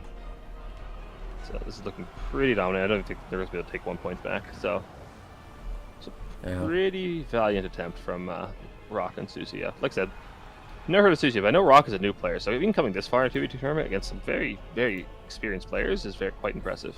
Yeah, it was a good run. Yeah. It was a good run. Unfortunately, some Harpies are also forgotten in the backside. It's just gathering up routing or displaced units is a pretty hard skill to learn. Yeah, it's one of those odd micro things you need to learn in Domination. So it wasn't really a factor in land battles, so even if you are an experienced player coming into Domination, it's just a weird skill set you have to learn. Oh, you always had to get routing units back. What are you talking about? What are you talking about, Wills? Well, yeah, it's well, not micro. It's more decision making of do I desummon or do I bring it back to the fight. Oh, yeah. So a lot of times you want to if it's low, like some of these Marauders on the side of the fight, you just want to desummon them so you get them back at full health because they're pretty useless at this point. But yeah, sometimes it's just better to throw them a point to try and get cap weight, or you just need them in the fight, but it's just a little bit of weird decision making. Yar, it was close. There is only defeat. Told you the Void Beast has been awakened. I still don't think that that was the best strategy.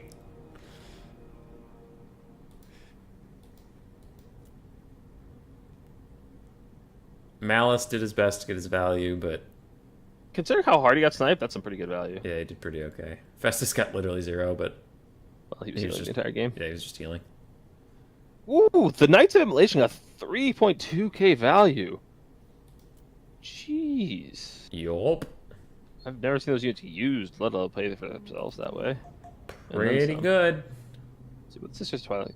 They got more damage than the Sisters of Twilight. Yeah, the Hawk Riders didn't do a whole lot. I feel like Hawk Riders aren't a very strong unit in general. No, they also don't have a lot of ammo. Yeah. I wonder if they'd be better if they got that like Volley of Kernus ability they get in the Sisters of Twilight campaign. They'd be very balanced, I'm sure. Oh, they'd be very balanced. Yeah, for sure. Yeah, It's like I don't remember when I started playing like what else Warhammer 2. I played that campaign. I was like, oh, this is great, and I got to multiplayer. I was like, they don't have this. That's shit. All right. So what's our next game is gonna be Void and Crabling versus. Oh no. Next game was the losers of this playing. Oh no, the winners playing Soarv and Tank. So do we just want to get them in this lobby and stay all in this lobby? That's what I'm messaging Tank about right now. Nice. In that case, Festus can return. We love We can Festus. chill. Sure we do. All right. Swarv and Tank have to beat Crabbling and Void Lulls 1 out of 2 games. Let's see it.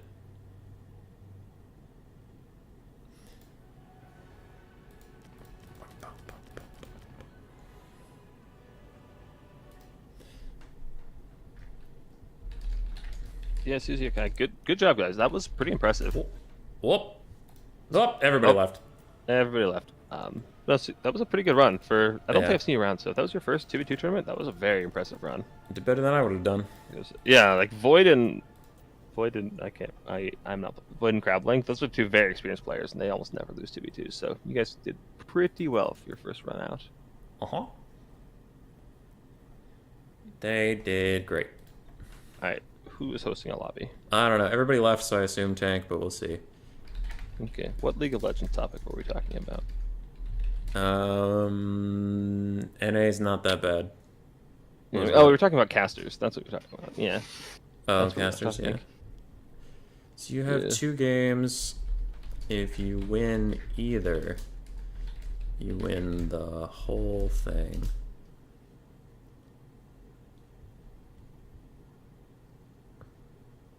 Sorry, I'm explaining to Tank that he's in the winner's Yep. bracket, so it's like you, Yep. you have a free loss. You can lose for free. Yeah.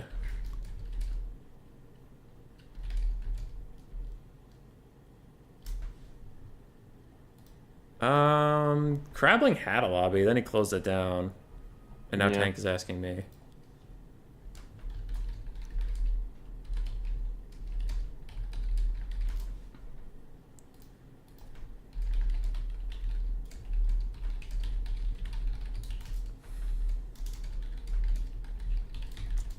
Alright, sorry, I'm just doing some organizational stuff.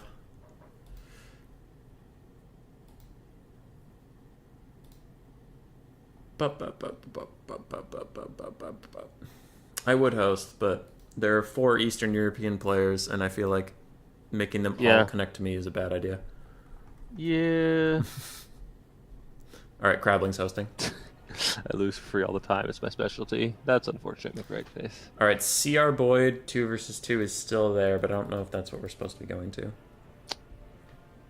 No idea. Tank sent me a code. Hold on, I got you. What's it called? I don't know. It's called CR Void 2v2. I think it's a different one. I think he just made the same lobby again.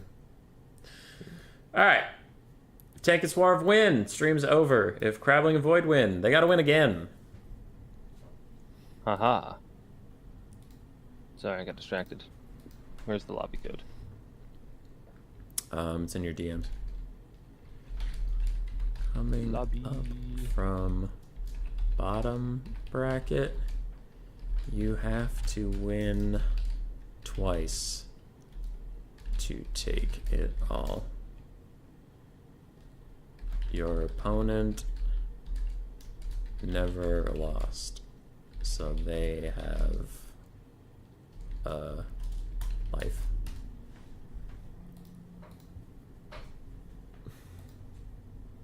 All right.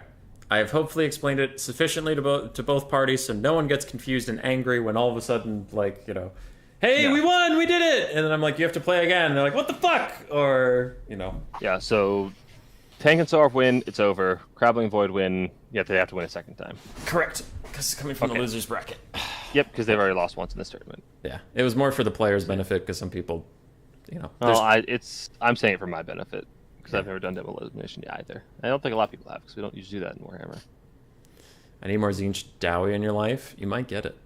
Zinch Dowie would look pretty good, although I doubt you see it on Black Ark. Black Ark, you want a little more cavalry, I suspect.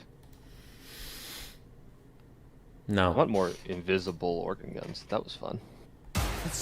Ah! Platypus, Okay, why are your ads so loud on your stream? The louder they are, the more money I make. That's how it works. That's true. The louder they are, the more it influences you to actually go buy whatever it's selling.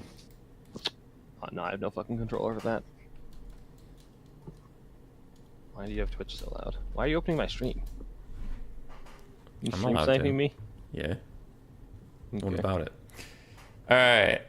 Crabbling says he beat Tank at Conquest of Elysium 5, so he has the morale. Alright. If you could tell us pick ban, we would be Heart.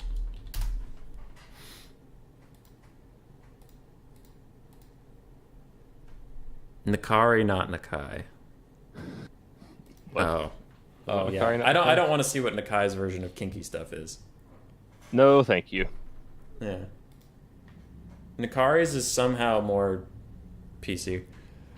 Alright. Tank bans Slanesh. Crabbling bans Vampire Counts and Tomb Kings. Tank bans Nurgle. Slanesh, Vampire Counts, Tomb Kings, and Nurgle are all out. By PC, do you mean PG or PC? What does PC mean in that context? Sorry, I meant to be PG. Okay. Yeah. Okay. Nakai's would be more like gore. I feel it would be very gory. Yeah. Anyway, I saw Soros swap to greenskins. Did he pick greenskins? I don't know.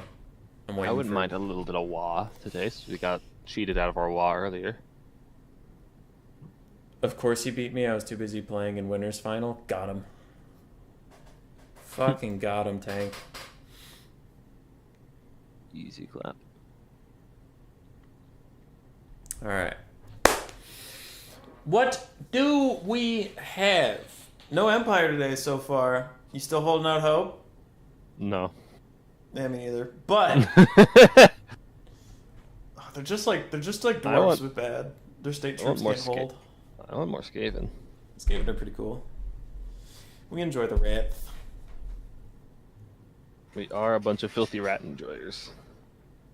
Wouldn't mind seeing some Cathay. Cathay was really good in 2v2s before IE. I suspect it'd still be pretty strong now. Yeah. The cannons are pretty nuts. The shooting's pretty good. Their magic's pretty good. They are pretty good. They are pretty good. Turin's streaming a head-to-head campaign. I'm surprised we have any viewers right now. What the hell? Mm-hmm. Who's watching this shit? Who's watching my filthy fucking stream? We watching Turin play head-to-head with I don't know who for I don't know what reasons. I wonder if any Lord Kinky staff. I never understood watching campaigns. I find watching campaigns to be incredibly boring. Personally, I do too, which is why when I stream it, I do like challenges. Mm-hmm. Knighthood has a question for you, Platypus. Do you have any hope for High Elves in Domination? And if yes, what would you pick? What would High Elves pick? I have never had hope for High Elves. I don't give a fuck about High Elves. Oh! Have hopes for something I'd have to care about it, and I really don't. Ah. It's a tragedy. Yeah. For starters, well, I'm talking about what we'd have to change for high elves to make them good. We'd have to give them better infantry for a lower price. I'm talking about what would have to change for domination to be more high elves accommodating. You'd want single entities to be good because they thrive off the cheesy ass single entities and healing. So, Durgans. Your chariot casters, your chariot guys can have 10 times infantry cap weight, but dragons don't have any? Okay, alright. I mean, we're at the point where high elves have the 90k HP dragon, and I still am not worried about banning it, because you still have to play high elves to take it. It's that, the high elves are that bad. Oh, Cuden's mad at you too. Whose turn? The campaign you did with Anticity where you lost on turn 3 was pretty fun. I did say earlier that shitting on high elves has become a hobby of mine, right? Yeah, you did say that, actually. Yeah. The picks were Warriors of Chaos, counterpick, Dwarves and Tzeentch, counterpick, Norska. So we get some Dwarves and Tzeentch back in the mix.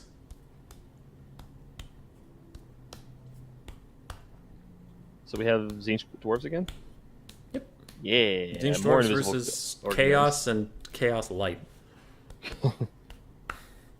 Yeah, basically. I don't know, I feel like Norse has got a little bit more of an identity now. Berserkers are really nutty. Versus dwarves, though? Well, I meant in general, probably not versus dwarves.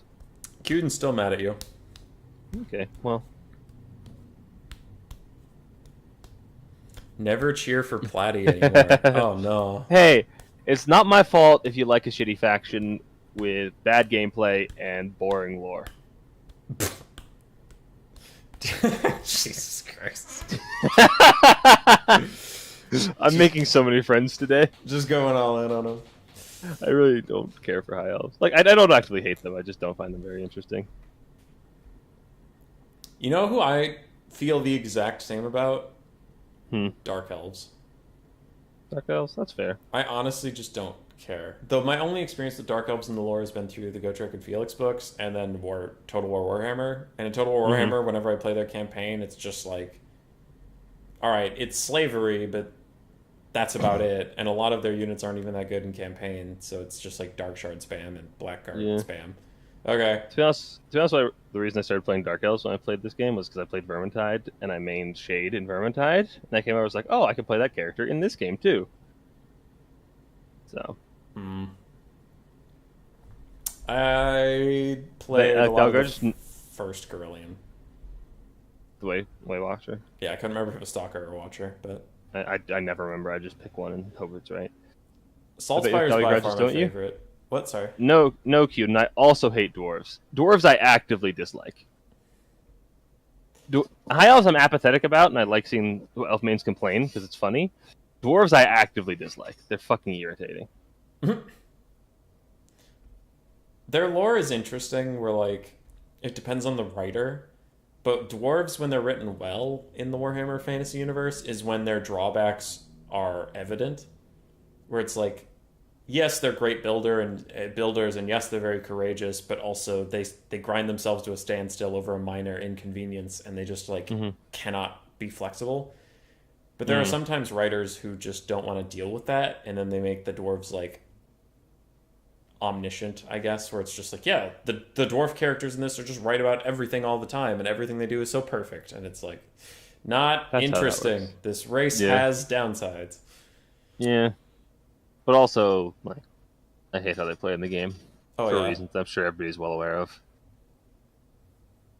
Yeah. I started to like Platypus, but that goes in the book. Awesome Rhino is hating on the Dowie. Here's a list of things that are instrumental to Dowie. I agree. Nobody likes Platy no more. Yeah. Rip. Stream over. God. Let's see. What do I like about dwarves? Miners with blasting charges are kind of fun. I like the miners with blasting charges. Those are fun. Here's another. You just came into my stream to say, "How dare you?" How dare you, dude? Another hot take. I don't really care about Chaos lore that much either. Nah, I play Chaos because they're good. Yeah. But I mean, like in the stories, the backgrounds of most of the Chaos characters are all kind of the same. Like some of the legendary lords are interesting, but in any of the books I was reading, the Chaos characters almost all have the same backstory. It's like I'm a mega badass. I did all these impossible things, and I'm going to lose to a dwarf with an axe. Yep. All the love here for winning with unmeta factions is gone. Oh well. Can you? I forget. In Domination, can you just straight up not have a lord slot in your entire army, or do you need you have to bring a lord? It just doesn't have to be in your starter. You can bring in your reserves. Okay. But then something else gets assigned as your lord. Yeah. I knew it didn't have to be your starter, but I forgot if you could not take one. Because most of these armies, as they're getting built, just don't have a lord, and I'm like, right. That's what makes Empire great, is that Balthazar Gelt, when stripped down, costs 350, so you don't even pay attention to him. Oh, that's why Empire's winning all the tournaments. Yeah. Yeah, basically. No, actually, that's a really big boon for Lizards, because usually you just take Tic-Tac-Toe and your reinforcements, and then he can yeet, and you don't care if he dies. Like, he can just dive whatever you want, and you don't really care if he dies, because he's not your lord. That is interesting, that he doesn't, like, take over being your lord or anything. Yeah. You know what, also, you'll like this, Human Boy. You know what's really cheesy about this? Skaven. Power grab on Chieftains. If you take a Skaven Slaves or Lord and desummon it, you get +8 leadership for your entire army without taking Lord loss penalties. Wow, I actually didn't know that. Yeah, +8 leadership for your entire army. Am I allowed to make a video about that? If I credit you, obviously? Yeah, go nuts. Okay. Platy, Skaven, also, leadership. That ability is also, the tooltip is wrong right now. It doesn't even say your lord has to die. Rip. Are the finals best of one as well? Yes, asterisk, Keaton. We did explain this. Yeah, we explained this a couple times, so I'll be really quick. But Swarv and Tank haven't lost, so they have a life. So Crabbling and Void would have to beat them twice because they're coming up in the losers bracket. Whereas if Swarv and Tank win one game, they win it all. Because otherwise it's bullshit that they won everything, never lost, and the other guy got another life, and then in the end it's just best of one and it's over. So this is some shit!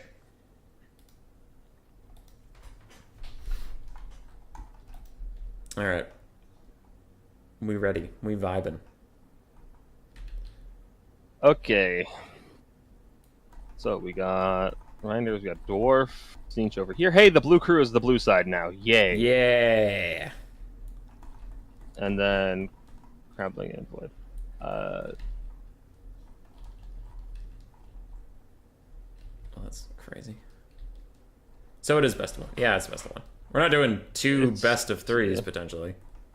Just say it's best of one. Cuden, sir. We're doing back to... Yeah, it's two best of ones, basically. Why aren't you a blocker? mod? Right, blocker. Thank you. That's not blocker. That's the wrong thing. Bestest be gone. Thank you for reminding me. Fixed. What the? I am mod, Human Boy. Why aren't I a mod in your chat? Type something in my chat, nerd. Wait, I thought I gave you mods so you could post your own stream. I am a mod. That's why I'm trolling you. Damn it! I was like, I swear. Yeah, I am a mod. We love the platypus in this house. So this Zinch Dwarves build looks pretty similar. You got a bunch of gyros and a bunch of Forsaken Chaos Warriors and Horrors. Organ Guns, Slayers, yeah, it's almost exactly the same. Yeah, Village has the same kit, which is still pretty useless. Yeah, looks like almost the exact same. And then for, Chaos and Budget Chaos. We have 2 Exalted Heroes of Nurgle and Festus for Crabbling. For Void, we just have Famir Balefiend of Shadows for any, Lord or Hero component. Marauders, Marauder Champions, Marauder Berserkers, Marauder Champions, Chaos Warriors, all mixed together. So just every form of... Ooh, Chosen with Great Weapons on the low ground. Interesting. Oh, that's unfortunate. A Marauder Berserker is the Lord for Void. Champion? Great Weapon? Oh, okay. I had lag. Sorry. It looked like a Marauder Berserker at the time. But, yeah, okay. It's a Great Weapon. That's fine. I thought if it was a Berserker, it's like one burning head and there goes your Lord. The unfortunate part is that they have Marauder Champion Great Weapons. Because they're pretty shit units in general. Yeah, I think they're here to try and cut through the dwarves' armor, but they're... Yeah, but compared to the normal ones, they gain AP, and they lose 14 melee defense. Mm-hmm. I think. maybe more. I think it's 18. You pay honestly. more. Yeah, they have like 32. Yeah, the other ones have 50. So, no, the 50. No, It's 50. it's a ton of melee defense. Yeah. It's an absolute ton of melee defense. They lose a third of their melee defense. Yeah. So and you pay more for them. So they tend to underperform. I'd still rather have them be my lord than berserkers if I had the choice, though, because berserkers one burning head and you lost your leg. Once he chosen Gateway, it's going to happen. Well, unfortunately, he didn't bring Gateway, so it's not going to happen. But I would love to see that too. But also, I see the exalted capture cats of Nurgle again. Mm-hmm. They back. Gyros were actually a pretty good answer to that last time. I wonder if Void and Crabling saw that game and have a counter that, or if they were playing their own games at the time. They were playing their own games, I think. Okay, it's 53 MP on champions. So yeah, the basic they lose 21 melee defense, and you pay more for them. Don't really like that trade personally. Yeah, no, definitely don't. Thanks, Cuden, coming in with the stats. There's the Manticore. Just got summoned. Yeah, it did. That wasn't Cuden. Oh, Cuden Rock in my said it stream chat. did. Yeah, Rock said it in my stream. Okay, we got some Marauder Horsemen. They can help skirmish against the Gyros. The Gyros have to kill them before they can get away with anything. Oh, That's oh. good, but A little bit of slideshow. yeah. So it looks like Chaos's plan is to just take Objective 3 and then sit on Objective 2 and make Dwarves and Siege come to them, which works until they start getting shot. Once they start getting shot, they're going to have to aggress or just take the damage, and that went very well last time when we saw the Wood Elf game. So that's the thing about Black Ark. If you control the low ground, your opponent has to push the high ground. So Yeah, it can be pretty hard to retake the low ground. They have a Gorby's Chariot down here, and it looks like blue isn't even contesting the low ground at all. They're just like, yep, fuck it, not ours.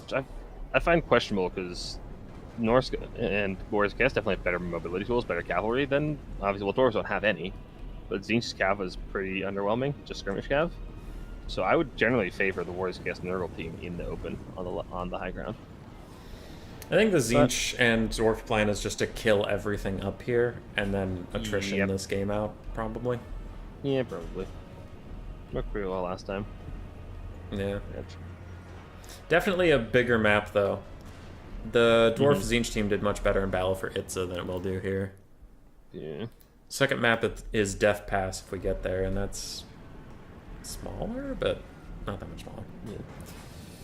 But more importantly, it has the points in a horizontal line, so it's a little bit. It kind of favors the static style a little bit more. I think Death Pass is my favorite Dom map, personally. Death Pass is a really good map, unless you're a cav enthusiast. Pretty ass for cav. Yeah. Marauders of Grey Weapons are getting shot by the organ gun. They have the same symbol as Marauder Champions with Great Weapons, so maybe that's the only saving grace of the Marauder Champions is their stealth. Kind of. Well, they're different formation size. You should be able to spot it, but Yeah. it looks like Norse is going to be taking objective 3 completely uncontested, which is fine. Gorby's Cherry gets in the back in the blue horse, means they won't be firing anytime soon. But, yeah, Dwarves need to be really careful that that organ gun doesn't get jumped on with the chariots. And they look like summoning gyrocopters to make sure that doesn't happen. But they have Furies! And the Manticore got through them. Furies. Yeah. Furies don't exactly have mass to block Fury, but now the Manticore's getting focused fired by that organ gun. It's not going to last very long in that situation. Unfortunately, the Skyhammer is trying to fight it in melee and not run away. You really need to get Skyhammer out of there. It's your lord, after all. Alright, now you can run with it while it's rampaging. Maybe it'll fight the Furies. Maybe. Hopefully, yeah. Yeah, now it's... Oh no, Chaos, please cap the point. Okay, Brutes of the Hound are capping the point still. And the Champions. Okay, good. But now, this is my point about Dwarves, is that all of their reinforcements are slow, and whereas Warriors Guests are just reinforcing Vanguard, Cav, Furies, Dogs, anything that can get out fast, and now Dwarves that summon in Slayers, they'll take a few minutes to get to the objective. And that's a nice bit of shade. That's on top of 2 blue horrors. And there's nothing really here to stop that chariot from just going to town on these Bristol units. There are gyrocopters, maybe. Festus is almost dead. Yeah, Festus is getting absolutely chunked by those gyros. He's he's about to break. And if Doris can rout him off, that's gonna be a big hit to Nurgle. They really want to grind in melee. If they lose their leadership, it's gonna be bad. That's gonna be a big problem. But the forces from Objective 3 are rotating up to a completely unprotected flank from the dwarves. They can just get around the point, get on top of the guns, get on top of the organs, get on top of the blues, whatever. Organ gun's already dead. That could be a real big problem. Organ gun is already dead. How did dogs get back there? That's a really egregious play. You cannot let that happen. You really need those organ guns to fire on the manticores and just peel off any skirmish cavalry and threatening the gyros. Yeah, it looks like Dwarves and Tzeentch are having a little bit of micro droppage. We also have some Furies just hovering over 2 skirmish cav and dying for free. Yeah. You also have Exalted Capture Cats of Nurgle pushing onto Objective 1 and capping it pretty easily, which I know you're just such a fan of. Oh, yeah. Yeah, this points one over them pretty quickly. Pretty quick. We got some spawn coming in. Spawn are going to be good. They can chew through the Chaos Warriors pretty effectively. Festus is routing. Festus is routing. Festus ain't coming back. He's getting focused by like 3 gyros. Nope, he's dead. Yeah, Festus is a goner. He's a dead boy. Goodbye, good doctor. Is he a good doctor or is he a bad guy? I mean, the lore is that he was an excellent doctor at one point. And then he... I mean, he still has the skills. He just chooses not to. So he's still excellently skilled. He's a bad guy. But Norska does take the 3 cap with the help of the Exalted Capture Cats of Nurgle. And yeah, now the problem is that dwarves just don't have any reinforcements that can make an impact for the next like 3 minutes. Anything they summon is going to take a long time to walk this point because it's so big. And that's just huge. Doomsage with the $10. What up, peeps? Just popping in to say hello and heart. Hi! It's good to see you. Thank you for the $10. You're very nice to me. Hey, Doomsage. How you doing? He's a good guy. Yeah, he's got long beards, waddling their tiny little useless dwarf legs all the way to the point, only to just get here and die because they're useless dwarves. That sucks. How do you really feel? Now I'm just doing it to piss people off because it's funny. That's fair. Yeah, I could see like Tzeentch and dwarves winning this attrition battle, but as for capturing the points, it just looks a little doomed at the moment. I think this is not the map for dwarves and Tzeentch. Yeah, they need a smaller one. Like I said, I think it's the ideal map for it because you can get your dwarven reinforcements there pretty quickly. You really need to do some of that Skyhammer before it dies. It's used all its bombs. It's used half its ammo. It's almost dead. Get it out of here, please. You killed Festus. Target down. Get it out of here. You really don't want to be losing your lord.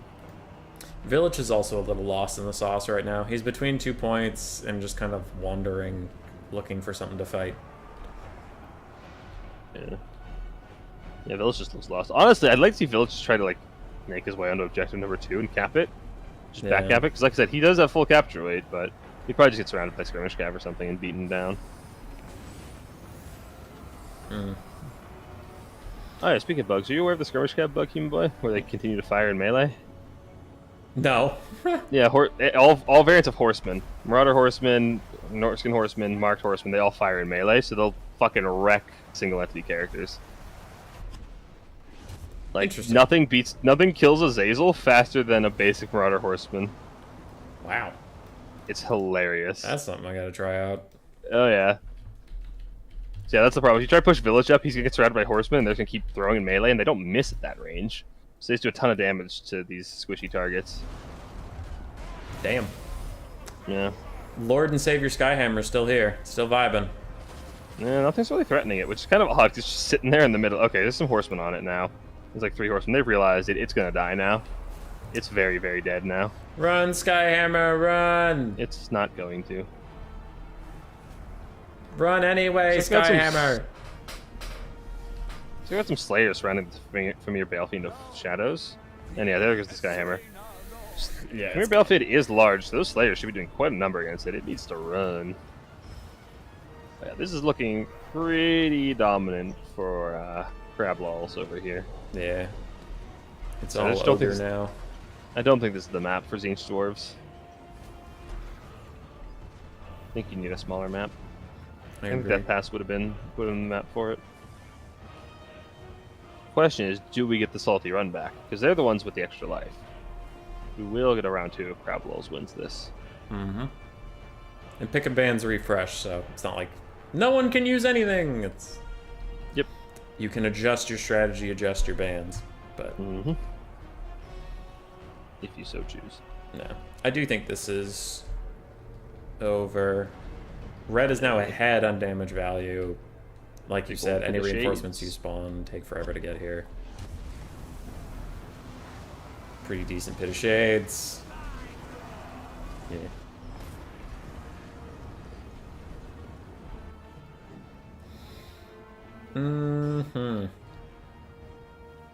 Human Boy's partner in crime is Platypus. Domination Extraordinaire streaming on Twitch with the link. Cuden doing the mod things so well. Thank you, Cuden. The dwarves actually are going to push on and take objective 1, but I see no world in which they take objectives 2 or 3. I see very few worlds in which they reach objective 2 and 3 by the time the game ends, because they're slow as shit and have tiny legs. They need to triple cap definitely at this point. I mean, look at these things. Look how tiny their legs are. How do you expect them to cover ground? Look at how tiny their legs are. From where I'm sitting, I can't even see the legs, so yeah, you just exactly. Can't even do it. I just zoomed in to get a nice close-up of some Slayer feats. Maybe filling a different purpose for some people, but that's not what I was going for. I'm just looking at the triple cap. Mm-hmm. Gyro's doing a good job killing all those exalted capture counts, but I think it's far too little, far too late. Though the value is even because of the reinforcement speed discrepancy, Chaos has a lot more in the fight because of it. I'm watching Tzeentch Forsaken walk around like doofs. Oh? Yeah, they kind of T-pose when they walk a little bit with their big crab arms. They're just like, I don't really know how to walk. Where is Tzeentch Forsaken? Back near the spawn fighting the Famir Balefiend.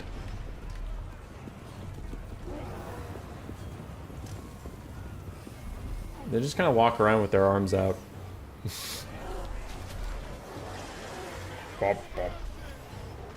I am very lost. Where the fuck are you looking at?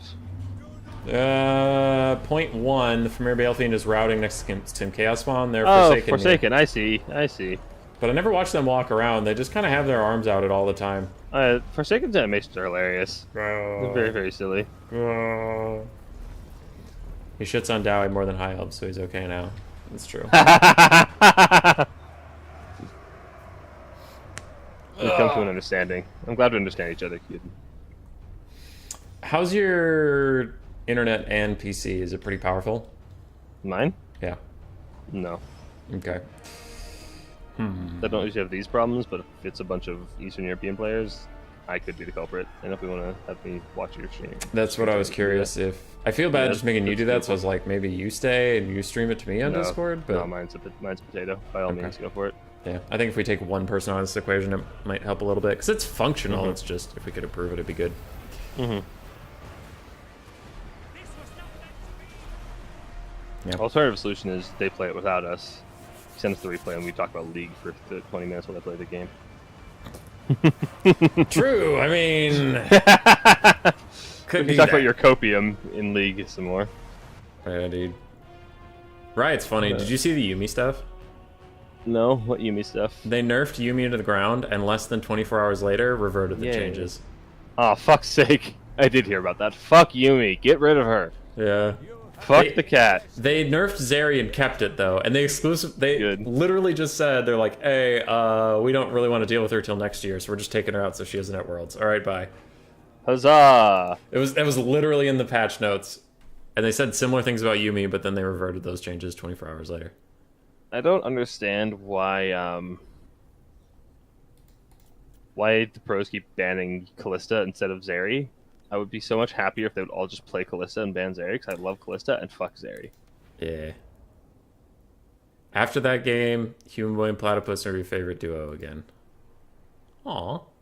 Yay. Swarv left.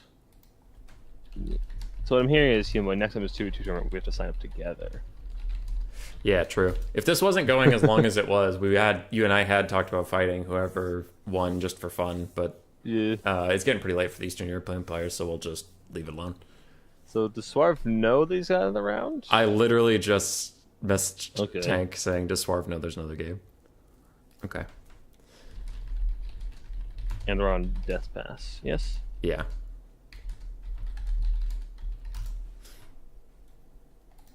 Alright, Death Pass is the map. And then I'll start streaming for you, and we can maybe get through this. Yeah, I'll hop out of the lobby. Last slideshow.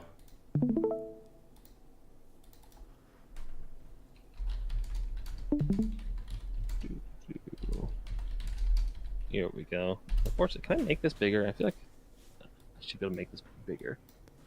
This sucks. I'm sorry. So, yeah. The meta... The meta's weird at the moment. Oh, there we go. That's the button. Literally, I was talking to my brother, and before Berserker... Okay, wait. This is spoilers for LCS playoffs, but if you're 3 weeks behind on playoffs, that's on you. When Berserker, like, absolutely shit on FlyQuest Game 1 with Callista and completely carried the game, that was literally the first time I saw what people were talking about with Callista, because for the whole season, it was like, permaban Callista, or, oh my god, Callista got through, holy fucking shit, and then someone picks her, farms for 30 minutes, and loses the game. And I'm like, what is... Well, yeah, if you're farming for 30 minutes with Callista, you're doing it wrong. Well, that's why I was so confused. It was just like, what's so scary about this? But anyway, I still would prefer to face Callista than Zeri, because it's like, well, it's more explosive. There are the times that you just shut her down, and then it's like, all right, that's not a character anymore. We stopped her level 1, so we win. I think either way, Callista's a more exciting character to watch. I am biased because I love Callista. She's my first main, but I think she's so much fun to watch. I mained Sejuani before they changed literally everything about her. Mm-hmm. Back when the ultimate was AoE, so it hit everybody. Oh, that sounds balanced. It was, because the rest of her kit, they changed her so she didn't have the single target stun. Her ult was her only stun, but it was like, if you hit somebody, there's a circle around them if anybody else in that circle would get frozen. Her W was an auto attack reset, her E was a slow on anybody you've attacked recently, and then her Q was still her charge. And that was it. And then they changed her to be like this bruiser 1v1 duelist for God knows why, which made no sense to me. And then they gave her a new passive that's like, she's super freaking tanky for the first 3 seconds of any fight. And then people are like, she's too tanky. And they're like, okay, what if we just make her not tanky at all? Oh, she's not tanky at all anymore? Well, she needs more damage to fix that. So now she's like a bruiser that people pick top lane because she can solo kill people early in the game. And it's like, what are you doing? What are you doing to my beautiful late game tank? Fuck you. I didn't see nothing wrong with this. I like tanks, dude. I'm a tank player, not a bruiser player. I know you do. Dude, my brother told me a scary stat, but it's actually true. The last tank they released was Ornn. Yeah, and it was like 2017. That's so long ago! What the fuck? Yeah. What's with all these anime characters? You know the last jungle tank they released? Zac. That was before. Those were both before I started playing. Dude, what is this bullshit, Riot? Giving over to the weebs. The solution? What? Is just to take fucking Viego and build full tank. Yeah. Well, actually, you could play Set tank. Set can be built full tank too. He can be, but he's designed to be a bruiser. I'm just saying the last thing designed to be a tank was Ornn. Yeah. And it's kind of like, oh, okay. So we've had a million anime girls since then. Anime girls are fine. Tanks, no. Nope. No one wants to fuck tanks, even though Gragas is in the game. Even though Gragas is in the tank. God, this game sucks.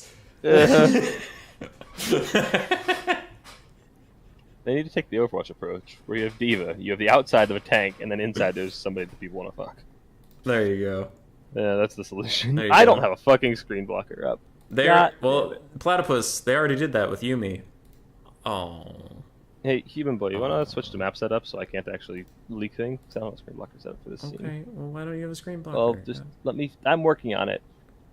They're still doing their picks and bans. Oh, Platypus. Okay. I'll message Tank about picks and bans again. Okay, I have a blocker now. Okay, go back to doing what you want. I have a Festus now. Alright, I'm just sending Tank a grossly positive message to get him to try and tell me the picks and bans. Picks and bans, please tell us we love you. Okay. I have D&D tonight. When? What time is it? Are you playing or DMing? DMing. 7 p.m. Nice. I'm just over it. I'm over it. Mm-hmm. It sucks, but I have a campaign that I'm just done with, and I'm ready for it to be over. Yeah. It was fun while it lasted, but I don't have the time to put into it anymore. Yeah. And especially as the DM, that feels bad. Yeah. And we all, like... There's this definite endpoint. It's 3 sessions away. and we've all been super busy this summer, so we haven't been able to like really sit down and do it. So I just have these notes for 3 more sessions that are right next to the recycle bin that I'm like, come on. Come on. Push it over. All right, Crabbling banned Vampire counts. Tank banned Slanesh and Nurgle. Crabbling banned Zinch. Interesting. Zinch Nurgle bands. So Tomb Kings is still on the table then. I might see some more Tomb Kings. Tomb Kings, Warriors of Chaos. Those are the 2 like really strong ones that are left, I guess. Yeah.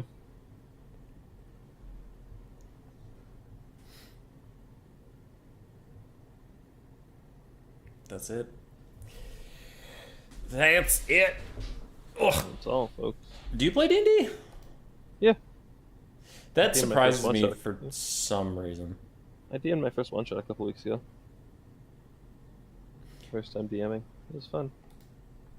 Keaton, why do you need a blocker if you can just sit at the map setup? I like to watch the armies, so I'm prepared to talk about what's going to happen during the game, rather than be constantly surprised about what's appearing on the screen.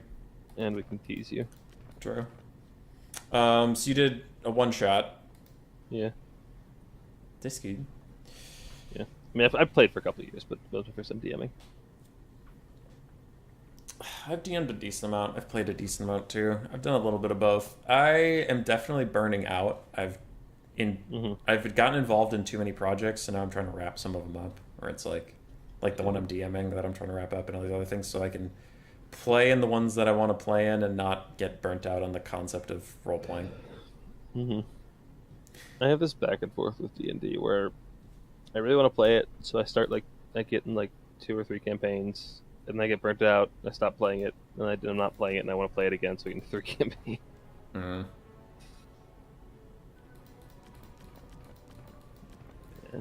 I can get frustrated at times because there are times the one thing I've never had in my entire life is a serious role playing session.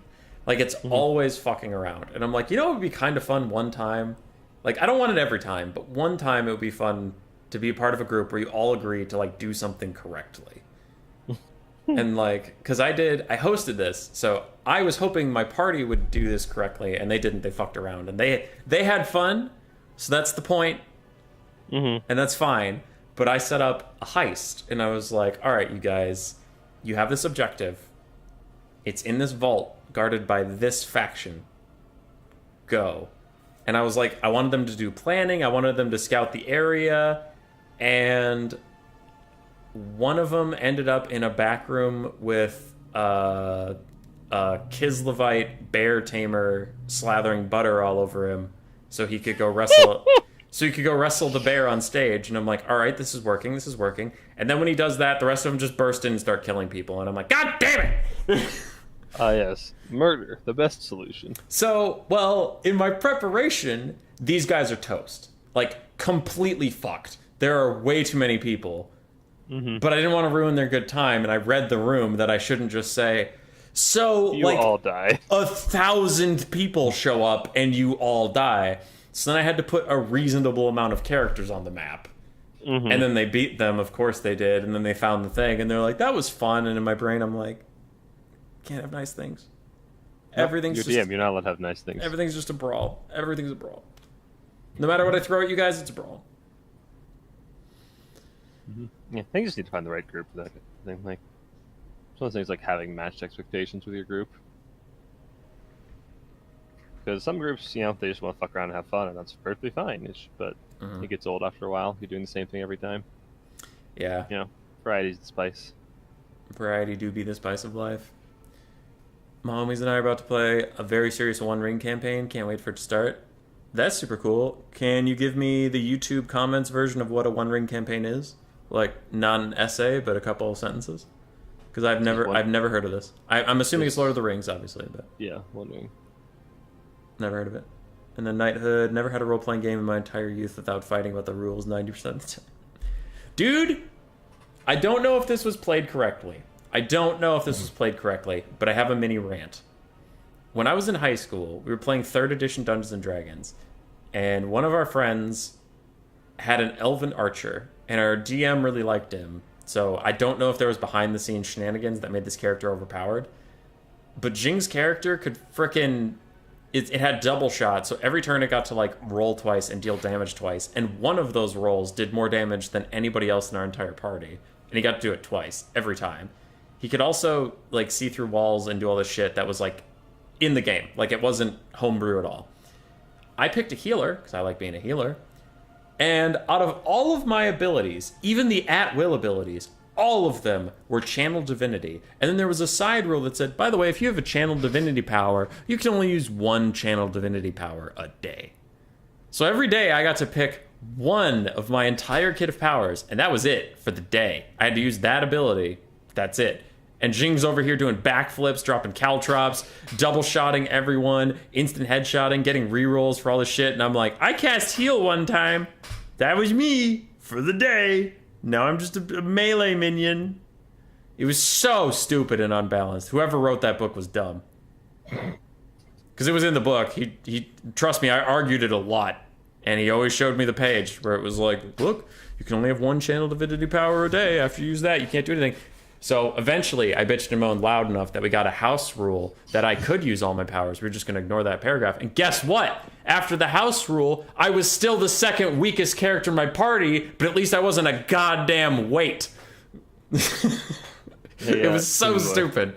It's such a stupid rule that if you take it off, you're still the second worst in your party. You're just not actively hindering their progress. I mean, the role has reversed. We're now in 5e. Clerics are just busted as hell. Like the healer is the most overpowered shit in the game. Yeah. And also, Suzia says you should make less murderable NPCs. God dang it. I'll respond to that in a second, just for the actual game before Houseplank gets mad at us. Tank picks Chaos, Crabling and Void pick Norska and Tomb Kings, and then Tank picks Dowie. So it's Chaos and Dowie versus Norska and Tomb Kings. Is Houseplant DMing you, tell you to focus on the fucking game? No, but I remember he popped into chat once and got real mad. Oh, so mad. Like, just furious. Everybody in RTK loves trolling Houseplant by doing off-topic things. Houseplant's like, he shows up, he wants to play the game. I'm like, that's fine. But then, like, he'll show up and we'll be, like, streaming a campaign, and he'll immediately leave. I kind of remember that from when I was chilling in RTK. I remember he usually had Smalls. I don't know if Smalls is around much anymore, because Smalls didn't... Last time I checked with him, he didn't enjoy Domination mode. But Smalls used to always be in the chat, so whenever Houseplant showed up, he could play with him. Yeah, well, Smalls started new jobs, not around. But Houseplant has been... go show up deafened while he's at work and watch people play. Yeah, he does that. But then he gets in, he watches a stream, and then he sees it's, we're playing campaign, we're playing Vermintide, and he'll just immediately fucking leave. Got him. And we actively do it on purpose to troll with him. There's a joke there. You start streaming, you just summon Houseplant. He just appears. You can be sitting in chat for hours, and he won't show up. As soon as you're streaming, he appears. He's always looking for it. My attempts to get a rise out of RTK did not provide any of them in today's tournament, but I went in there and trolled him. Mm-hmm. Well, it's kind of last minute. A lot of the NA, most of the Dom players are NA, so those things are just too early for them. See, I didn't know that. Mm-hmm. So you're saying North America is the problem? No, I'm saying pick a shitty time. I think North America are the good ones in Domination. And you need a schedule around them. Well, you got Saturday locked down. Since Sunday's the only day for tournaments, I usually run Vermin League then. So. Well, I'm probably going to swap that around. A lot of people have been asking to do newbie tournaments on a different day because they can't play Saturdays for a reason, so I might switch that up every now and then. Alright. If there's ever a Saturday free, let me know, and I'll try to host something there, because Saturday is prime time, but I don't want to compete with 130 players playing Domination. It's like, alright, well then. That's fair. Yeah. I'm either going to get nobody, or I'm going to ruin a good thing, so that's just not worth doing. Mm-hmm. I see you got a lot of players there. It'd be a shame if somebody... Speaking of that, ODM hosted a tournament this past weekend, Land Battle tournament, same time as my newbie tournament. And I got a bunch of DMs saying, I need to lose the ODM tournament really fast so I can play in the newbie tournament. Just a bunch of people DMing me saying they need to get knocked out of the ODM tournament. Got them. Uh-huh.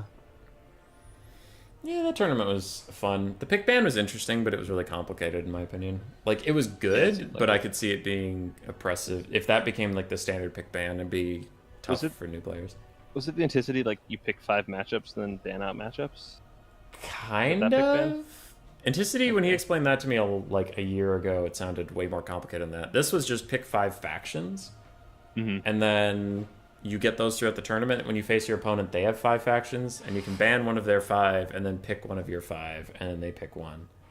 Okay. And that's like, it's fine in practice, but I just worry, like, already Land Battles has the problem of just people get scared of the rules, and then when your pick ban is a paragraph, it's like, oh god.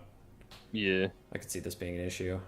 But same as the rules, it's like, it's not actually that bad once you get into it, but it looks oppressive. Yeah, that's like with my newbie tournaments. I try to keep things as simple as possible because, I want to make it as easy as possible for people to try it out. Now, the one Antici was trying was you both blind pick 5 factions in order, and then you reveal them, and you're matched up against. Like if you and your opponent, you start, you pick Nurgle, your opponent picks Khorne, then one matchup is Nurgle Khorne, and you have 5 matchups. You can ban out matchups. You both take turns banning out a matchup until you have one left, and you play that one. I mean, that works, but it's a lot of steps. It's a lot of steps, and I also feel like it also is like kind of RNG because there's a chance you end up with all bad matchups or all good matchups. Yeah. Or all mirrors. Yeah. Well, I've been talking to some new players about how to try and get things better for them to try out land battles. And I have a simple land battle tournament coming up where there's no just unit caps on and then like 3 rules, which is just don't camp on the white line, don't camp in a forest, always be attacking, and that's it. And that kind of thing. But also I look at like the fruit rules, and they are definitely catered. They're good. Like, don't ever, this is for chat too, don't ever like think that I don't appreciate what the fruit rules people do. I do.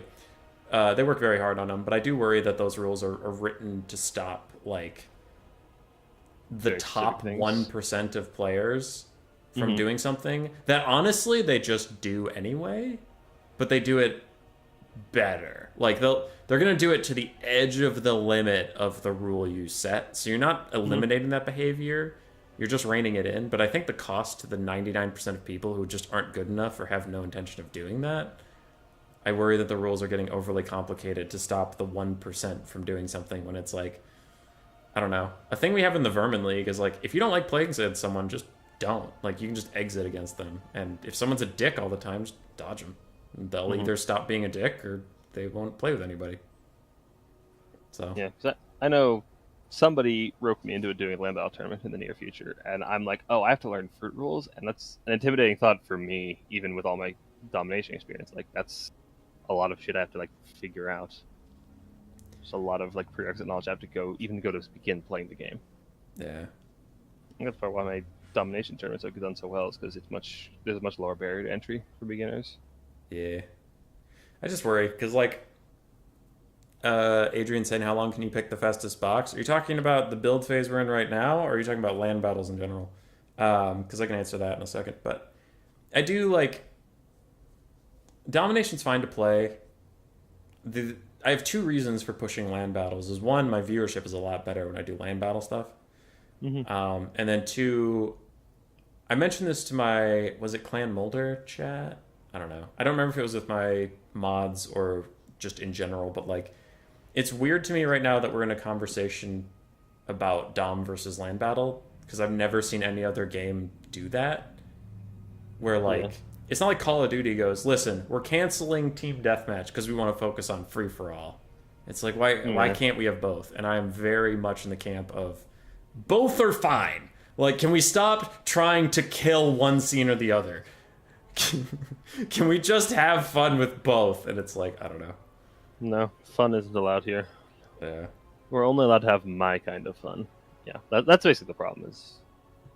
I mean, there is some issue of like balancing is a little weird with both, but you can also balance them independently. Like, I don't feel like it's that difficult to do. Yeah. No, and I think the balancing is going to be fine. It's just like, I think the community I think CA worded some things poorly that set the community against each other. Mm-hmm. And then from there, it's just been community driven of like, there's a vocal minority that's like, this is the only game mode unnecessarily. And it just sucks. Because now there's people that have never played land battles that hate them. There are people that played like 2 domination games that hate them. And there are some people, I'm not trying to discredit, if you don't like a game mode and you gave it an honest shot, that's fine. But I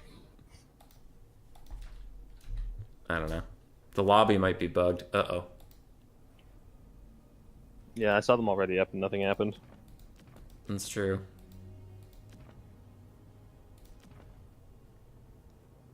Maybe because there's an extra spectator slot? Maybe I was just going to message Crabling.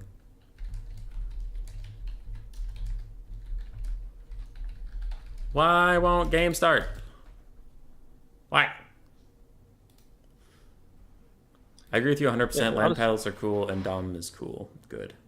I think Dom having that low barrier to entry helps land battles. So it lets people get their feet wet multiplayer and then they can say, okay, I want to try this other mode. Whereas when land battle is the only one, like we're talking about, fruit rules are so much prerequisite knowledge you have to even start playing. Whereas Domination, you can just launch the game and play the game. Like, it's all self-contained. So it's much easier for people to get into it. Yeah. It's a gateway drug. It's a gateway drug. It is easier. I will say there is some stuff that's like not, it's not perfect, but it is easier. Mm-hmm. But there is some stuff that you need to know. Like, apparently those chariot characters do 10 times the cap weight, which is a bug. Like, I know it's a bug. But someone who knows that versus someone who doesn't, they could be really confused. They're like, wait, I thought I had that point. How the fuck did it get taken in 1 second?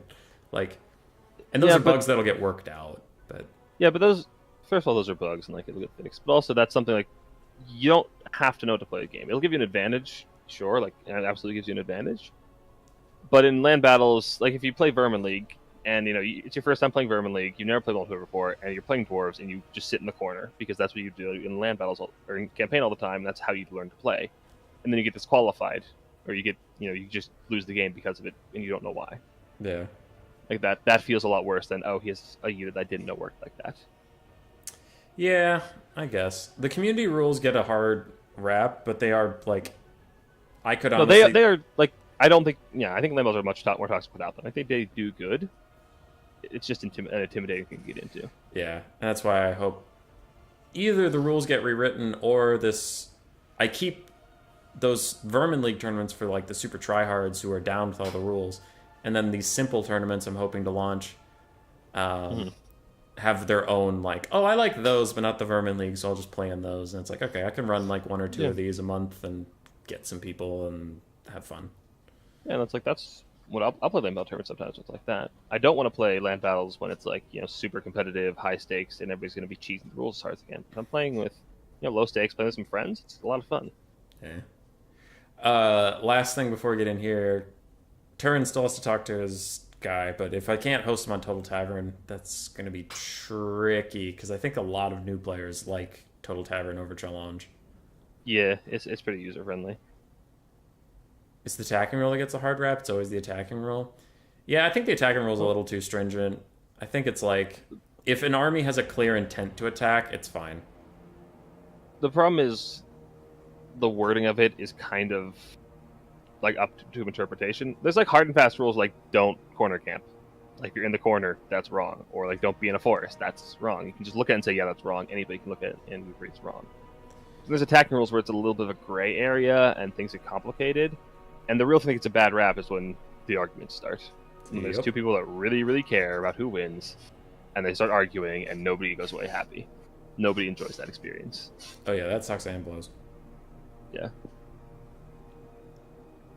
Yeah, I think if you have an intent to attack, it's fine. Like, if you're literally just running away with everything and doing nothing, then the game sucks. But also, this is a hot take, and some people will hate me for it, but there are also times where I feel it's a little disingenuous.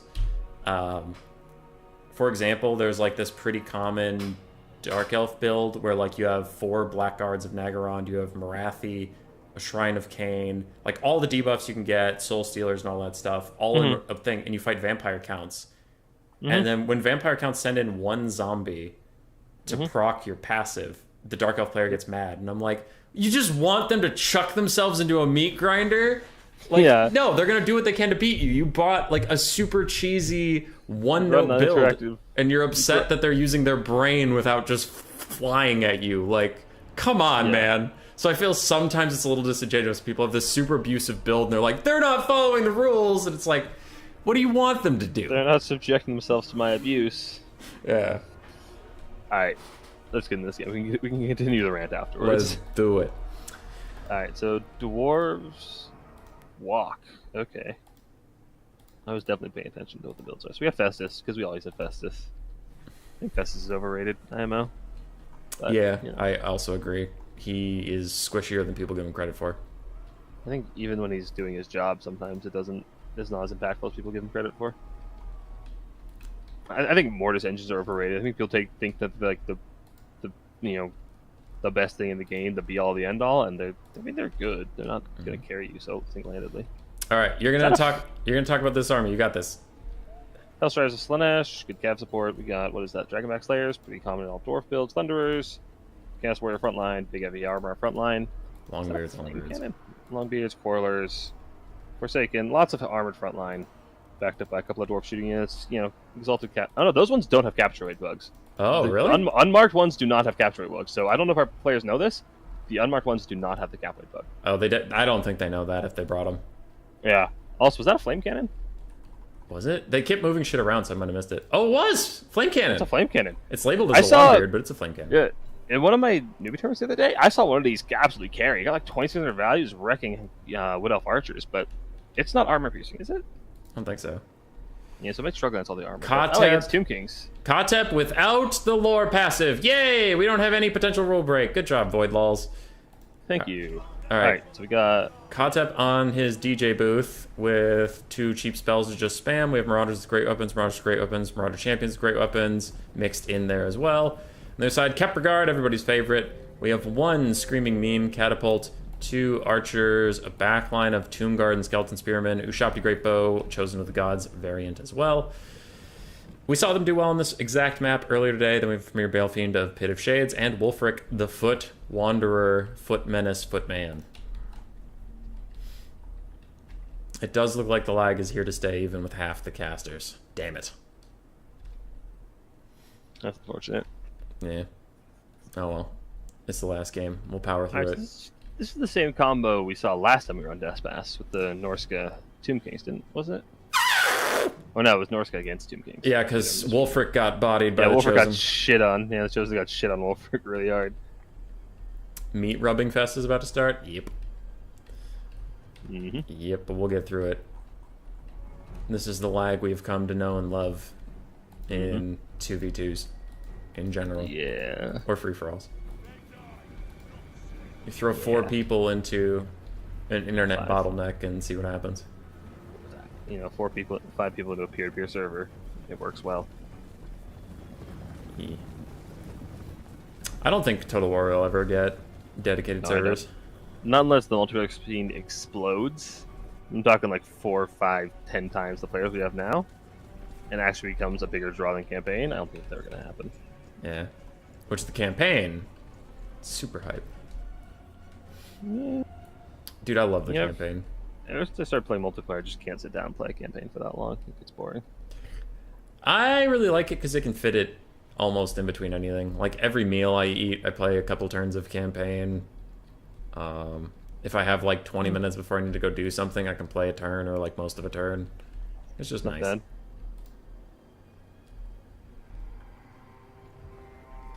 Lag is pretty much granted. Yup. We are 30 seconds into this game. Don't you worry. I wonder what can kill Festus. Because looking at this, he actually might be okay unless Footrick just walks straight at him. Ushapti Great Bows do okay. But he's foot size, so they miss a lot. I could see maybe like a Tomb Scorpion coming in trying to get after him. I am always disappointed by Tomb Scorpions. I don't know. Yeah, their melee stats aren't great. They're kind of just cheap terror, usually. That's all I really bring them for. Oh, that wasn't as bad of a volley as I thought it was going to be. Yeah. Dwarves and Chaos. That's not a build I'm used to. Kind of surprised we don't have Thunderers. We have some quarrelers. They need to shoot the shop too. Tunders. Oh, we have Screaming Skull catapults now. I really like Screaming Skull catapults. I'm surprised we haven't seen more of them. They just do so much to nuke the leadership on top of their bug hitboxes that make them do a lot of damage. They're really, really good.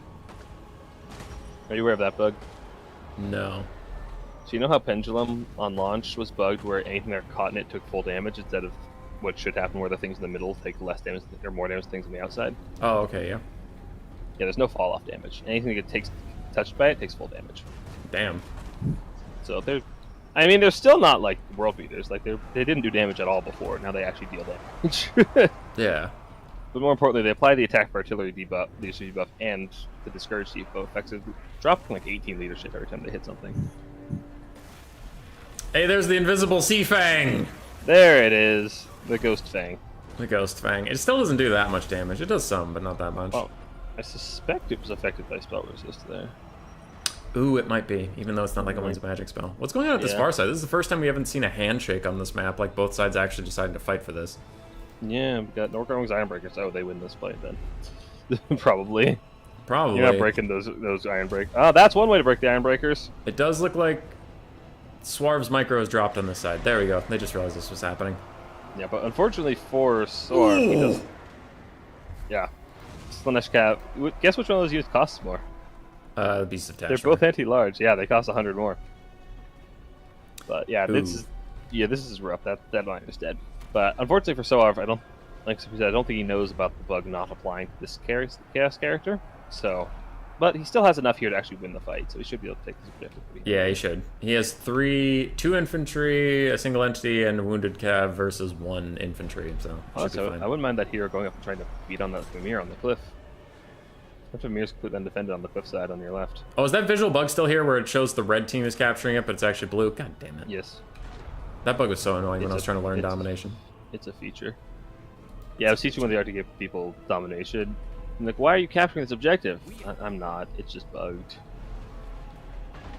I think I can go shower, make it very late at dinner, and I'll be back about half the battle. Hey, the lag did calm down after we got going, which is weird. You'd think with more shit going on it would lag more, but no, it's actually doing quite well. Mm-hmm.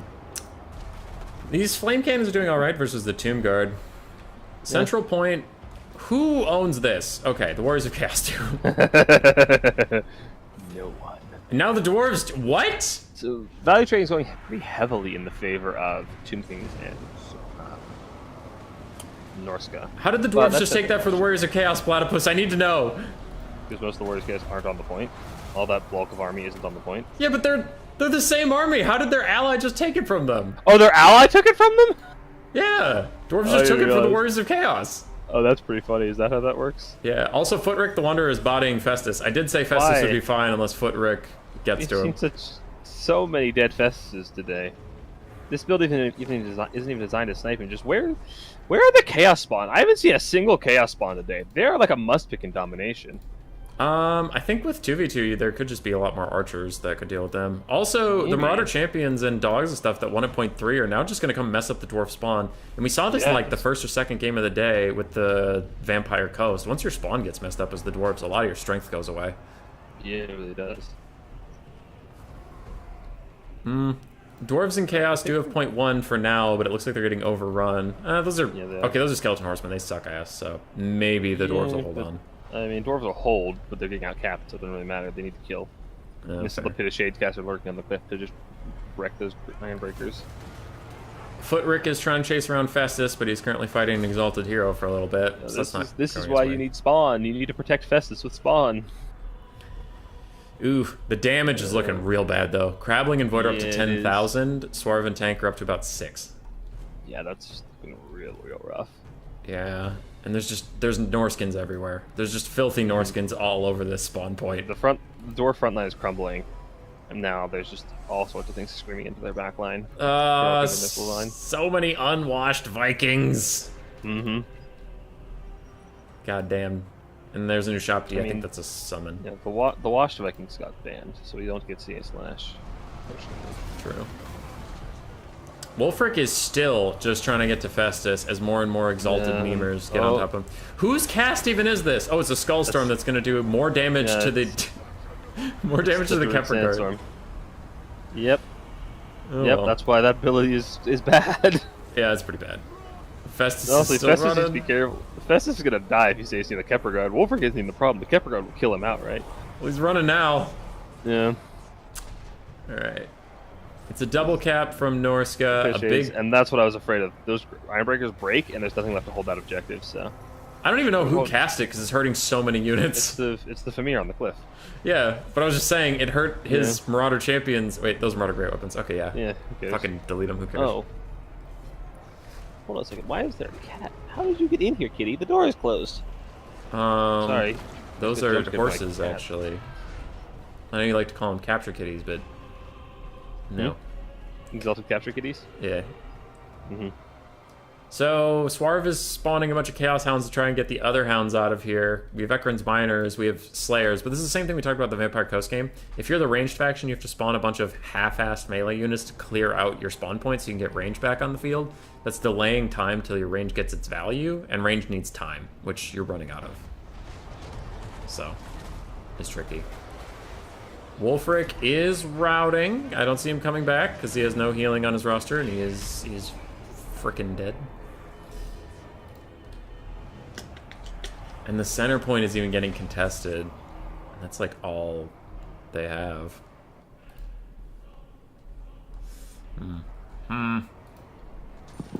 Before anybody asks, no, there's no Tomb King's neck bug. He doesn't even bring it, and you can see any ranged unit is actually running out of ammo. So That's very fortunate. Why is that catapult so far up?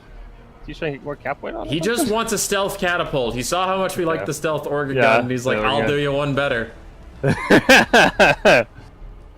Yeah, but it looks like this is going pretty poorly for the dwarves and Warriors of Chaos. They kept up in points for quite a while, but now it's looking doomed. We're about to triple cap. They're tanking, but they're working much better. There's that Tomb Scorpion I was talking about, and it's getting after Festus, just like I said. And it's missing Festus, just like I said. Yeah, well, I said I was going to try it. I have actually tested this, and I only came one Festus. I have 35 melee attack as a single entity. Yeah, it loses a 1-1 to Festus, I'm pretty sure. But it doesn't matter, it doesn't have to 1v1. And it just has to hit him, which is also It's not draining to his Mortis more damage than it's doing to him, cycle charging his routing ass. Mm-hmm. There we go. There we that was go. a hit, wasn't it? Yeah, and it was. Festus shattered. It did good. But he's still draining as he shatters off. The Famir Warriors, the Mist Stalkers are here! Big heavy AP hitters, armor sundering, really good against dwarves. We love Mist It Stalkers. really help all your all your skeletons do a lot more damage in melee. Which is pretty helpful. I have a question unrelated to this game. What would that be? Are Death Runners actually good, or is Turin pumping me full of lies? The things they were good against before, they're still good against, but they just get shit on by cavalry. Okay, because It's still really squishy. I feel like Turin said it 3 or 4 times on stream that like Death Runners are super good in Domination, and I've tried it in a couple quick battles, and I'm like, these guys are not doing much. I think he said that because I keep beating him with them, but they're okay. They're good against. I mean, like I said, they're good against what they used to be good against. They're good against armor. They're good against dwarves. They're good against Gete. I always bring like 1 or 2 to a really nice Vanguard summon, but they're just really squishy. Why is DJ Kotep in melee mode? Because stealth artillery would know for this. Yeah, he needs to be very careful. He's going to die, but I think dwarves are going down a pretty hefty amount of objective tickets at this point, and as we discussed before, their slow asses aren't very good at retaking objectives. Yeah, If you get 3 capital playing dwarves, you have a very hard time retaking. that's fair. That's fair. It's looking like the GG. We are still triple capped. We're entering the 1,000 tickets to win stage. Icehorn Marauders are uncontested, holding point 3. For the moment, something's summoning to challenge them. Oh, the Chaos Warhounds of Poison are definitely going to beat the Icehorn Marauders. Yeah. For very sure. much so. For sure, Platypus Absolutely. with the perfect analysis. Super Well, no, happy. you know the bug, right? You know the horse or the dog bug, right? Yeah, they do 10 million capture weight and they just instant kill Icehorn Marauders. Yeah. Super happy I invited you on the stream, everybody. Platypus knows what he's talking about. I'm kidding. It actually has been a joy. All right, And yeah, thank God. they're dropping. There's nothing left to be had here. And again, GG, Crabling Another and victory Void Walls. Void and Crabling. They did Very, it. very strong showing. Yeah. They did it. Proud of them. Proud of the Indeed they lads. did. Tank and Alright, Swarv with a very impressive run all the way to the finals. Yep. It's good stuff. Also, why does Wolfric in this picture look like he's in like stage lighting? I don't know, but that facial expression, it looks like somebody just farted really bad. That's what that facial expression is telling me. Oh yeah, actually, yeah, for sure, for real, Yeah. for real. But, All right, GG, well played to all players. Tank messages me. GG. Thanks for playing, guys. Tank Have you says he played? did not know that those unmarked heroes do not camp. Yeah. Do not cap. Yep. You played Tell well. him that I did. Tell him that I knew, and that's what I matters. think he can hear you. Oh, he can? Yeah, I knew. All right, I said that as soon as I saw them. Okay, Platypus. All right, Platypus. You, me, 1v1. Who really wins the Oh. stream? Alright. Let's hop back to my actual game, and let's stop stream sniping you. Don't stream snipe You me. want to That's go rude. Domination? That's mean. Alright, I get to play Slanesh, right? Sure. Okay. Yeah, that seems fine. Slanesh on Black Arc. Slanesh on Black Arc. Sure. I'm down to get slapped by the world's best What was domination the player. fucking? What was the password? 1-1. Okay. So you're just mashing buttons in the passwords, so. Alright, now what do we want to actually play? What do we actually want to play? Okay. What are you playing? I didn't. You can pick Slanesh. I'll pick whatever. One second. I think I'll play some lizards. I didn't list a prize, but it was the Discord picture. Something PG-13. Nothing from Mars Clash. Skaven slaves, please. No, yeah, I said nothing. I said PG-13 and non-political, just because with the elections getting closer, I just don't really want any of that bullshit. Fair. All right, Slanesh, and I can pick anything I want to No, I'm beat. playing lizards. I'm playing lizards. What the fuck, dude? Do you want me to play Slanesh? I'll happily play Slanesh. I was just trying to be nice. I enjoy playing Slanesh. I'm not good enough at this thing that matters.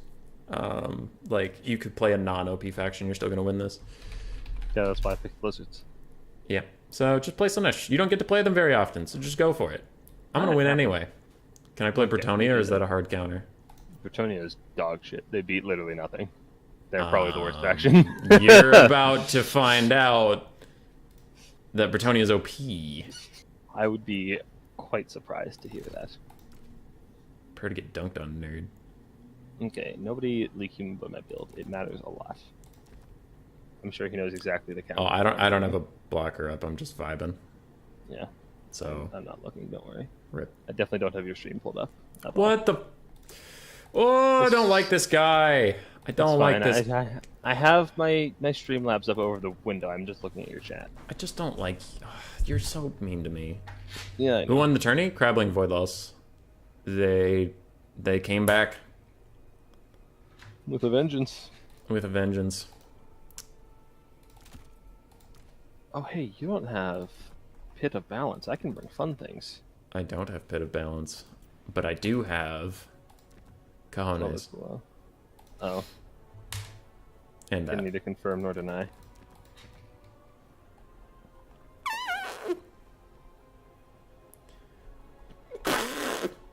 How do we want to do this? I don't know. What do I do? Domination. Don't do that. Why is the top army so big? The top army was supposed to be smaller. No, it's only in 2v2s where you get 10 unit slots. That's so stupid. Yeah, you can bring a 40 stack pretty easily in Dom. You can bring an actual Vermintide. It's great. Yeah. Can't confirm. Alright. I, for one, thoroughly enjoyed the Vermintide. Vermintide. Oh, what? That's... Oh, but then the... Oh! Okay, guess I won't take that. Are you having fun yet? I was gonna take a catapult, but it's 850 gold, and you're just gonna spank it. Oh yeah, all my peasants are just gonna get murdered, and you're gonna get, like, army passive off of them. Mm-hmm. Oh, I see You what actually you're want to up see... to. I could do something more fun that can just dumpster Bretonia. You do I whatever found out you something want. really funny about Bretonia. So you know a fun fact in Domination? Sure, what up? Bellacore can actually just solo Bretonia Nah, dude. without any... Well, I mean, Nah, he supports dude. cap points, but... Yeah, This is going to be an easy dub for the old Brettsters. I mean, I'm not bringing Bellicourt. I'm playing Slanesh, but you know. Dude, I think the most fucked up thing about domination mode is that you honestly think you can defeat Bretonnia. That's like pretty cringe. I mean, it's time for the question of power creep. Can the game 1 Cav faction beat the game 3 Cav faction? And the answer is no, get fucked. Basically, yeah. I just joined. How long will you stream today? Probably this game against Platypus, then call it, because we've been going for 5 hours. I am ready for dinner. Glad to catch live stream, Humbo. It was cool to talk about League. Good luck in getting smashed by the world's best Dom player. Hey, thanks, the Adrian. I hope you have a good night. You have a beat as each player on ladder the other day, so clearly OP. Bretonnia is very OP. Yeah. I was actually thinking about the wrong map when I built this build, but I don't think I would have made any different decisions. This is probably the best map for Bretonnia. This map, Cav is so OP on this map. Just because reinforcements are so far away, you want Cav most of the time. So Yeah. it gets there in time. Yeah, which is why all my infantry are in my second army. Okay. Are they actually? I'm not that stupid. I do have super cheap infantry in my second army, but most I of know my... you're not stupid. I also know that you consciously choose to make bad builds sometimes. Sometimes, but most of my 90% of my infantry funds are in my first army.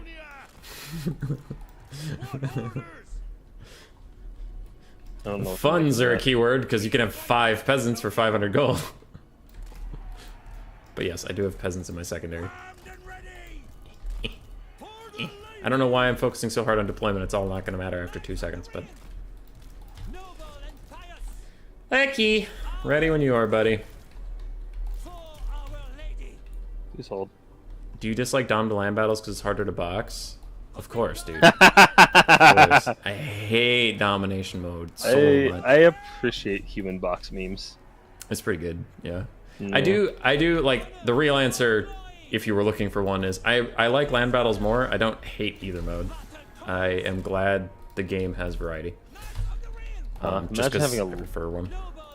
I'll let your lord is flag. Oh shit. That's I'm a not weird looking complaining, but not Bellicourt. being- I can't bring Bellicourt Slanesh, genius. Well, then why were you talking so much shit about him? Oh, God,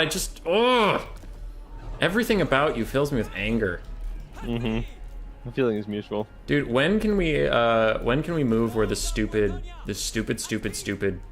I know. spawn The thing deploy, is? the redeploy? Yeah. It fucking sucks. It fucking sucks ass. You can't move it. It's just right over your, like, 1, 2, 3 slot. Yeah. It's a feature. Dom, you can have 3 boxes at the same time. Hey, let's go, based. Noticing you don't have any ranged units. What's that about? Me? Yeah. I have literally one range in my entire roster and I don't need it.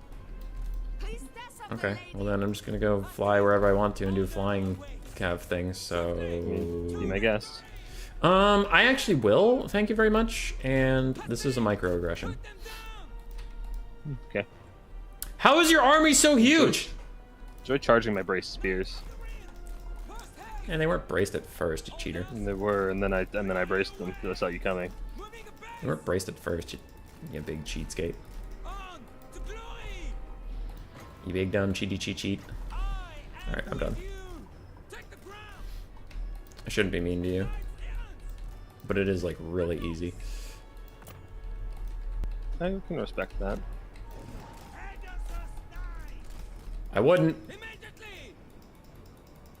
Wait, why can't I attack you? What? You can't just take off! Ooh, I can. What are you gonna do about it, bitch? You bastard! You landed in my troops! You're a bad person. That was very funny. I like this situation because one of us knows how this game mode works. Nah, dude. Nah, broski. Okay. Rear charge over there. None of my cav have Vanguard, which is pretty cool. Yeah, it is, isn't it? Holy shit! Oh, wait, no, that's not the... I thought that was the tier 3 army ability. I'm like, how'd you get that already? Unless tier 3 army ability is not a bombardment. No, yeah, I was thinking of the Zinch one, but it just surprised me. Was all. It was very sudden. Understandable. Have a nice day. So my cav are a little spendy, is what I'm noticing. I'm not talking to you. Hello? Hello? I said I'm not talking to you. Nope. Oh. Alright, spam. I just had to see if it wasn't spam. No, my little caster! No! No, my little caster! Azazel's just vibing. Uh-oh. So you have more units on the field at the moment. And potentially better units on the field at the moment. These are both correct. Ah. And you're saying Bretonnia is bad. Why? No reason in particular. I just don't understand why you would slander Bretonnia in such a way. Because a faction only played by smelly French people. We might kill Azazel, so I mean, that's a moral victory. You won't, but that's nice. It's a moral victory. But what will you do against peasants? Well, that's what Azazel's for, mostly. Azazel can just go kill that blob. You can die to Seekers. No, leave me alone. Seekers are a highly balanced unit. Oh wow, Oh, no. That wave spell really still doesn't do very much damage, does it? Oh no.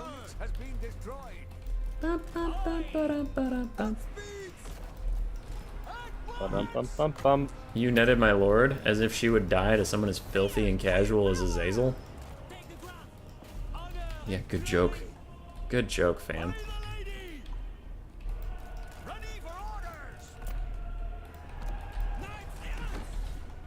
Go, Alberic! Go, Alberic! And kill him! I will come back here and I will flaw you to death, sir.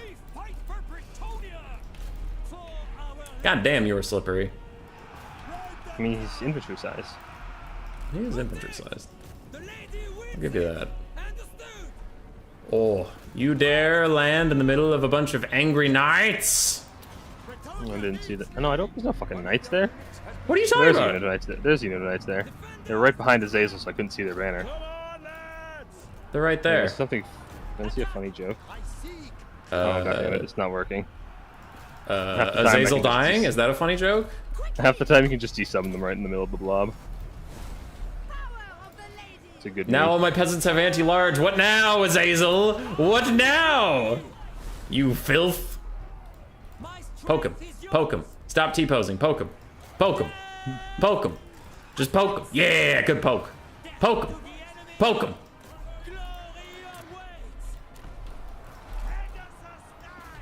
I have one objective now. I know. Aha! You have been defeated now, Slaneshi. I mean, if I were a Norscan tribe in campaign, yes, I would be defeated. Got him. You know what's funny is our damage value, like, it is 2-to-1, but it feels like more than 2-to-1. Which is like, your units are garbage. That's because your units are just garbage. I know. It's just funny, or it's like, huh, I feel like this is going really bad, and I look at the damage value, and it's like, Yeah, I mean, I noticed that too. It's like, it's not going great, but it looks a lot worse than it seems. But now, Alberic's just losing to Seekers. The Seekers are a balanced unit. Got him. Alright, we might be dead. There's no we about it.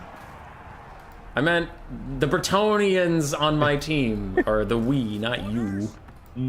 I'll concede and save you the embarrassment. Oh, I've had a blocker up this entire time! God damn it! Ha! Ha! Got him. It's okay. It was censored. We couldn't show that on television. You couldn't show that on television. Alright. 1v1 me again, noob. After I go get something to eat. No. Okay, bye. Thanks for the stream, buddy, friend. Yeah, it was fun. Let's do it again sometime. We will. Alright. Bye. That'll be all. See you, folks. Right. As for the rest of you, that was RTK's Platypus. He is a very good Dom player. He's also a pretty fun dude, a pretty fun streamer. He hosts a lot of tournaments. around the community, most of them on Total Tavern. You can go find them there. You can find him on twitch.tv. Big thanks to him for co-casting with me today. Hope you had a good time. I know there were some lobby issues and some lag issues, but that is unfortunately the world we live in. Next stream... might have one tomorrow, don't know. I'll have work till noon, then I have stuff going on at 6, so I guess I could stream in there. Thursday, I will have something, just not sure what it is yet. And Friday, I'll probably have those new player tournaments as soon as I hear back from Turin, whether or not I can do stuff on his website. So I'll figure those out, but stream's coming. Stream's coming. All right. Goodbye, everybody.